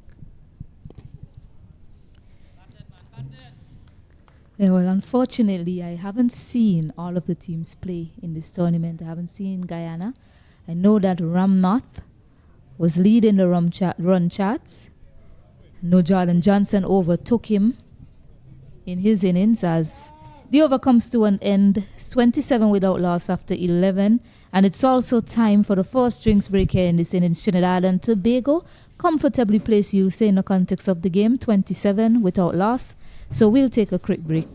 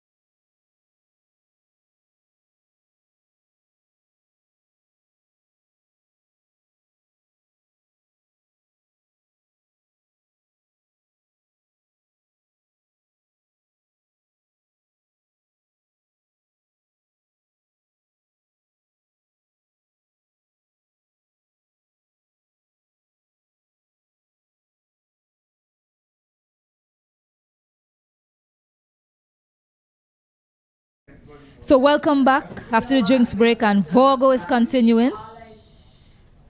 I must say, although I think now, yes, 27 without loss after 11 overs, but one must say that you need to see some more intent from these batters, not just to wait on the loose deliveries. Yes, there's a heavily set, packed offside field, but I still think they can take a more positive approach to the bowlers on display. You don't want a situation where, yes, you're 27 without loss, you're soaking up that deliveries, and then your wicket comes, then your wicket falls, and then you see a possible collapse. So you still have to find a way to keep the scoring rate going, keep the scoreboard ticking over. The run rate required is 4 runs per over. They're scoring at around 2.4, Trinidad and Tobago.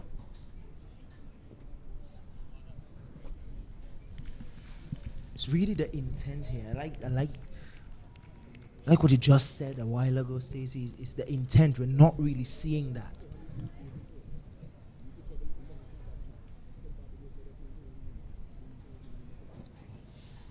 We want to be straight and blunt and get to the point with whatever we're saying, but we still have to understand that a lot of these young men, they're learning.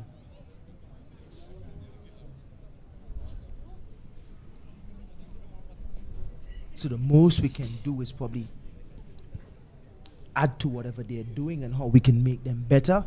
Yes, and part of them learning is going back and looking at this broadcast and listening to what we are saying and try and implement that in their game. So this one is just played to that packed offside field, as you mentioned, Brian Barnes, on that occasion. Well, certainly, looking back at the broadcast, Ramdu and Justin Jagasa, in their approach, could look back and say, hey, you know what? I probably could have gotten a few singles here and there had my intent been a lot better. But they're still there, and that's still so very important, not losing a wicket as yet. But they also have to find a way to try and keep the scoreboard ticking over, because if they lose a wicket now, it's one into the gap, finding a gap, getting a single. If they lose a wicket now, it will look like pressure coming in for the other batter. It's 28 without loss. It's one more delivery remaining in the over, it appears. Do you think that these young men actually sit down and go back and look at these videos, how they played a year ago, a couple of months ago, how can I improve, and have that tunnel vision in terms of developing themselves to be better players? Because when you see these guys over and over and how they play, you wonder if it's a case of them not going back and looking at where they were successful, where they failed, so that they can improve. But it's the end of another over. The score is 28 without loss. Still 154 more runs left for Trinidad to claim victory. Well, still a long way. You know that they do look back at the broadcast, but if they actually look back and assess, I am not sure. Maybe some of them do. And you know that they look back at the broadcast because you see posts from many of them picking out their best moments in the game and posting it. So you know that they have access to it and they do look at it. It's 28 without loss after 12 overs. So yes, the approach would have been, let's try not to lose wickets, especially in the power play. Job done. You've evaded, you've allowed yourself to be there up until the change of bowling, which is Michael Clark now in operation into his third. You might see Kevin J. Tobago being replaced as well. So now, being set batters there, deliveries like that, where if you get to the pitch of the ball, you are able to drive it through the covers, perhaps picking up a boundary. You want to see more in terms of that from the batters. You have to show that positive intent. Gets an edge that time. The fielder runs around, you keep it to 1. They're looking for 2, but it's a good throw into the gripper on the off the boundary. So, I want to ask a question. From this tournament, Stacey, in regards to the development of CWI cricket, these batch of players will be the next batch of players that will step up to be West Indies players somewhere in the future. Everybody here would not play for West Indies, but some of these players would. How do you look at West Indies cricket in the next 3 or 4 years, knowing that these are the next batch of players? As you take a quick single here, a good show, a good run in there from Justin and Kyle. But how do you look at West Indies cricket in the next 3 to 4 years? What are you expecting, knowing that these guys are the next batch of players that we have to represent us at the international level? Are you asking that question to me or the powers that be, Kesrick? Well, because I mean, they are the ones that will have to put in the work to get these players to the level that you want to see West Indies performing at. So they're the ones that have that task ahead of them. I don't know if I want to answer it for you, Stacey, but I can. So why there from Michael Clark?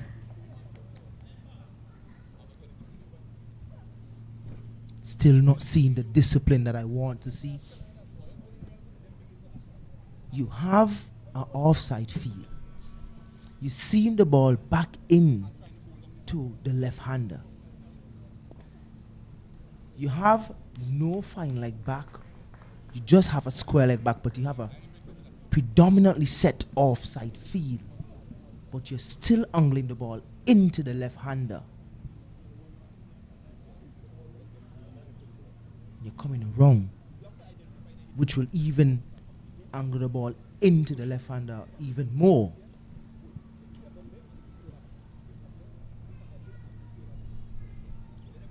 Still wondering why the pack offside field then. Now that shot there, I saw a lot of occasions where that shot could have been played, just running it down to that third man area. A single to finish, Trinidad and Tobago 33 without loss after 13 overs.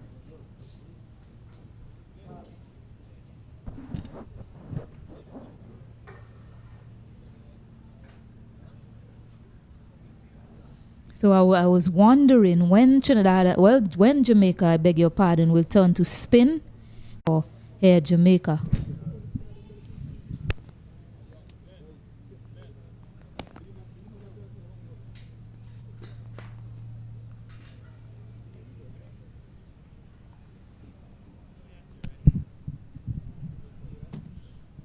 Well, it's a change in bowling here. Mari Redwood, the number 1 wicket taker, the number 1 spot. Mr. Redwood to proceed. Right away, spinning across the bat. I think over the tournament, he's one of those like spinners that have gotten a lot better in terms of varying his pace. His ball is googly a lot more. Hence the reason why he has picked up the most wicket in this tournament, in this format. Just think that he needs to put a little bit more revs on the ball, and then he'll be fine there because his line and length has been good.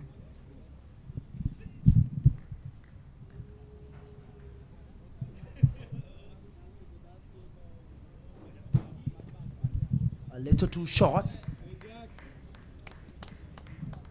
Justin Jackers, I just punch it. I want just how to sweep.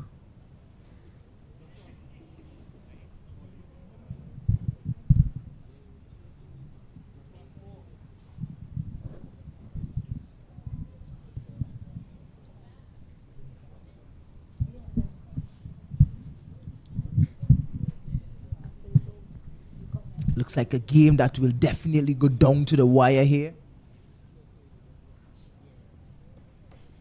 We always see when spin is being introduced.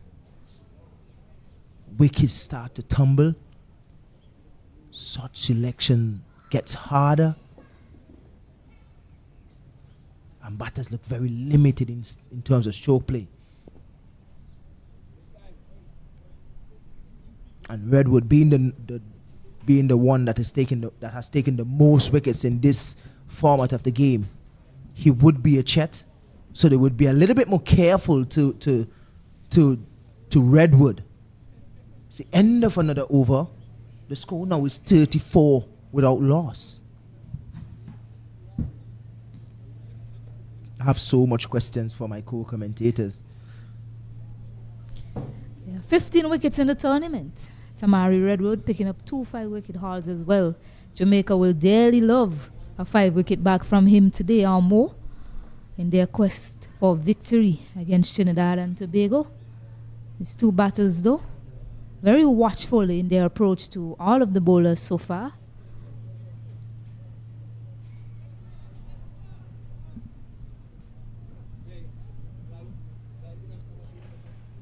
Three fielders out, deep third, fine leg, and square leg. Again operating outside the line of the off stump. The fact that Michael Clark usually seems the ball away from the right-hander, I'm probably thinking he should probably work with a slip, because they're trying to take wickets. Now he's changing the field. Skipper Brian Barnes is going over to short mid-wicket, take out one of the point and have a cover and extra cover.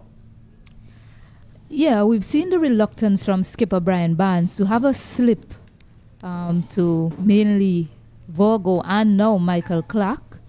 And maybe it's because of the limited runs that they have on board to play with. But I still think if you're searching for wickets, you need to give your bowlers every chance to do so.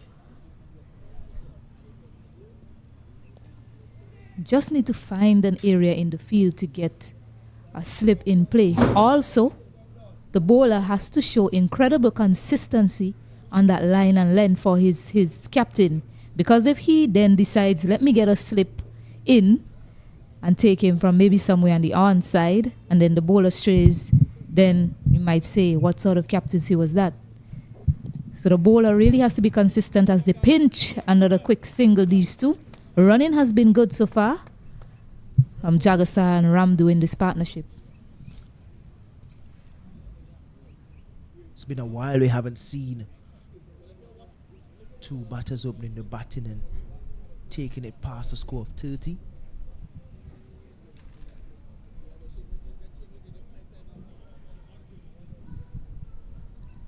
Trinidad certainly look like they're in charge of this game, but they need to continue.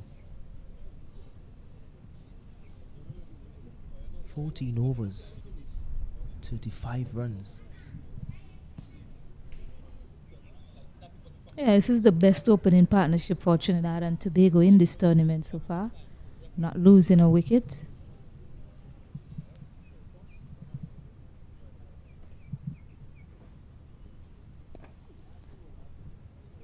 It's a full one, pitched up.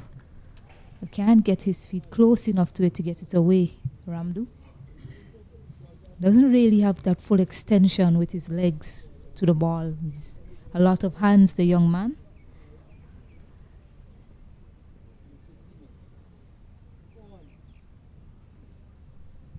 Looking sharp one there from Clark.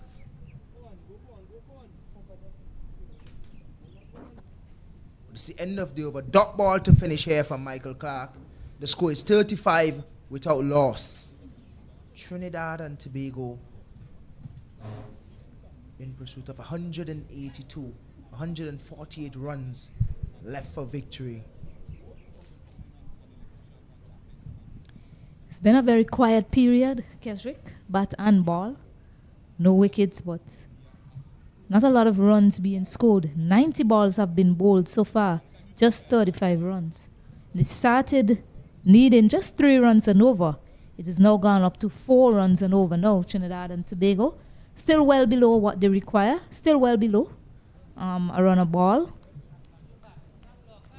But certainly would like to see more intent in attempting to score these runs on edge. But just falling short of Brian Barnes there, the skipper. Actually, it's buys. So I like to see the replay on that one. It went quite a long way away from the bat. Yes, some turn there from Redwood. So Jamaica might be seeing good signs here.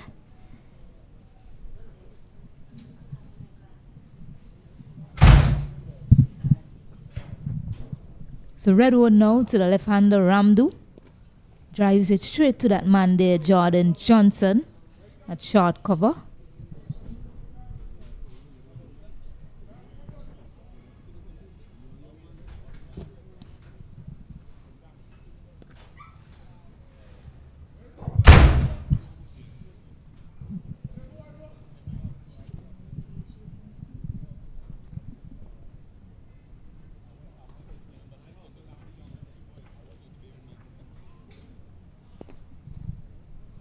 Drives this one powerfully back down the ground. A bit of footwork there to cut it off. Managed to pick up 2. Some intent now being shown by Kyle Ramdu at a full delivery that he struck down the ground, but handy footwork there from the fielder to keep it to 2. It's Odell Samuels on the boundary.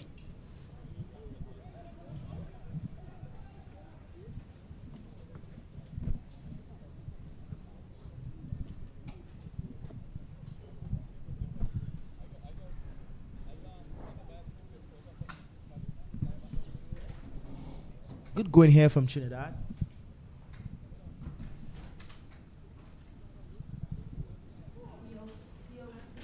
And he's bowled. We were looking and we were confused for a minute, but not much of a celebration here from Redwood. Really well bowled. Good turn. Stacey was saying it a while ago. This could be trouble for Trinidad if he only gets settled in. And Tamari Redwood taking up the first wicket of Trinidad and Tobago. Really well bowled, Stacey. Yeah. Any leg spinner's dream. Got that one to pitch and turn back into the left-handed batter Kyle Ramdu, who goes back for 15 or 47 deliveries. So Redwood picking up the wicket. Not a lot of enthusiasm from any of the fielders around the bat. But a wicket falling to the last delivery of an over. And I recall it's an unfortunate pattern, I must say, in this game so far. As I recall in the first innings for Jamaica, I can count, if I can recall well, at least 4 wickets that fell to the last delivery of an over. And there we go again, as I mentioned, an unfortunate pattern so far in the game. Kyle Ramdu being dismissed to the last delivery of Tamari Redwood. But it's a wicket that Jamaica was searching daily for. And it comes by way of that man Redwood, who gets his 16th in this tournament so far. Nicely delicate touch down to that deep third area for just a single though. His new batter now is Luke Ali.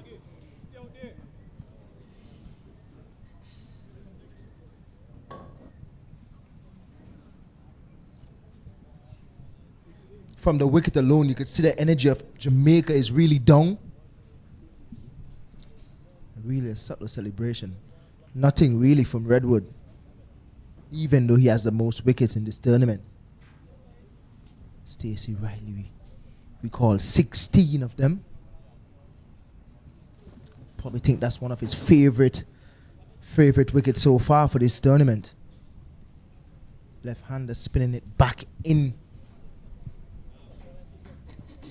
You did mention it, Stacey. You did mention that he can create some problem if he gets settled in.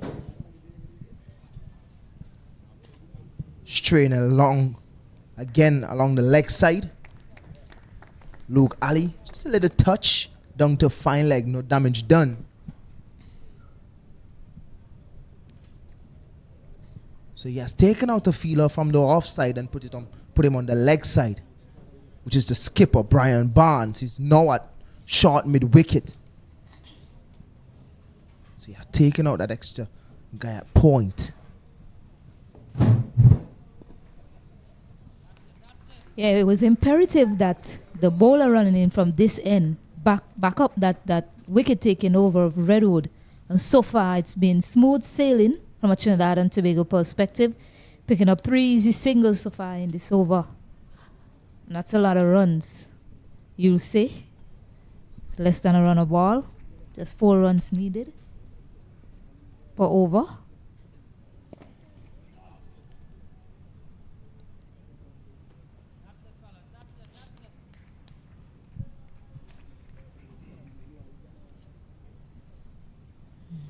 Some sort of pain there, Michael Clark.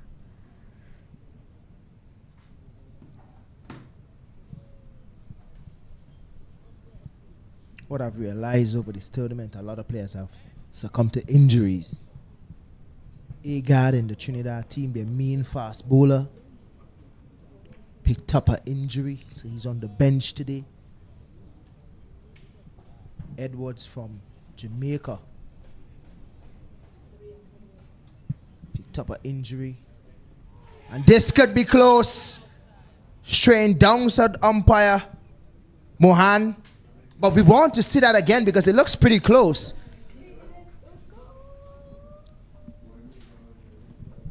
I would really love to see that again if our TV crew can help us out there, but looks pretty close. It was a full delivery. Probably struck him somewhere on his toes there, Luke Ali. But he's adjudged not out by umpire Imran Mokan. Looking to pinch a quick single. Wedderburn cannot collect cleanly, and they managed to get another run. So good awareness by the batters, not so much from the fielder, Wedderburn, after missing it, not really looking to recover and get to it quickly. And the batters alert to that, pinching a second run in that over. 17 overs bowled, 43 for 1 Trinidad and Tobago.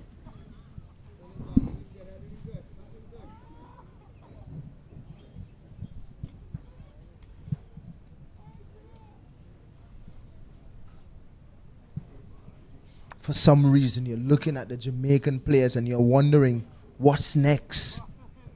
And when I say what's next, I mean like they're going through the motion. You're not seeing them trying to do anything different.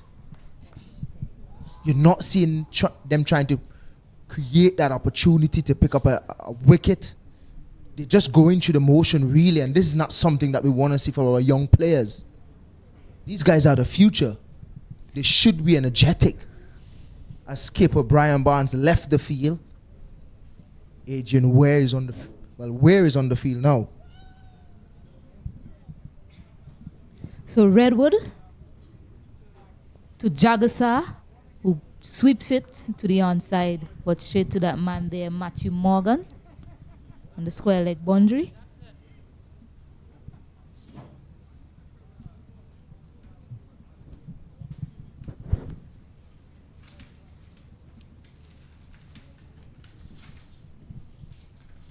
Now we're seeing some action from Jamaica. 2 slips now in play.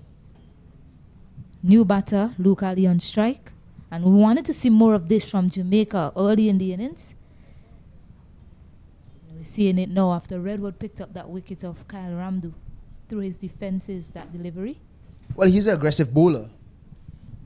He's the type of bowler that always wants to pick up wickets. And the fact that he bowls for it, he's very consistent, as I said. He's one of those leg spinners in the tournament that I think improve with time. Over the tournament, he has been improving.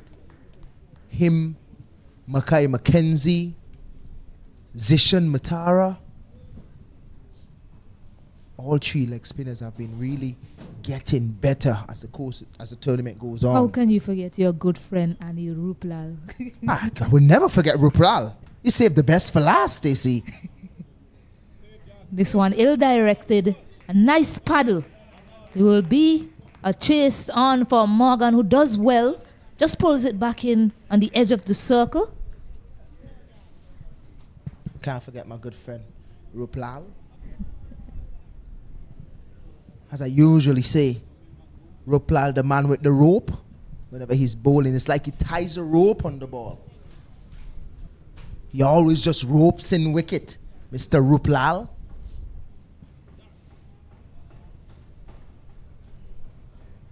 Few of these leg spinners, good consistency. Yeah, I agree with you there, Kesrick. We've seen a number of leg spinners in this tournament, and as you said, enticing leg spinning deliveries, quite masterful at such a young age. Crafty, cunning leg spin from the number of teams in the tournament. Also, for the viewers out there who's worrying about Ruplal and his injury that he picked up in the first innings with his hand, he's all right. Just a little, as we were saying, St. Vincent, just a little pong, but he's okay. Soft hands. He's a soft lad though, but he's a very good bowler, and he can improve with time. And I like that youngster because he's very brave. Yeah. And the thing about it, he always wants to learn more. He always questions about cricket. But it's the end of another over. The score is 48 for 1. Yeah, in the meantime, Luke Ali has come out and he's showing that he's trying to get on with the scoring rate. Yes, it's early days still, but he's 4 out of 5 deliveries, looking to pinch a single or get a run. And almost every ball he's faced so far in his short innings.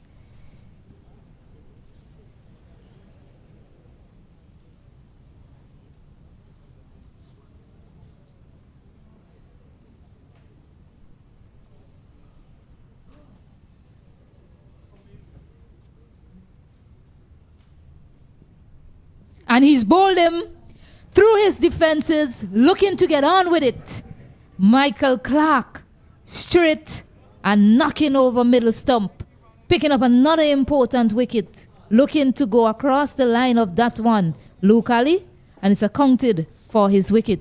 So Jamaica strikes a second time here. Consistency bowling wicket to wicket has done the job for Michael Clark and Jamaica. Another wicket for them. Luke Ali is gone.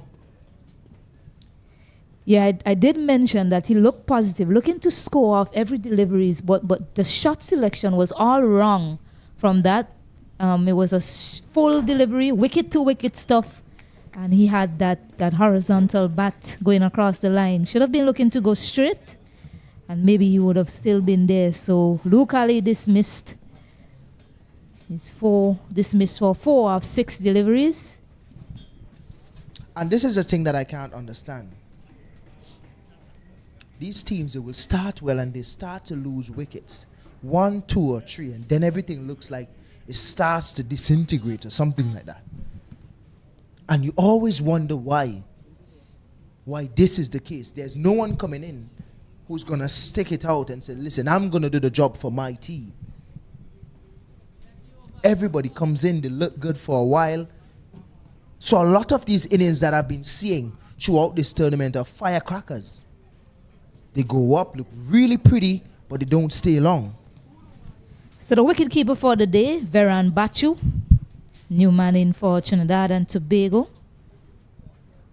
So some support now needed to Justin Jagassar. Another left-handed batter this time, replacing the right-handed Luke Ali.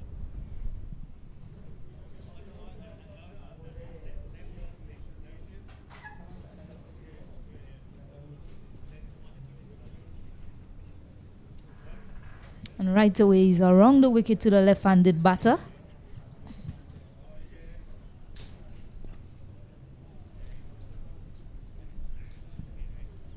Haven't seen much of Bachu in this tournament so far. He was the wicketkeeper for the day. Let's see what he can offer to Trinidad and Tobago with the bat in hand. They still need around 4 runs and over Trinidad and Tobago. We don't want a case where they start to lose wickets in clusters, in a cluster, sorry. We've already lost 2 quick wickets, Ramdu and Luke Ali. Smartly played there by Bachu to get his account open. Bachu rocking the number 74. We all know how famous that 74 is. Mr. Sunil Narayan, out of Trinidad and Tobago, the magician, the world-renowned, one of the best spinners to ever pass through the Caribbean. Full and straight again from Michael Clark. Dogged out.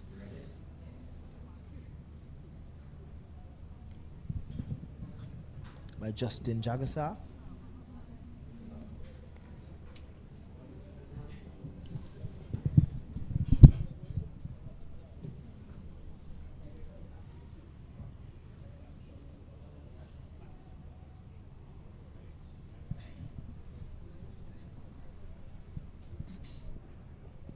Oh, it's hit him on the pads, but that was certainly tailing down leg. Didn't offer a shot, but it was missing. It was certainly missing young Michael Clark. Didn't offer a shot at all, Bachu. Just thinking that it was going to go down the leg side for a wide. Struck him on the pad. A 50 came up as well in that over. Trinidad and Tobago 51 for 2.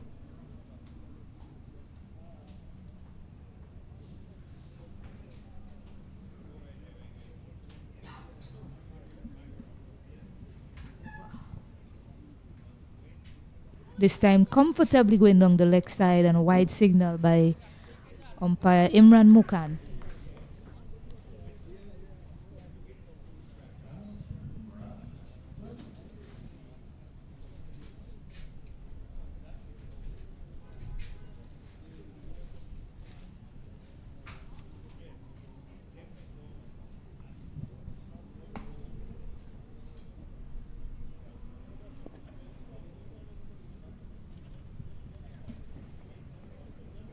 So a dot to finish that over. 3 runs coming from it. Trinidad and Tobago 52 for 2.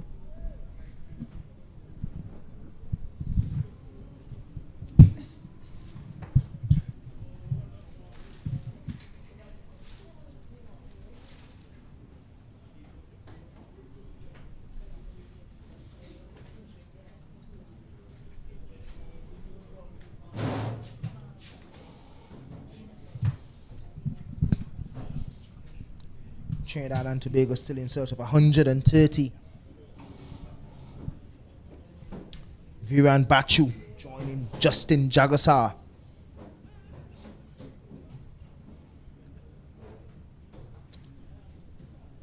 Just picking up 2 wickets, Jamaica.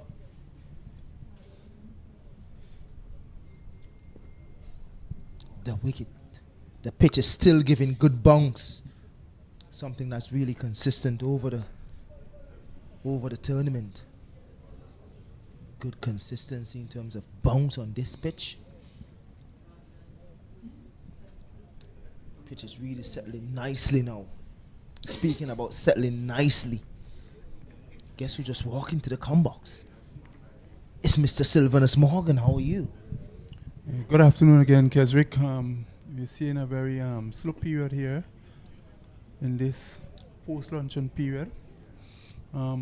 Keswick, what do you think, this being the last round of matches, do you think it has an effect on the players? We have not seen the kind of energy that we are expecting from these players. When you look at this game in particular that we're doing here now, there's really nothing in this game in terms of being able to win a championship. But still, at the end of the day, there's selectors around, which means there's another chance to put your name in the hat to be selected for West Indies on the 19, to continue to perform and move up to the West Indies Academy. So it's always an opportunity to salvage somewhat of a pride out of this.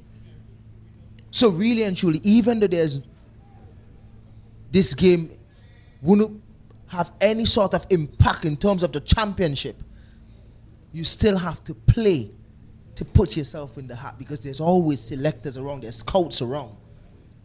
And whatever you do here now, or even today, that could be a big decision for your future. But it's the end of the over. Score is 53 for 2. Yes, well said, Keswick. I take your point. Interestingly, we are yet to see Trinidad really getting on with this game. 182 to get. They are 53 for 2. Jamaica, on the other hand, not looking the kind of threatening opposition, opposing that kind of threat for the Trinidadians. So right now it's about even Steven in this game. And we now have a change of bowling. Odell Samuel and his first delivery causing some problems for the batter there. At the lower end, at the southern end, we have been talking about the southern end for quite some time. Spun a lot there, Morgan. Yes, that southern end of the wicket has been definitely assisting the bowlers, both That spin and seamers. That definitely did a lot.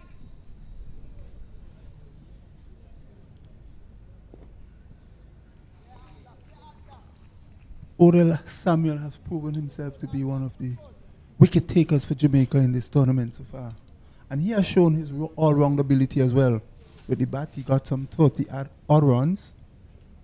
What I like about him is his pace variation. That for sure is something that I like.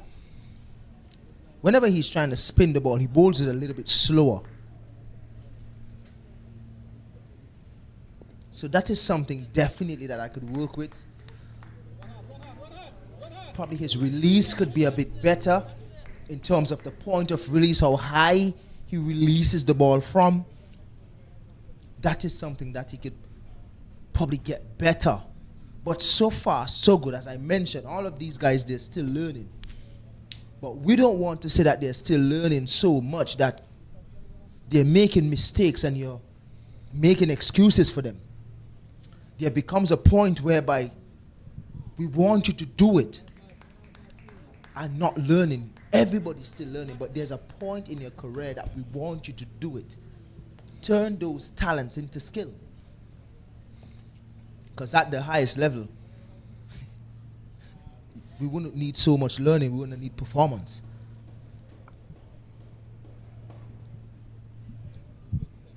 It's 56 for 2. 56 for 2, Trinidad and Tobago. Trying to get 182.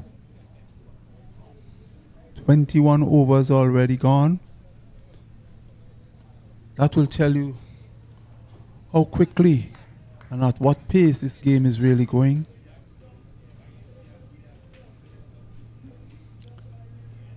And it's Tamari Redwood bowling this one on the legs of Jagisar. He swept it out to deep backward square for a single. It's 58 for 2. And Keswick, after this tournament, there will be a 14-man squad being selected? Yeah, after every tournament, Morgan, there's always a squad that's selected after the tournament. Some of these players also would be going to Trinidad to play the under-17 tournament, because some of these players, of course, are under-17. I know Watson Seaton from the Windward Island team, he would be going to Trinidad 2 days after this tournament to play for Windward Islands on the 17 team. So this tournament would be used because he came in as a substitute for Tariq Edwards, who is now home nursing an injury. Fareez from Trinidad as well would be playing in that tournament. So it's good to see that these youngsters who are under 17 is already making strides in the under 19 team. That is good. Yes, that's very good experience, exposure for the youngsters, and a lot of cricket is to be played still. So it's important that these players really get themselves in at this level, and from there on continue to play more cricket and to try to develop whatever weakness they might have. So often at times, because of the distraction in the number of things around now, some players will go back home from this tournament and may not even This touch a one a bat. little too short. Bronson, that one, Justin Jagasa. I wouldn't get to the boundary though, but it was a good shot. That's what I like about him. He punts on anything that is too short, and as long as it's too full on the leg stump, he sweeps it. Yeah, that's a good shot again by Jagisa. It was short from the leg spinner and he gave it the treatment. You could see he really punks into that one and pulling it to mid wicket. He's able to get 2 runs. So the Jamaican total goes up. Sorry, the Trinidadian total go up to 60 for 2. We're into the 22nd over. Tamari Redwood already with 1 wicket. Looking for a second. Here's a delivery that's pitch on the legs. Full toss. And the batsman scampered you for a single. So that's the end of the 22nd over. After 22 overs, Trinidad is 61 for 2.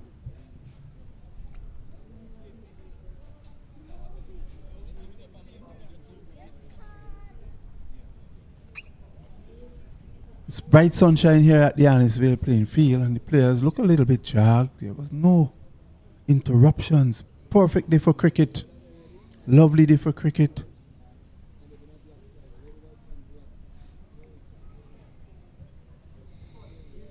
And although this tournament has been reduced in the longer format from the 3-day to the 2-day, and then thereafter you had the 1-day, players look a bit drained already. So it's been tough going for them, all the players. But cricket is hard work,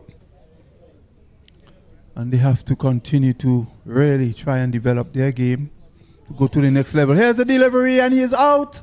A ball pitched between middle and off stump, coming back in there from Samuel.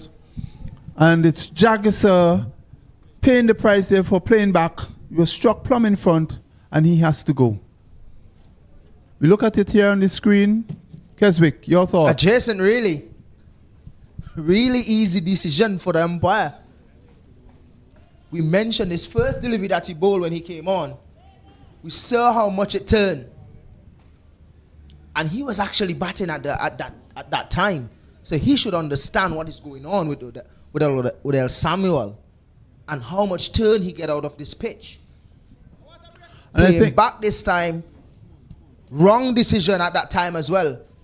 Losing his wicket here after a good start. Justin Jagasa is gone. Another wicket for Jamaica. The score is now 61 for 3. Keswick, and I realize that the Jamaicans would have also recognized that that end of the wicket is taking a lot of spin, that they would have used Samuel, who was mostly used from the southern end, brought him back from the commentary or airport end, and that's where they're getting a lot of approaches. So it's a water break here, Jinx break. So we take a break now, and we'll come back to you in a few minutes.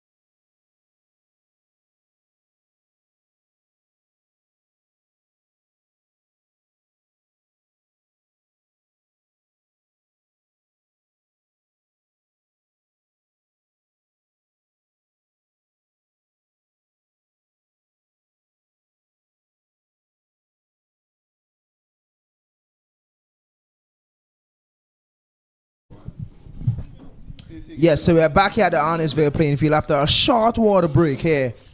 Just before the water break, we saw Odell Samuel taking the wicket of Justin Jagassar. Really not what we're expecting from Jagassar. He has been going well. He understands how the pitch is playing. Going back to the wrong delivery. Really and truly, the problem that we have been facing throughout this tournament is the shot selection. Really not something that we were looking for. But Trinidad and Tobago, 61 for 3 now. And you didn't mention, or my co-commentator before, Stacey, mentioned that Odell Samuel is one of the main wicket takers in this format for Jamaica, him and Tamara Redwood.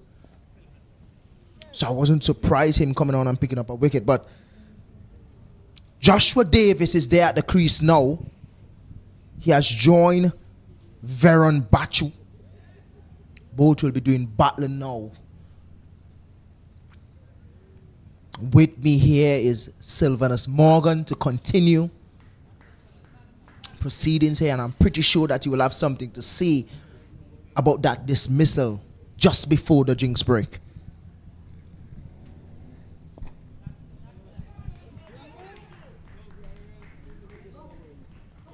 Chance. And so, I can't understand what's going on. This is senseless cricket. But good work from Michael Clark to realize that to throw at the keeper's end.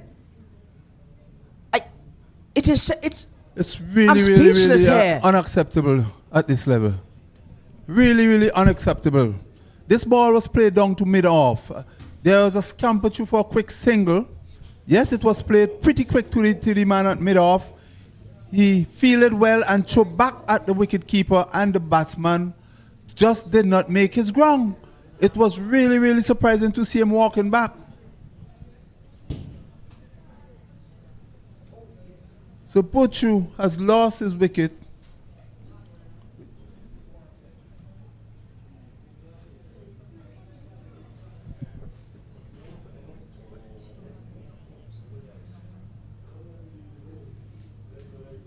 Samuel now have picked up his first wicket. 1.4 over so far, 1 wicket, 3 runs. It's total now Jamaica. Trinidad 61 for 4. 61 for 4 Jamaica. Losing another wicket just after the jinx break.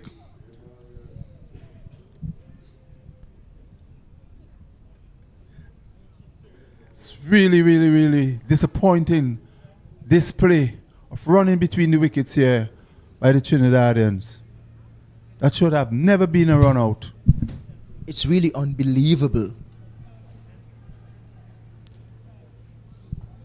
I don't want to say it's changed because run-outs do happen in cricket.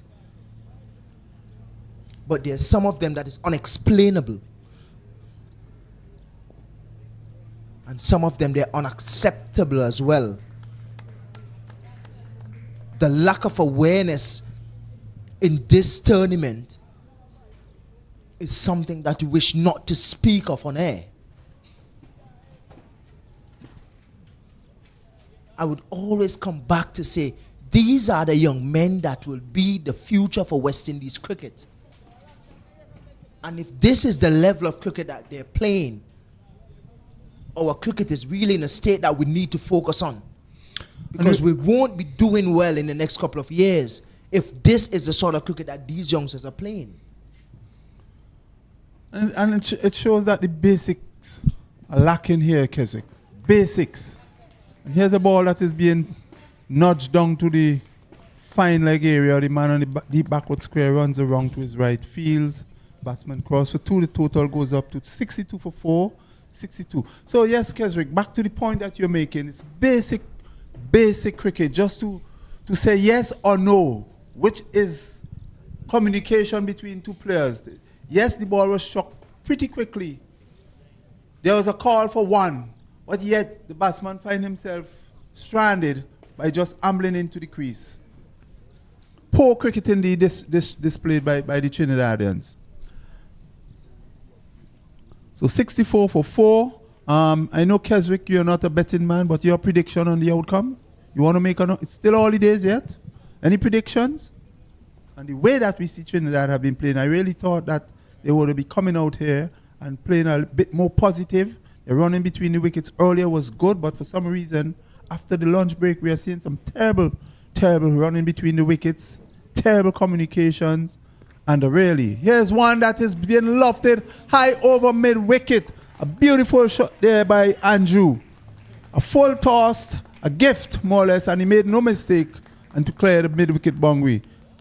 It's a beautiful shot there. That takes the score for Trinidad to 70 for 4. Showing his class, Andrew Rambaran. Did it with the ball. Now he's here with the bat, and he's the type of player that Trinidad wants in the middle, sweep and sweep well. This is a shot that we have seen over the tournament, him playing his slug sweep, and whenever he sweeps for 6. And they go very big as well. Opening his account. First brings you a big 6 over mid-wicket. I had a conversation about Andrew Rambaran with Ray at Emirates just last night. And he was telling me how much of a talent he is, and he's one of those players that Trinidad is looking after. The thing about it, he's left-handed as well, and they have to look for someone to replace the Nicholas Pooran whenever he's finished. And I'm telling you, Andrew Rambaran, I don't want to use that phrase that Mr. Ian Bishop used. I would say Sir Ian Bishop used. Remember the name, but he's really one that I want the viewers out there to remember. Given time, I think he would be a force in regional cricket, and if he continues, for some reason or the other, I think we might see him in West Indies cricket.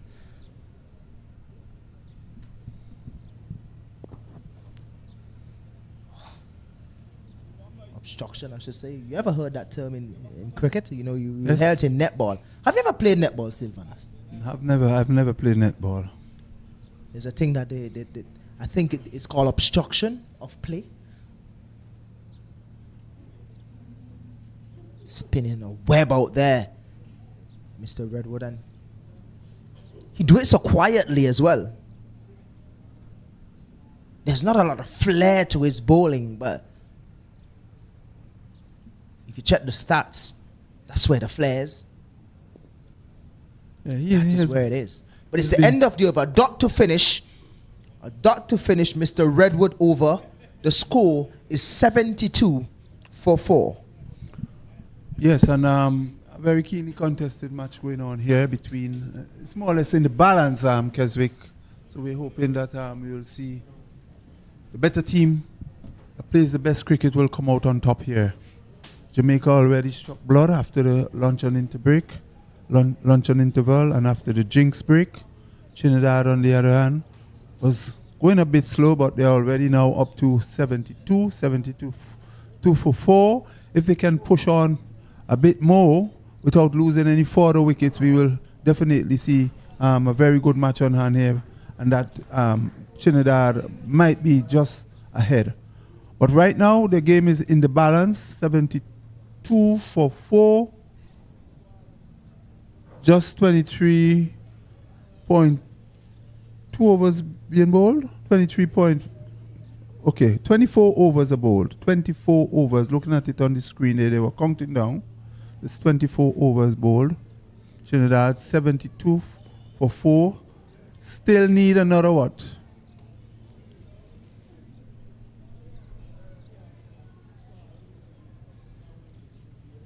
Another 100 runs. 110 runs, sorry.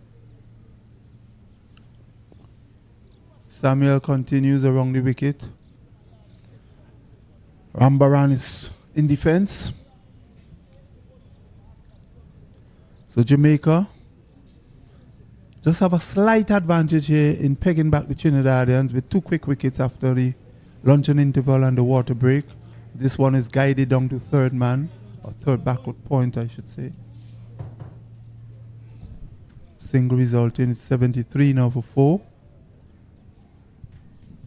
And it's important that Trinidad continues to pick up the singles and the occasional boundary, while on the other hand, Jamaica,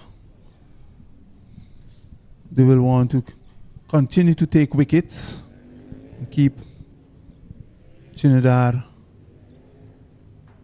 on the back foot. Here's an attempt for extravagant drive, but it misses.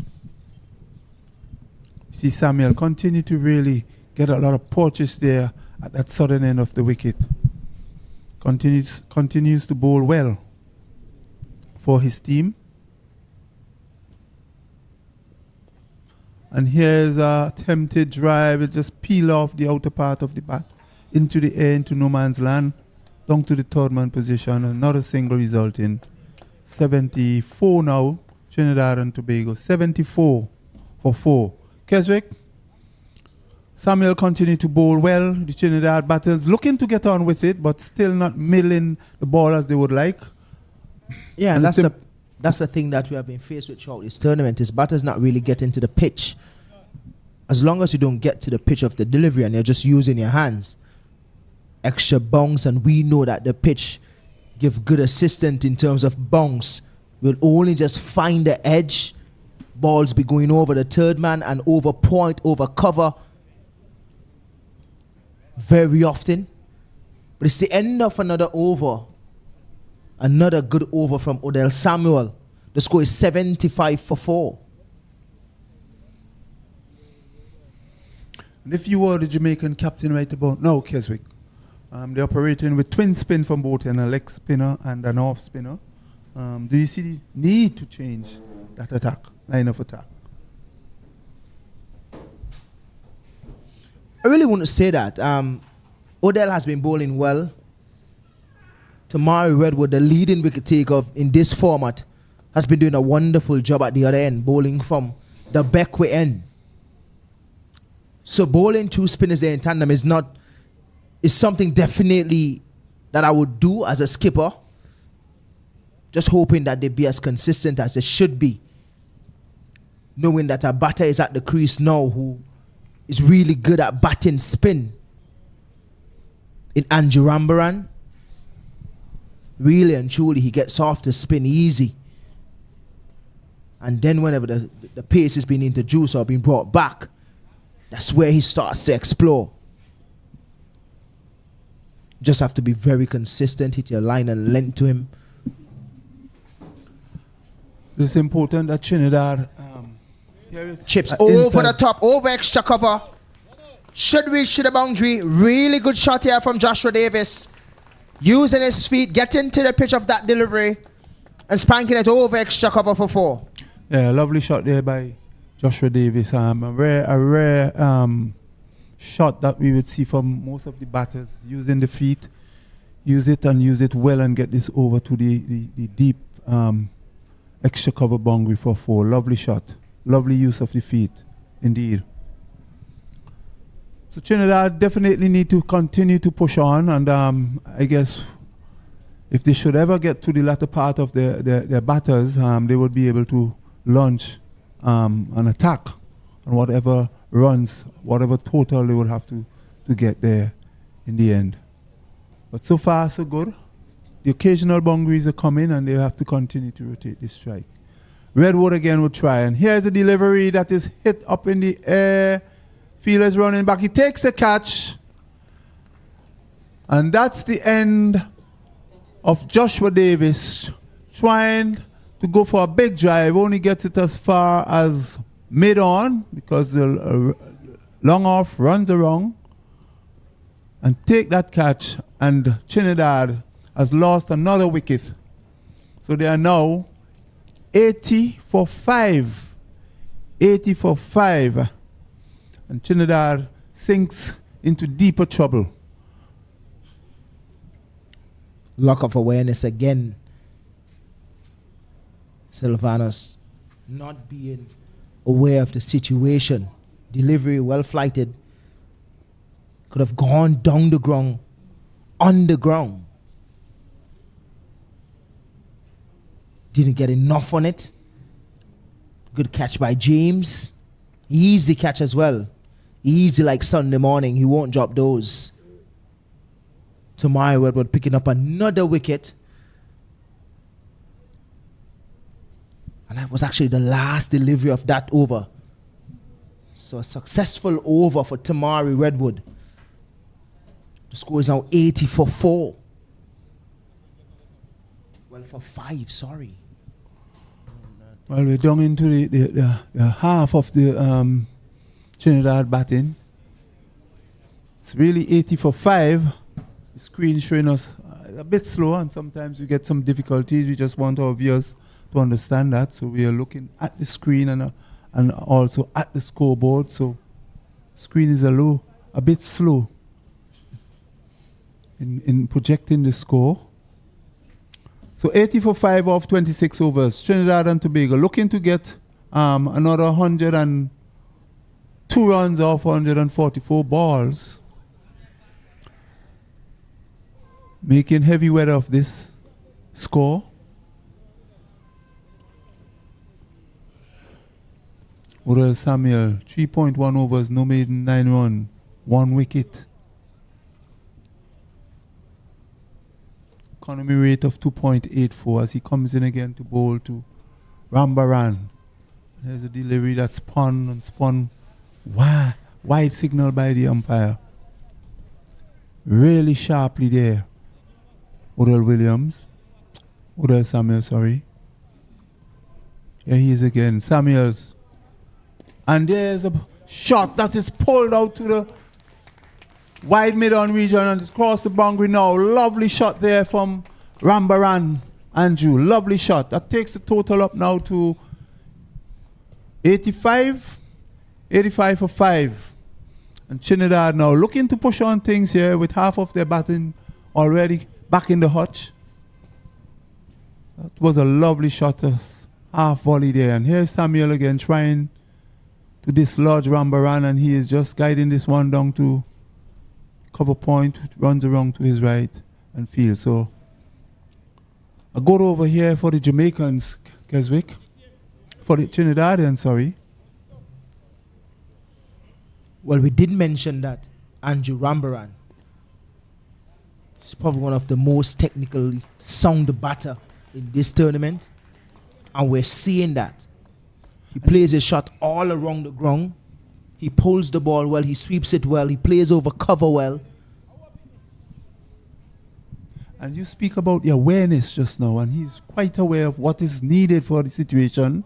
So he's trying to definitely attack the bowling, and that is a good sign from the Trinidad perspective. Well, Fariz Ali joins him at the crease. And Fariz Ali definitely has a job to do. And that job is to occupy the crease, just like the last game they played here with Ratcha and Andrew Rambaran. He occupied the crease and Rambaran did his job at the other end.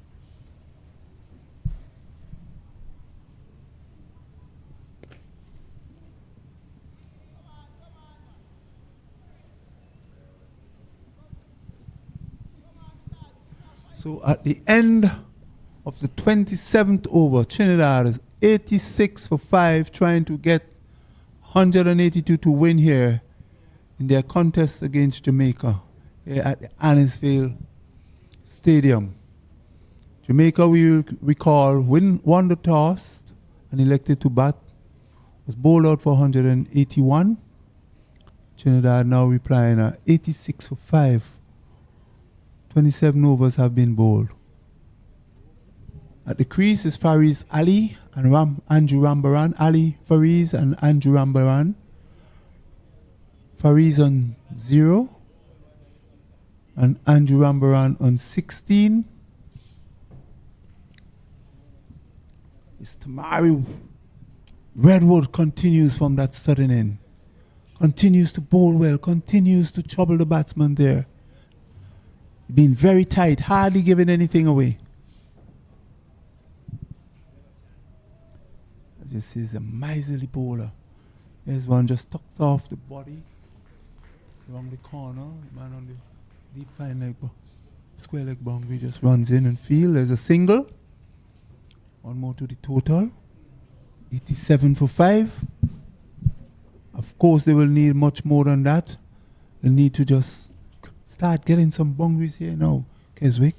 This is the time when the Trinidadian batters need to attack the bowlers, but at the same time remembering that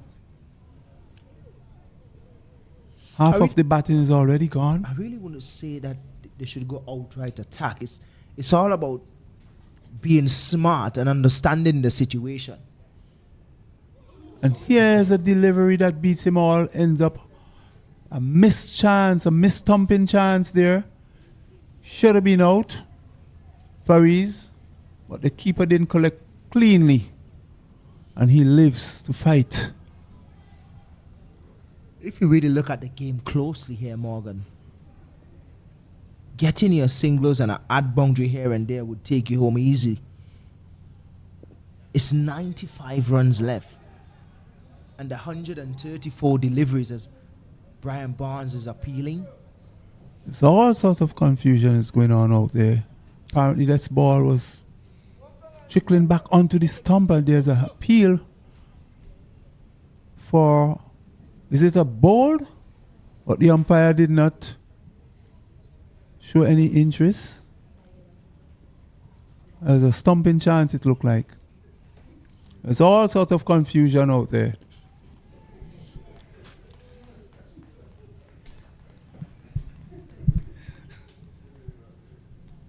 So Trinidad now moves up to 88 for 5. 88 for 5, Trinidad and Tobago. And we have a match on.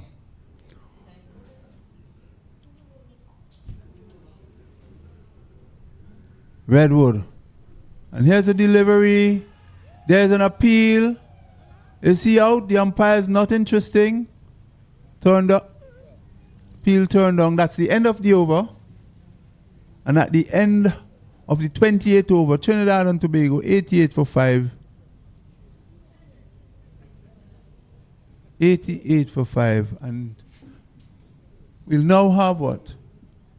I see a sign from the umpires calling for what? The jinx? I'm not sure what is happening there. He's calling the physio, apparently. Batter seems to get hit on his helmet, and he's now calling on the physio to do the necessary checks here. But really and truly, Trinidad up against it, staring down the barrel of the Jamaicans' guns right now. Keswick, my co-commentator, your impression so far of the last couple of overs? Well, a little bit better from Trinidad and Tobago.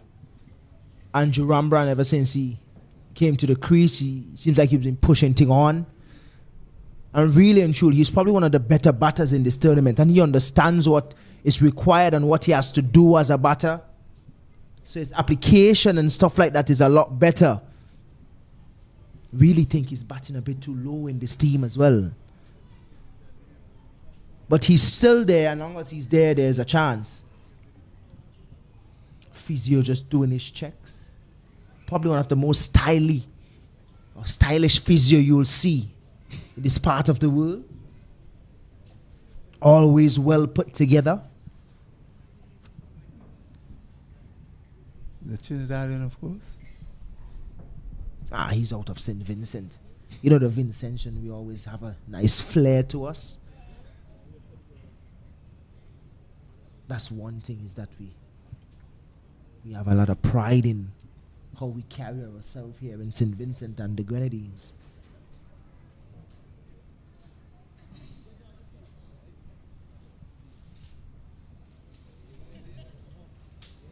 Well, when you talk about the Caribbean, you talk about flair, you talk about style, so it's all right.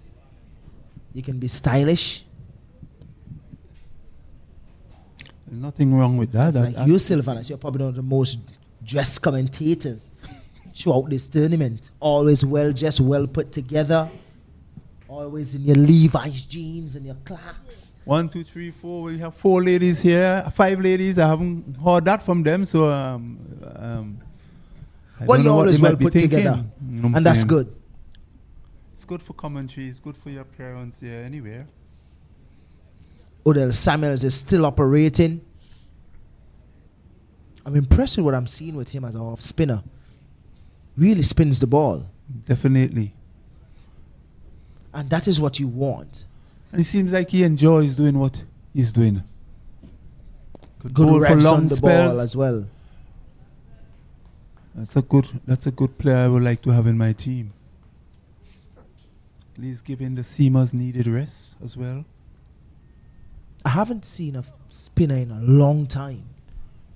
Apart from Kenneth Demba from the Windward Island, an off spinner that actually spins the ball. I could remember there was an off spinner from Barbados by the name of Shem Holder, who played for the university. He played for Barbados as well, who bowls off spin that really spins the ball.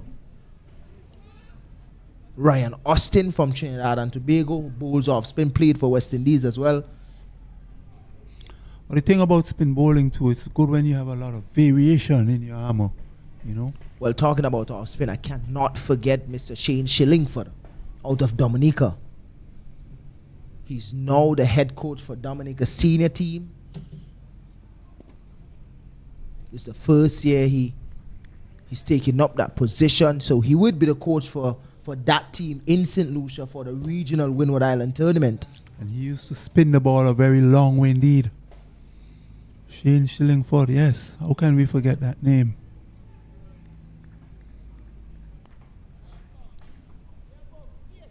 Trinidad 89 for 5.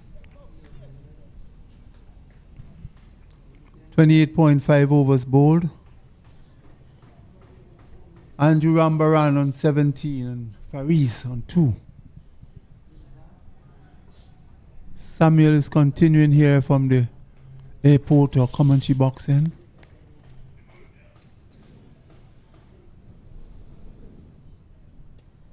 Trinidad in search of another 93 runs to overhaul the Jamaican total. This match is going down to the wire. It is very good that if Trinidad don't have to lose any more wickets here. We see that over being mid-wicket conference. I'm not sure what is happening there.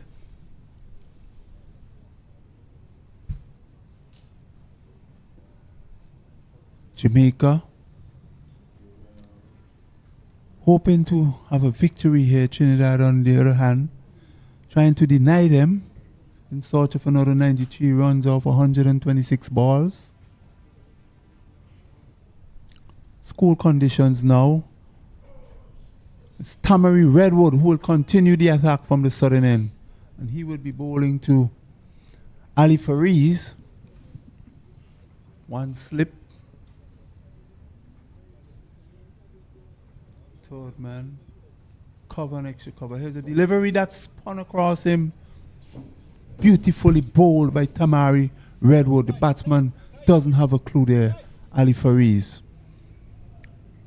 So Redwood would try again. And to this delivery, he's on top of it and plays on the offside. A run resulting. And we definitely would have seen some bunks and turn here from Tamari Redwood in this spell and the spells before. He's continued to bowl exceptionally well. Yeah, this one is being played up to mid-off and the batsman scampers through for another single. I think he's one of those players in the tournament that you see him from the first game to now and you're seeing something different. In terms of his consistency, he has gotten better.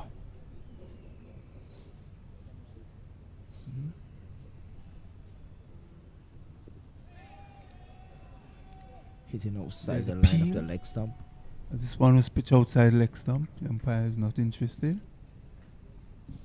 So leg spinner, Mario Redwood is bowling to Rambaran. Immediately he set that field, knowing that Rambaran loves to play his slug sweep. Slug sweep always go between. So he's always like the backward of square or so he always hits it. That one is a little short, pulled down to Wedderburn out there at backward square. Weatherborn showing some sign of discomfort there as he picked up that ball. Apparently don't know if he had an injury on the hand before that, but that ball he just fielded there, hit him on his wrist maybe, and he's in some discomfort. It's the end of another over. Just a single to finish. Rambaran keeping strike. Score is 91 for 5. 91 for 5.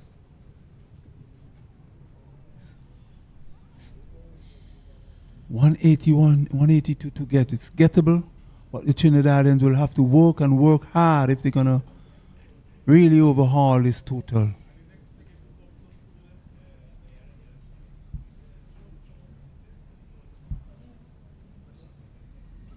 There is Samuel, and this one, badly missed. Missed there by, is it Weatherborn? Didn't get down. Is Barnes?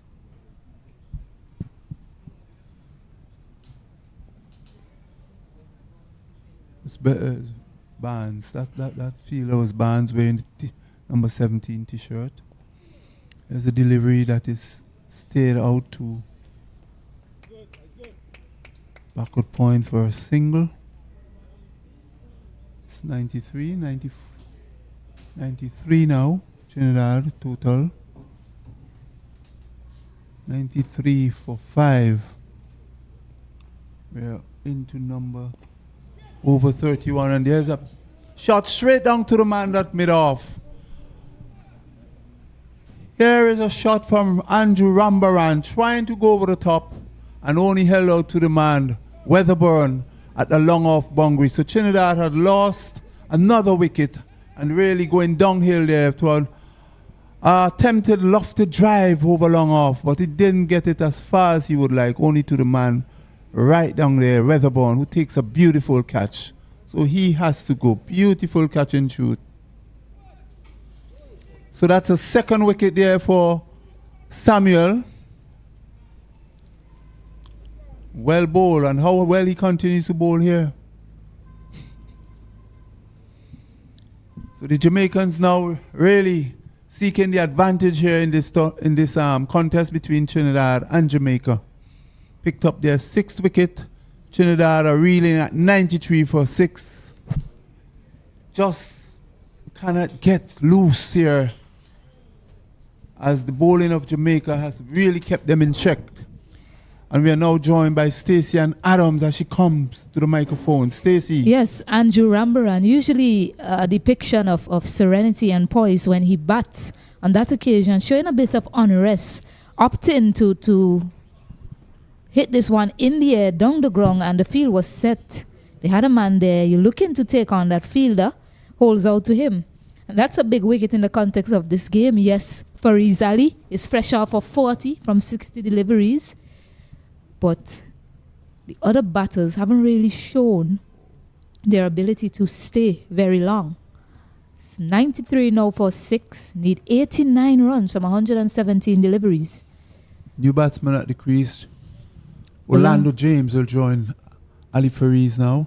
So it's a skipper, Orlando James. And I was in the back there and I was thinking to myself, as Orlando James is joining Fariz Ali. And he's a skipper as well. Still getting a lot of purchase from the surface. Odell Samuels. And I was looking at the game and I was saying to myself, it's a very important passage of play, because this bowling pair has been the most impactful for Jamaica by way of wicket taking and as well as their economy keeping low. Just manages to keep it out there, Orlando James. So it was a case for Trinidad and Tobago to just read that play a little bit longer and try their best. You're going to see off Tamari Redwood. One more over to him, so there's going to be a change from that end. Drives it and does well also, beating that diving hand of Michael Clark. So Orlando James gets off the mark with a 4. Yeah, that's a lovely shot there by the skipper. He ball pitched up, and he used his feet, just getting that left leg out and really hitting it powerfully past mid off for four. 4 good looking runs. Yeah, so Redwood now into his last over. And I was saying Trinidad and Tobago 97 now for 6 after 31 should really be looking to just see off this pair. Yes, you get some loose deliveries to put away, but don't try to take any unnecessary risk against this pair. Try still, of course, to try and walk the ball around, but certainly no risk. And I'll say that was a risky shot on the part of Rambaran. And it's an important wicket for Jamaica. They'll start to sense their way into this game now, Jamaica. So Redwood to Ali. Turns this one away onto the onside. Has been one of the better players of spin for Trinidad and Tobago so far, what I've seen of them in this tournament. His decision making has been really good against the spinners so far.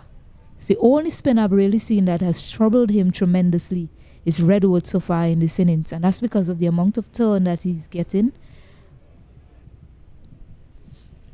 And some low bunks as well. So Redwood with 2 wickets under his belt continues his attack. James is playing this out on the offside. No run resulting.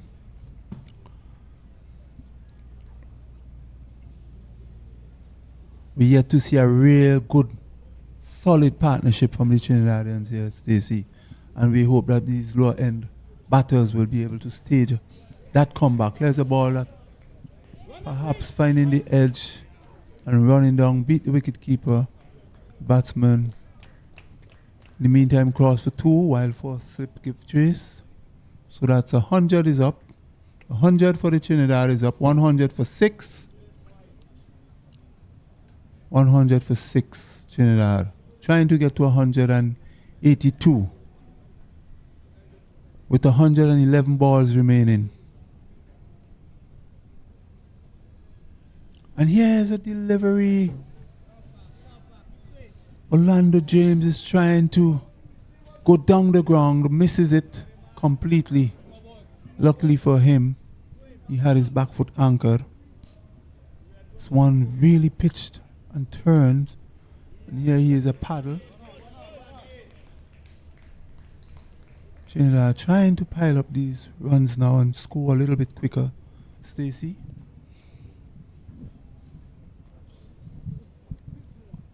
Still a long way to go. 6 wickets down. Can they get these remaining runs?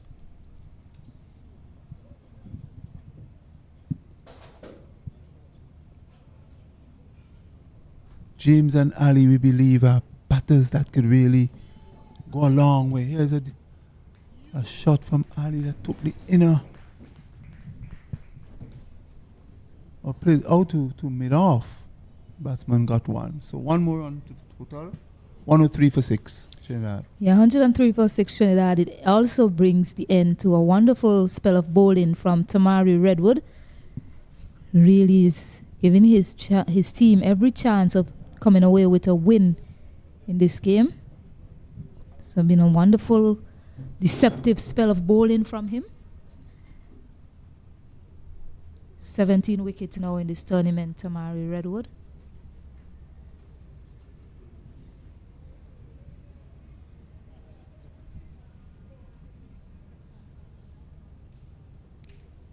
So Samuels now.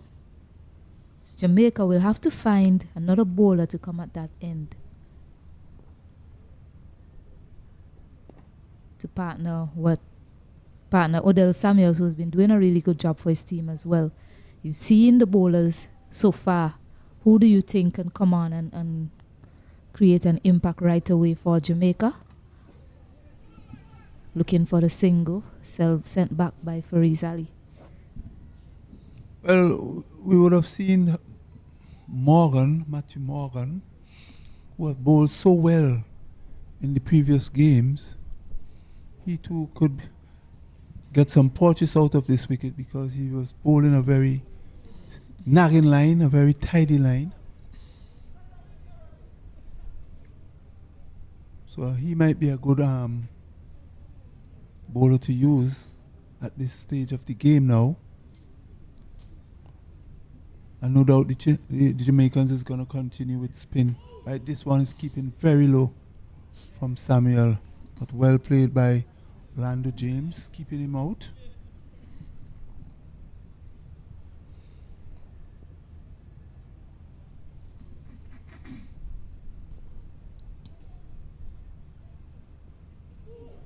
And this one, he has bowled him.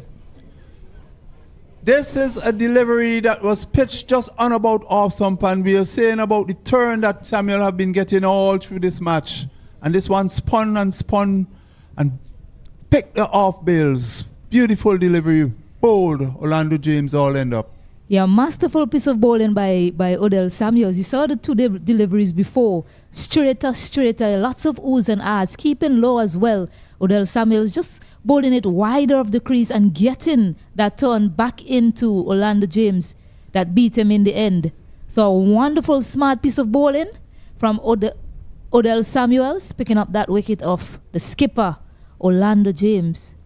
103 now for 7. And new batter is Adian Racha. 103 for 7 with 79 runs to get. Stacey and Adams, your predictions? No prediction just yet. I'll wait to see the outcome of this game, Mr. Hahn. But it's one thing to bowl and bowl well, but you also have to be smart in your approach to the wicket, the way you're going to bowl these deliveries to pick up that wicket. And that's why I say it's been smart bowling. His first two deliveries were fuller, straighter, and then bowled it wide of the crease, getting it to come back in. Certainly a plan there that's worked out for Odell Samuels. New batter now, a left-hander, Adian Racha. All along we've been saying, Stacey, that the Trinidadians are very good at spin. We have been saying that Guyanese and Trinidadians are good at spin, but we also have seen some weaknesses here with the Trinidadians, not able to negotiate the spin of the Jamaican bowlers here. So a maiden over wicket in it as well. Trinidad and Tobago 103 for 7. Well bowled, Odell Samuel, well bowled indeed. And how well he continues to really bowl for Jamaica here. He is a force to reckon in this tournament. Well, you mentioned that man Matthew Morgan, and he is about to get a bowl now. Another spinner, so Jamaica recognizing that the slower bowlers are doing a job for them. So the captain, Brian Barnes, is sticking with that. So Matthew Morgan now been introduced into the attack from the southern end. He will take up and he will be bowling to Ali.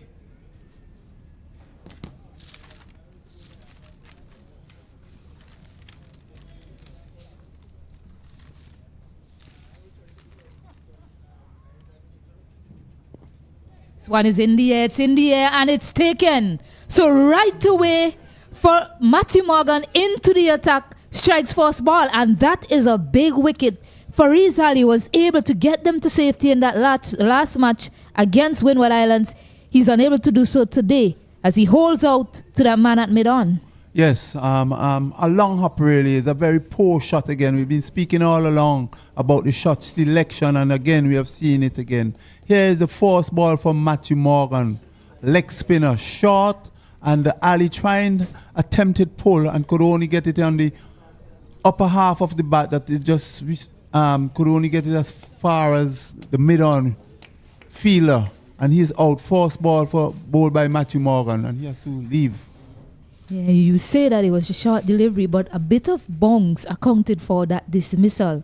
It climbed on him more than he expected it to, and it hit the top half of the bat. Odell Samuels took a good catch running in. 8 wickets down now for Trinidad and Tobago. Abdul Rahim Toppin is the new batter in.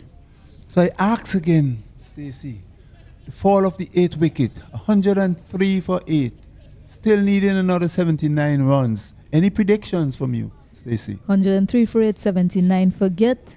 I'll just wait on the outcome, Mr. Morgan. They see there's no one to take any chance. She believes in the old adage, cricket is a game of great uncertainties. I asked one commentator, my fellow commentator, Keswick, he would say. If you ask who's on top, Jamaica is certainly on top right now. Okay. I can answer that for sure. But in terms of the outcome of the game, we'll wait to see. Well, I'll change it around. According to one Gunny Hines, game of great uncertainty is now a great game of certainty here between Jamaica and Trinidad. So my prediction is that Jamaican would win. I'm going to say that out now.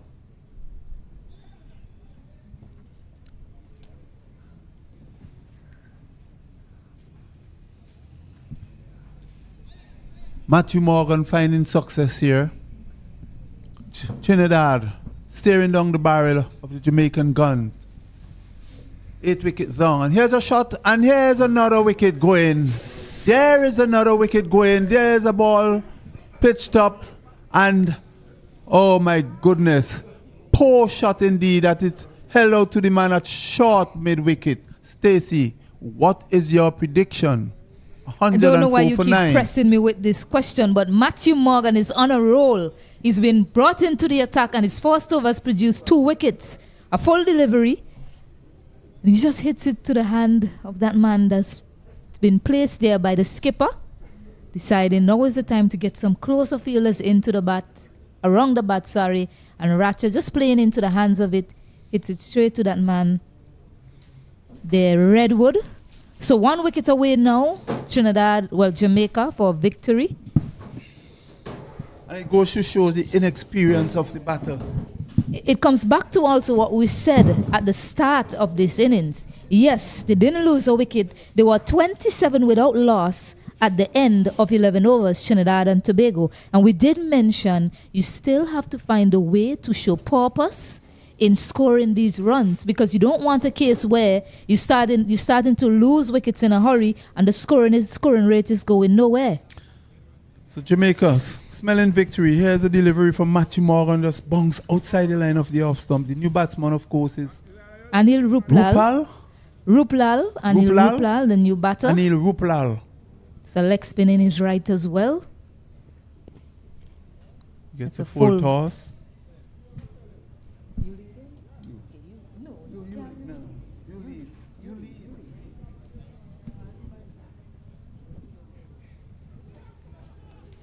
Matthew Morgan is getting a lot of bunks from this end. Ruplal looking for a single, sent back by Raheem Toppin.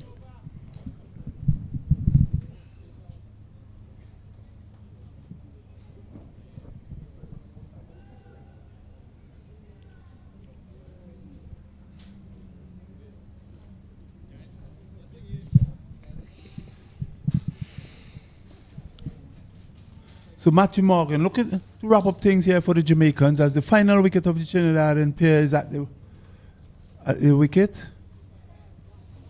This one is played out on the offside. That brings the over to an end. So Trinidad 106 for 9. 106 for 9. Looking to get another 76 runs. Really is in a lot of trouble here.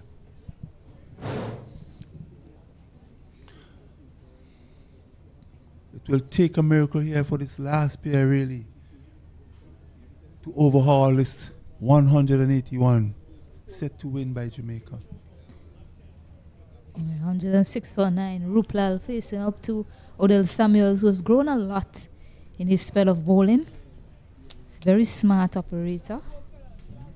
Comes from a very high arm action.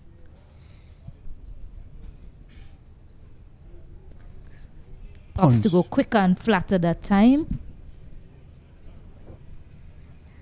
You see, you don't need to change it. Not because there's a new batter in, it's the last wicket pair. You don't need to go searching from a Jamaican perspective. Just continue doing the fundamentals that have gotten you to this point in the game so far.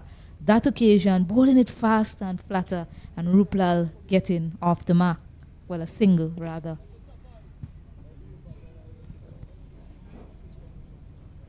Samuel into his 8th over. He has taken 3 wickets for 23 thus far, and he continues to bowl extremely well here, looking for his 4th wicket. Here's a ball driven up to mid-off. This one pitched a little bit wider. Yeah, very quite extravagantly driven there by Toppin, showing that he has some batting ability. It's powerfully built as well, Toppin. So you don't want to take things for granted. If you're a Jamaican, still need to be assertive and try to get this last wicket as quickly as possible.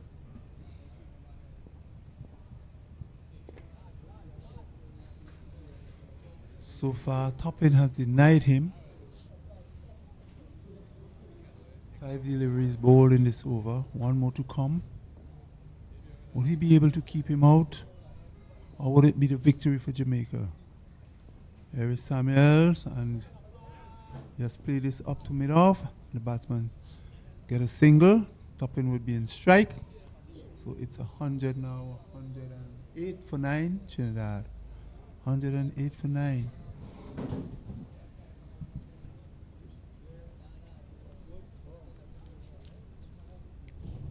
Today has been a very, very perfect day for cricket. Bright sunshine, no sign of rain, clear skies. See Beckway in the background there, quite visible. I see the Coast Guard now making its way to the southern part of the country. Yeah, and the other 2 games are actually completed. Barbados versus the Leeward Islands, winning that game. And Guyana victorious against the Windward Islands. Safe to say, after winning the game, we did say a win for either of the team, a win from Barbados will certainly see them winning the tournament. So back-to-back championships for Barbados, winning the 2-day and the 50-over tournament as well. So congratulations to them. Jamaica battling it out here with Trinidad and Tobago for the 3rd place, really, as Guyana has won their match as well. This ball pitch on the leg stump. Question being asked. Not out, says the umpire.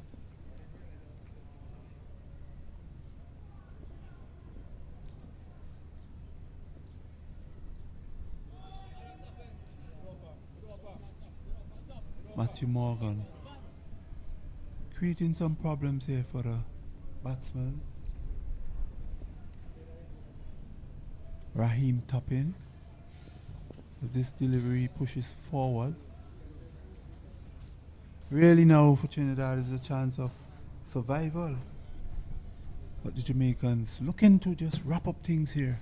It's the final wicket, final pairs at the wicket. And this delivery outside the leg stump. Swan straightens, beat the wicket keeper, and the batsman will come to for 2. They're looking for 3rd. They decided against it. That's all there will be. 2 more runs to the total. It's now 110. Trinidad 110 for 9. Would this pair be able to take them over the line?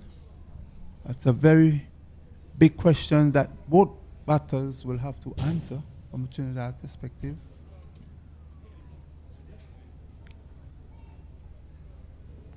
Still a lot of overs to be bowled.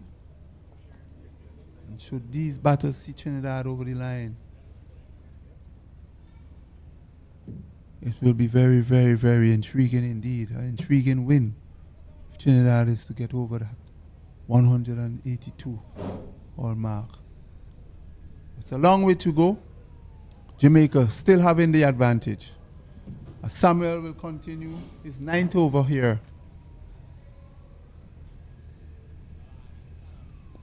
This time he has changed his line of attack. He's coming around the wickets. First delivery of his 9th over is played out on the offside. Stacey, we're accustomed to see rear guard action from the tail enders, especially mostly from the last pair, but we're not seeing much of that from this pair for Trinidad. Well, they just started in their partnership. We're seeing some fight put in terms of the defense, especially from Rupral so far. It's a quick single taken. not able to pick it up cleanly. Deshaun James feeling at backward point. And that's what pressures does to the fielder. You know, you put the pressure on the field, man. Score it through for a single. A number of games that Trinidad and Tobago has faced, he's actually been knocked out. I think at least 3 times, Anil Ruplal. So seems to value his wicket, the young man, although he's the last person to come in.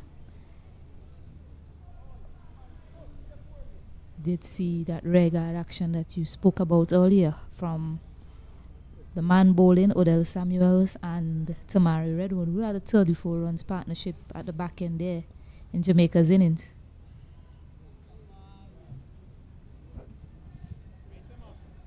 Samuel seems a little bit anxious to really wrap up this innings here and has been somewhat losing his line somewhat. We have seen a bit of variation in this over because some of them he would have bowled a bit quicker, some a bit wider, trying to get the batsman to really go aerial. I really want to wrap up the Trinidad innings here and snap victory out of the hands of the Trinidad. Well, they are in front, we can say from what we are seeing here. Trinidad 111 for 9. 111 for 9, needed another 71 runs off 78 balls. But only with 1 wicket to go. Can they do it?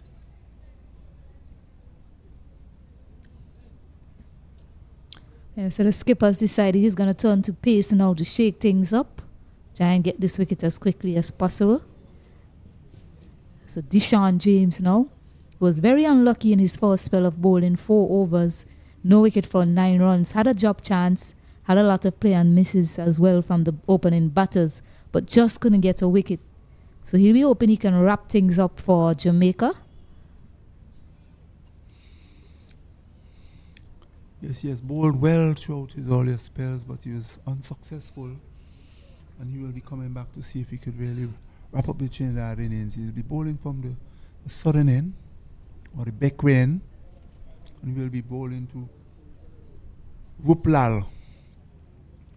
Faces up Deshaun James, and for this delivery, he is opening up the face and running it down to backward point for a single. Total goes up by 1. Trinidad 112 for 9. 112 for 9. Stacey, except for the bounce we would have seen from the spinners when the seamers come on, well, the ball is old now. You're not seeing that lift that we have seen with the new ball. So it's relatively easier playing the pacers, the seamers, rather than the spinners, so that the batters now could just run the ball off the face of the bat and rotate the strike much easier. Yeah, and that's expected as the ball gets older. You won't get that sort of bounce later on in the innings. There's some sort of hold up and play out there. But I don't think the captain will be asking James. In fact, it appears as if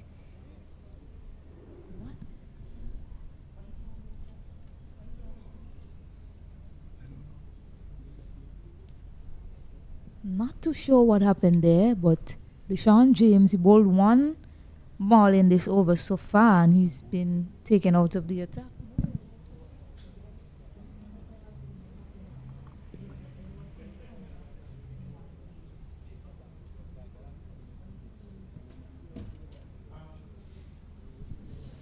So Matthew Morgan has to replace him. There must be some sort of fast bowling rule here. This is the second time I've seen a bowler taken out of the attack.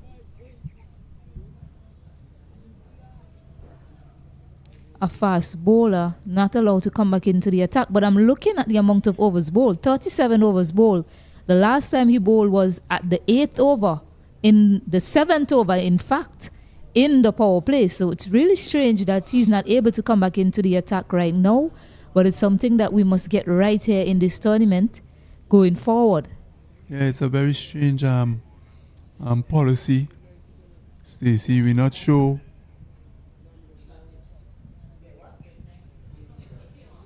Oh, so Apparently, in the middle of bowling there, he picked up a bit of a niggle. So he had to come after bowling.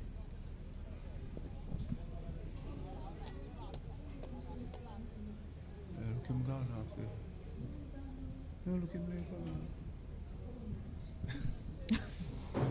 Yeah, so there you go. In the middle of bowling, he picked up a bit of a niggle there. So has to be replaced by Matthew Morgan to finish his over.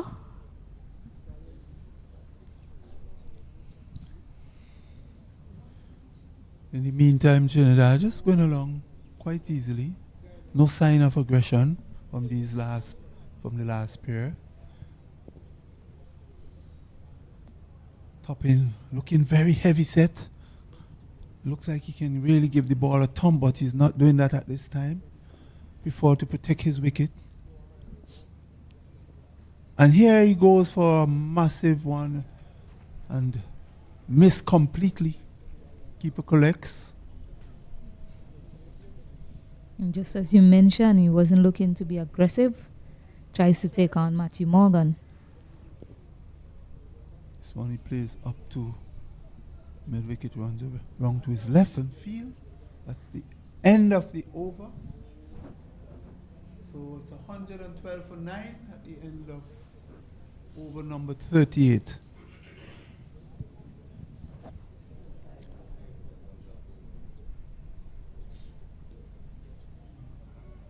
So Trinidad playing the surviving game here. Jamaica just looking for that one wicket that will give them that victory that they have been searching for. They have played well. Both teams have started similar situations, starting very slow out of the blocks. But the Jamaicans were able to build on that to post a competitive total of 181.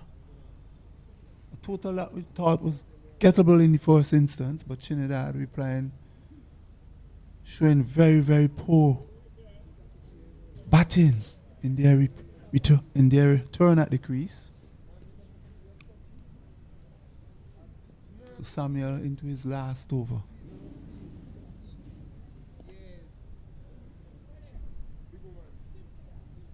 Just a bit too anxious to get that final wicket. Seems to be pushing it through a little bit too flat. And here's a tossed up one, and this is hoisted, and it will go over the ropes.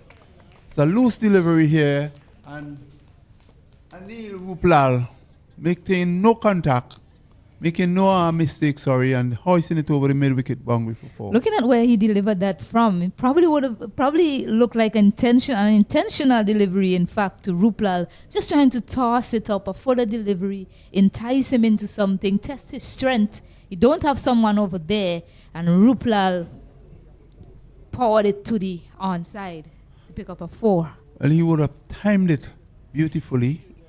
He's a very diminutive figure in comparison to his colleague at the other non-strikers end. Yeah, I think it was tossed too high. If you're going to try that, it has to be a lot lower than that. And you need to set the field accordingly as well. A change of angle now, going around the wicket now to Ruplal.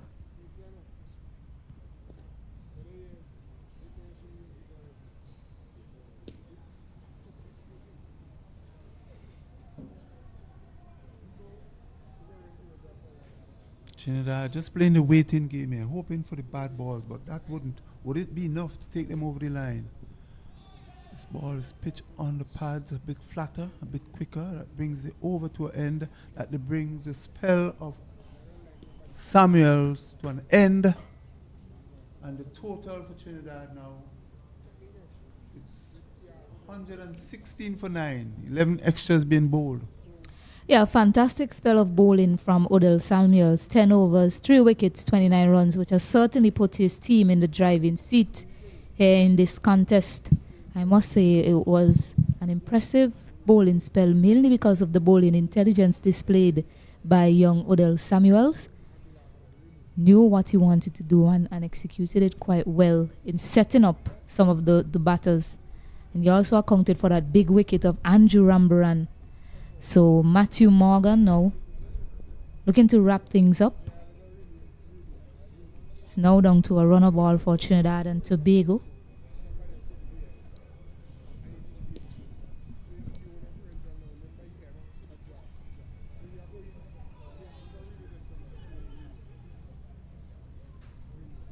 So with Deshaun James going off the field, I know Javon Winter is into the 11 today, but he hasn't bowled a ball.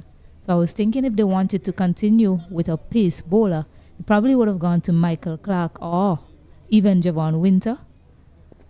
But you don't need to do that when you can just finish the game in style. Matthew Morgan picking up 3 wickets to finish and topping, just offering up an easy catch to Tamari Redway. And that's what I was thinking. They wanted to continue with the spin as well, because they could have easily gone to a pacer, but they decided, no, let's continue with the spin, and it has worked out quite well for them in the end. Jamaica victorious here in this encounter between themselves and Trinidad and Tobago. Yeah, well, it's just a matter of time, actually, Stacey. We see Tomlin trying to play it safe all along, but at some point in time, we know that it was only a matter of time. He tried to heave this one through the covers, but it could only get it to the man at short extra cover. And Jamaica have come out with a very, very good win here over their counterpart, Trinidad and Tobago. Yeah, and it's also the end of the tournament here. Curtains coming down on this Cricket West Indies Under-19 tournament, 2-day format. Before this 50-over version, Barbados again, the winner. Back-to-back, well, double trophy champions Barbados, as they won that encounter against the Leeward Islands. Jamaica, I believe, by way of points, will see themselves to that third place position. Yes, so it's a very good contest here between both teams as we now end this tournament with Jamaica beating Trinidad. Jamaica winning the toss in this contest, was able to post 181 runs. Trinidad in reply only could muster 116 all out. So we just want to say thanks to all our commentators, Keswick Williams, Stacey and Adams, our ladies here who are doing the scoring. It's really good to have you here, our commentary team. And we thank you, the viewers who are viewing this tournament and this match here from the Annisville Stadium. We thank all our technical team as well for bringing this broadcast live to you. And we return you now to the respective master control as we complete the day's play of this West Indies Under-19 Rising Star competition.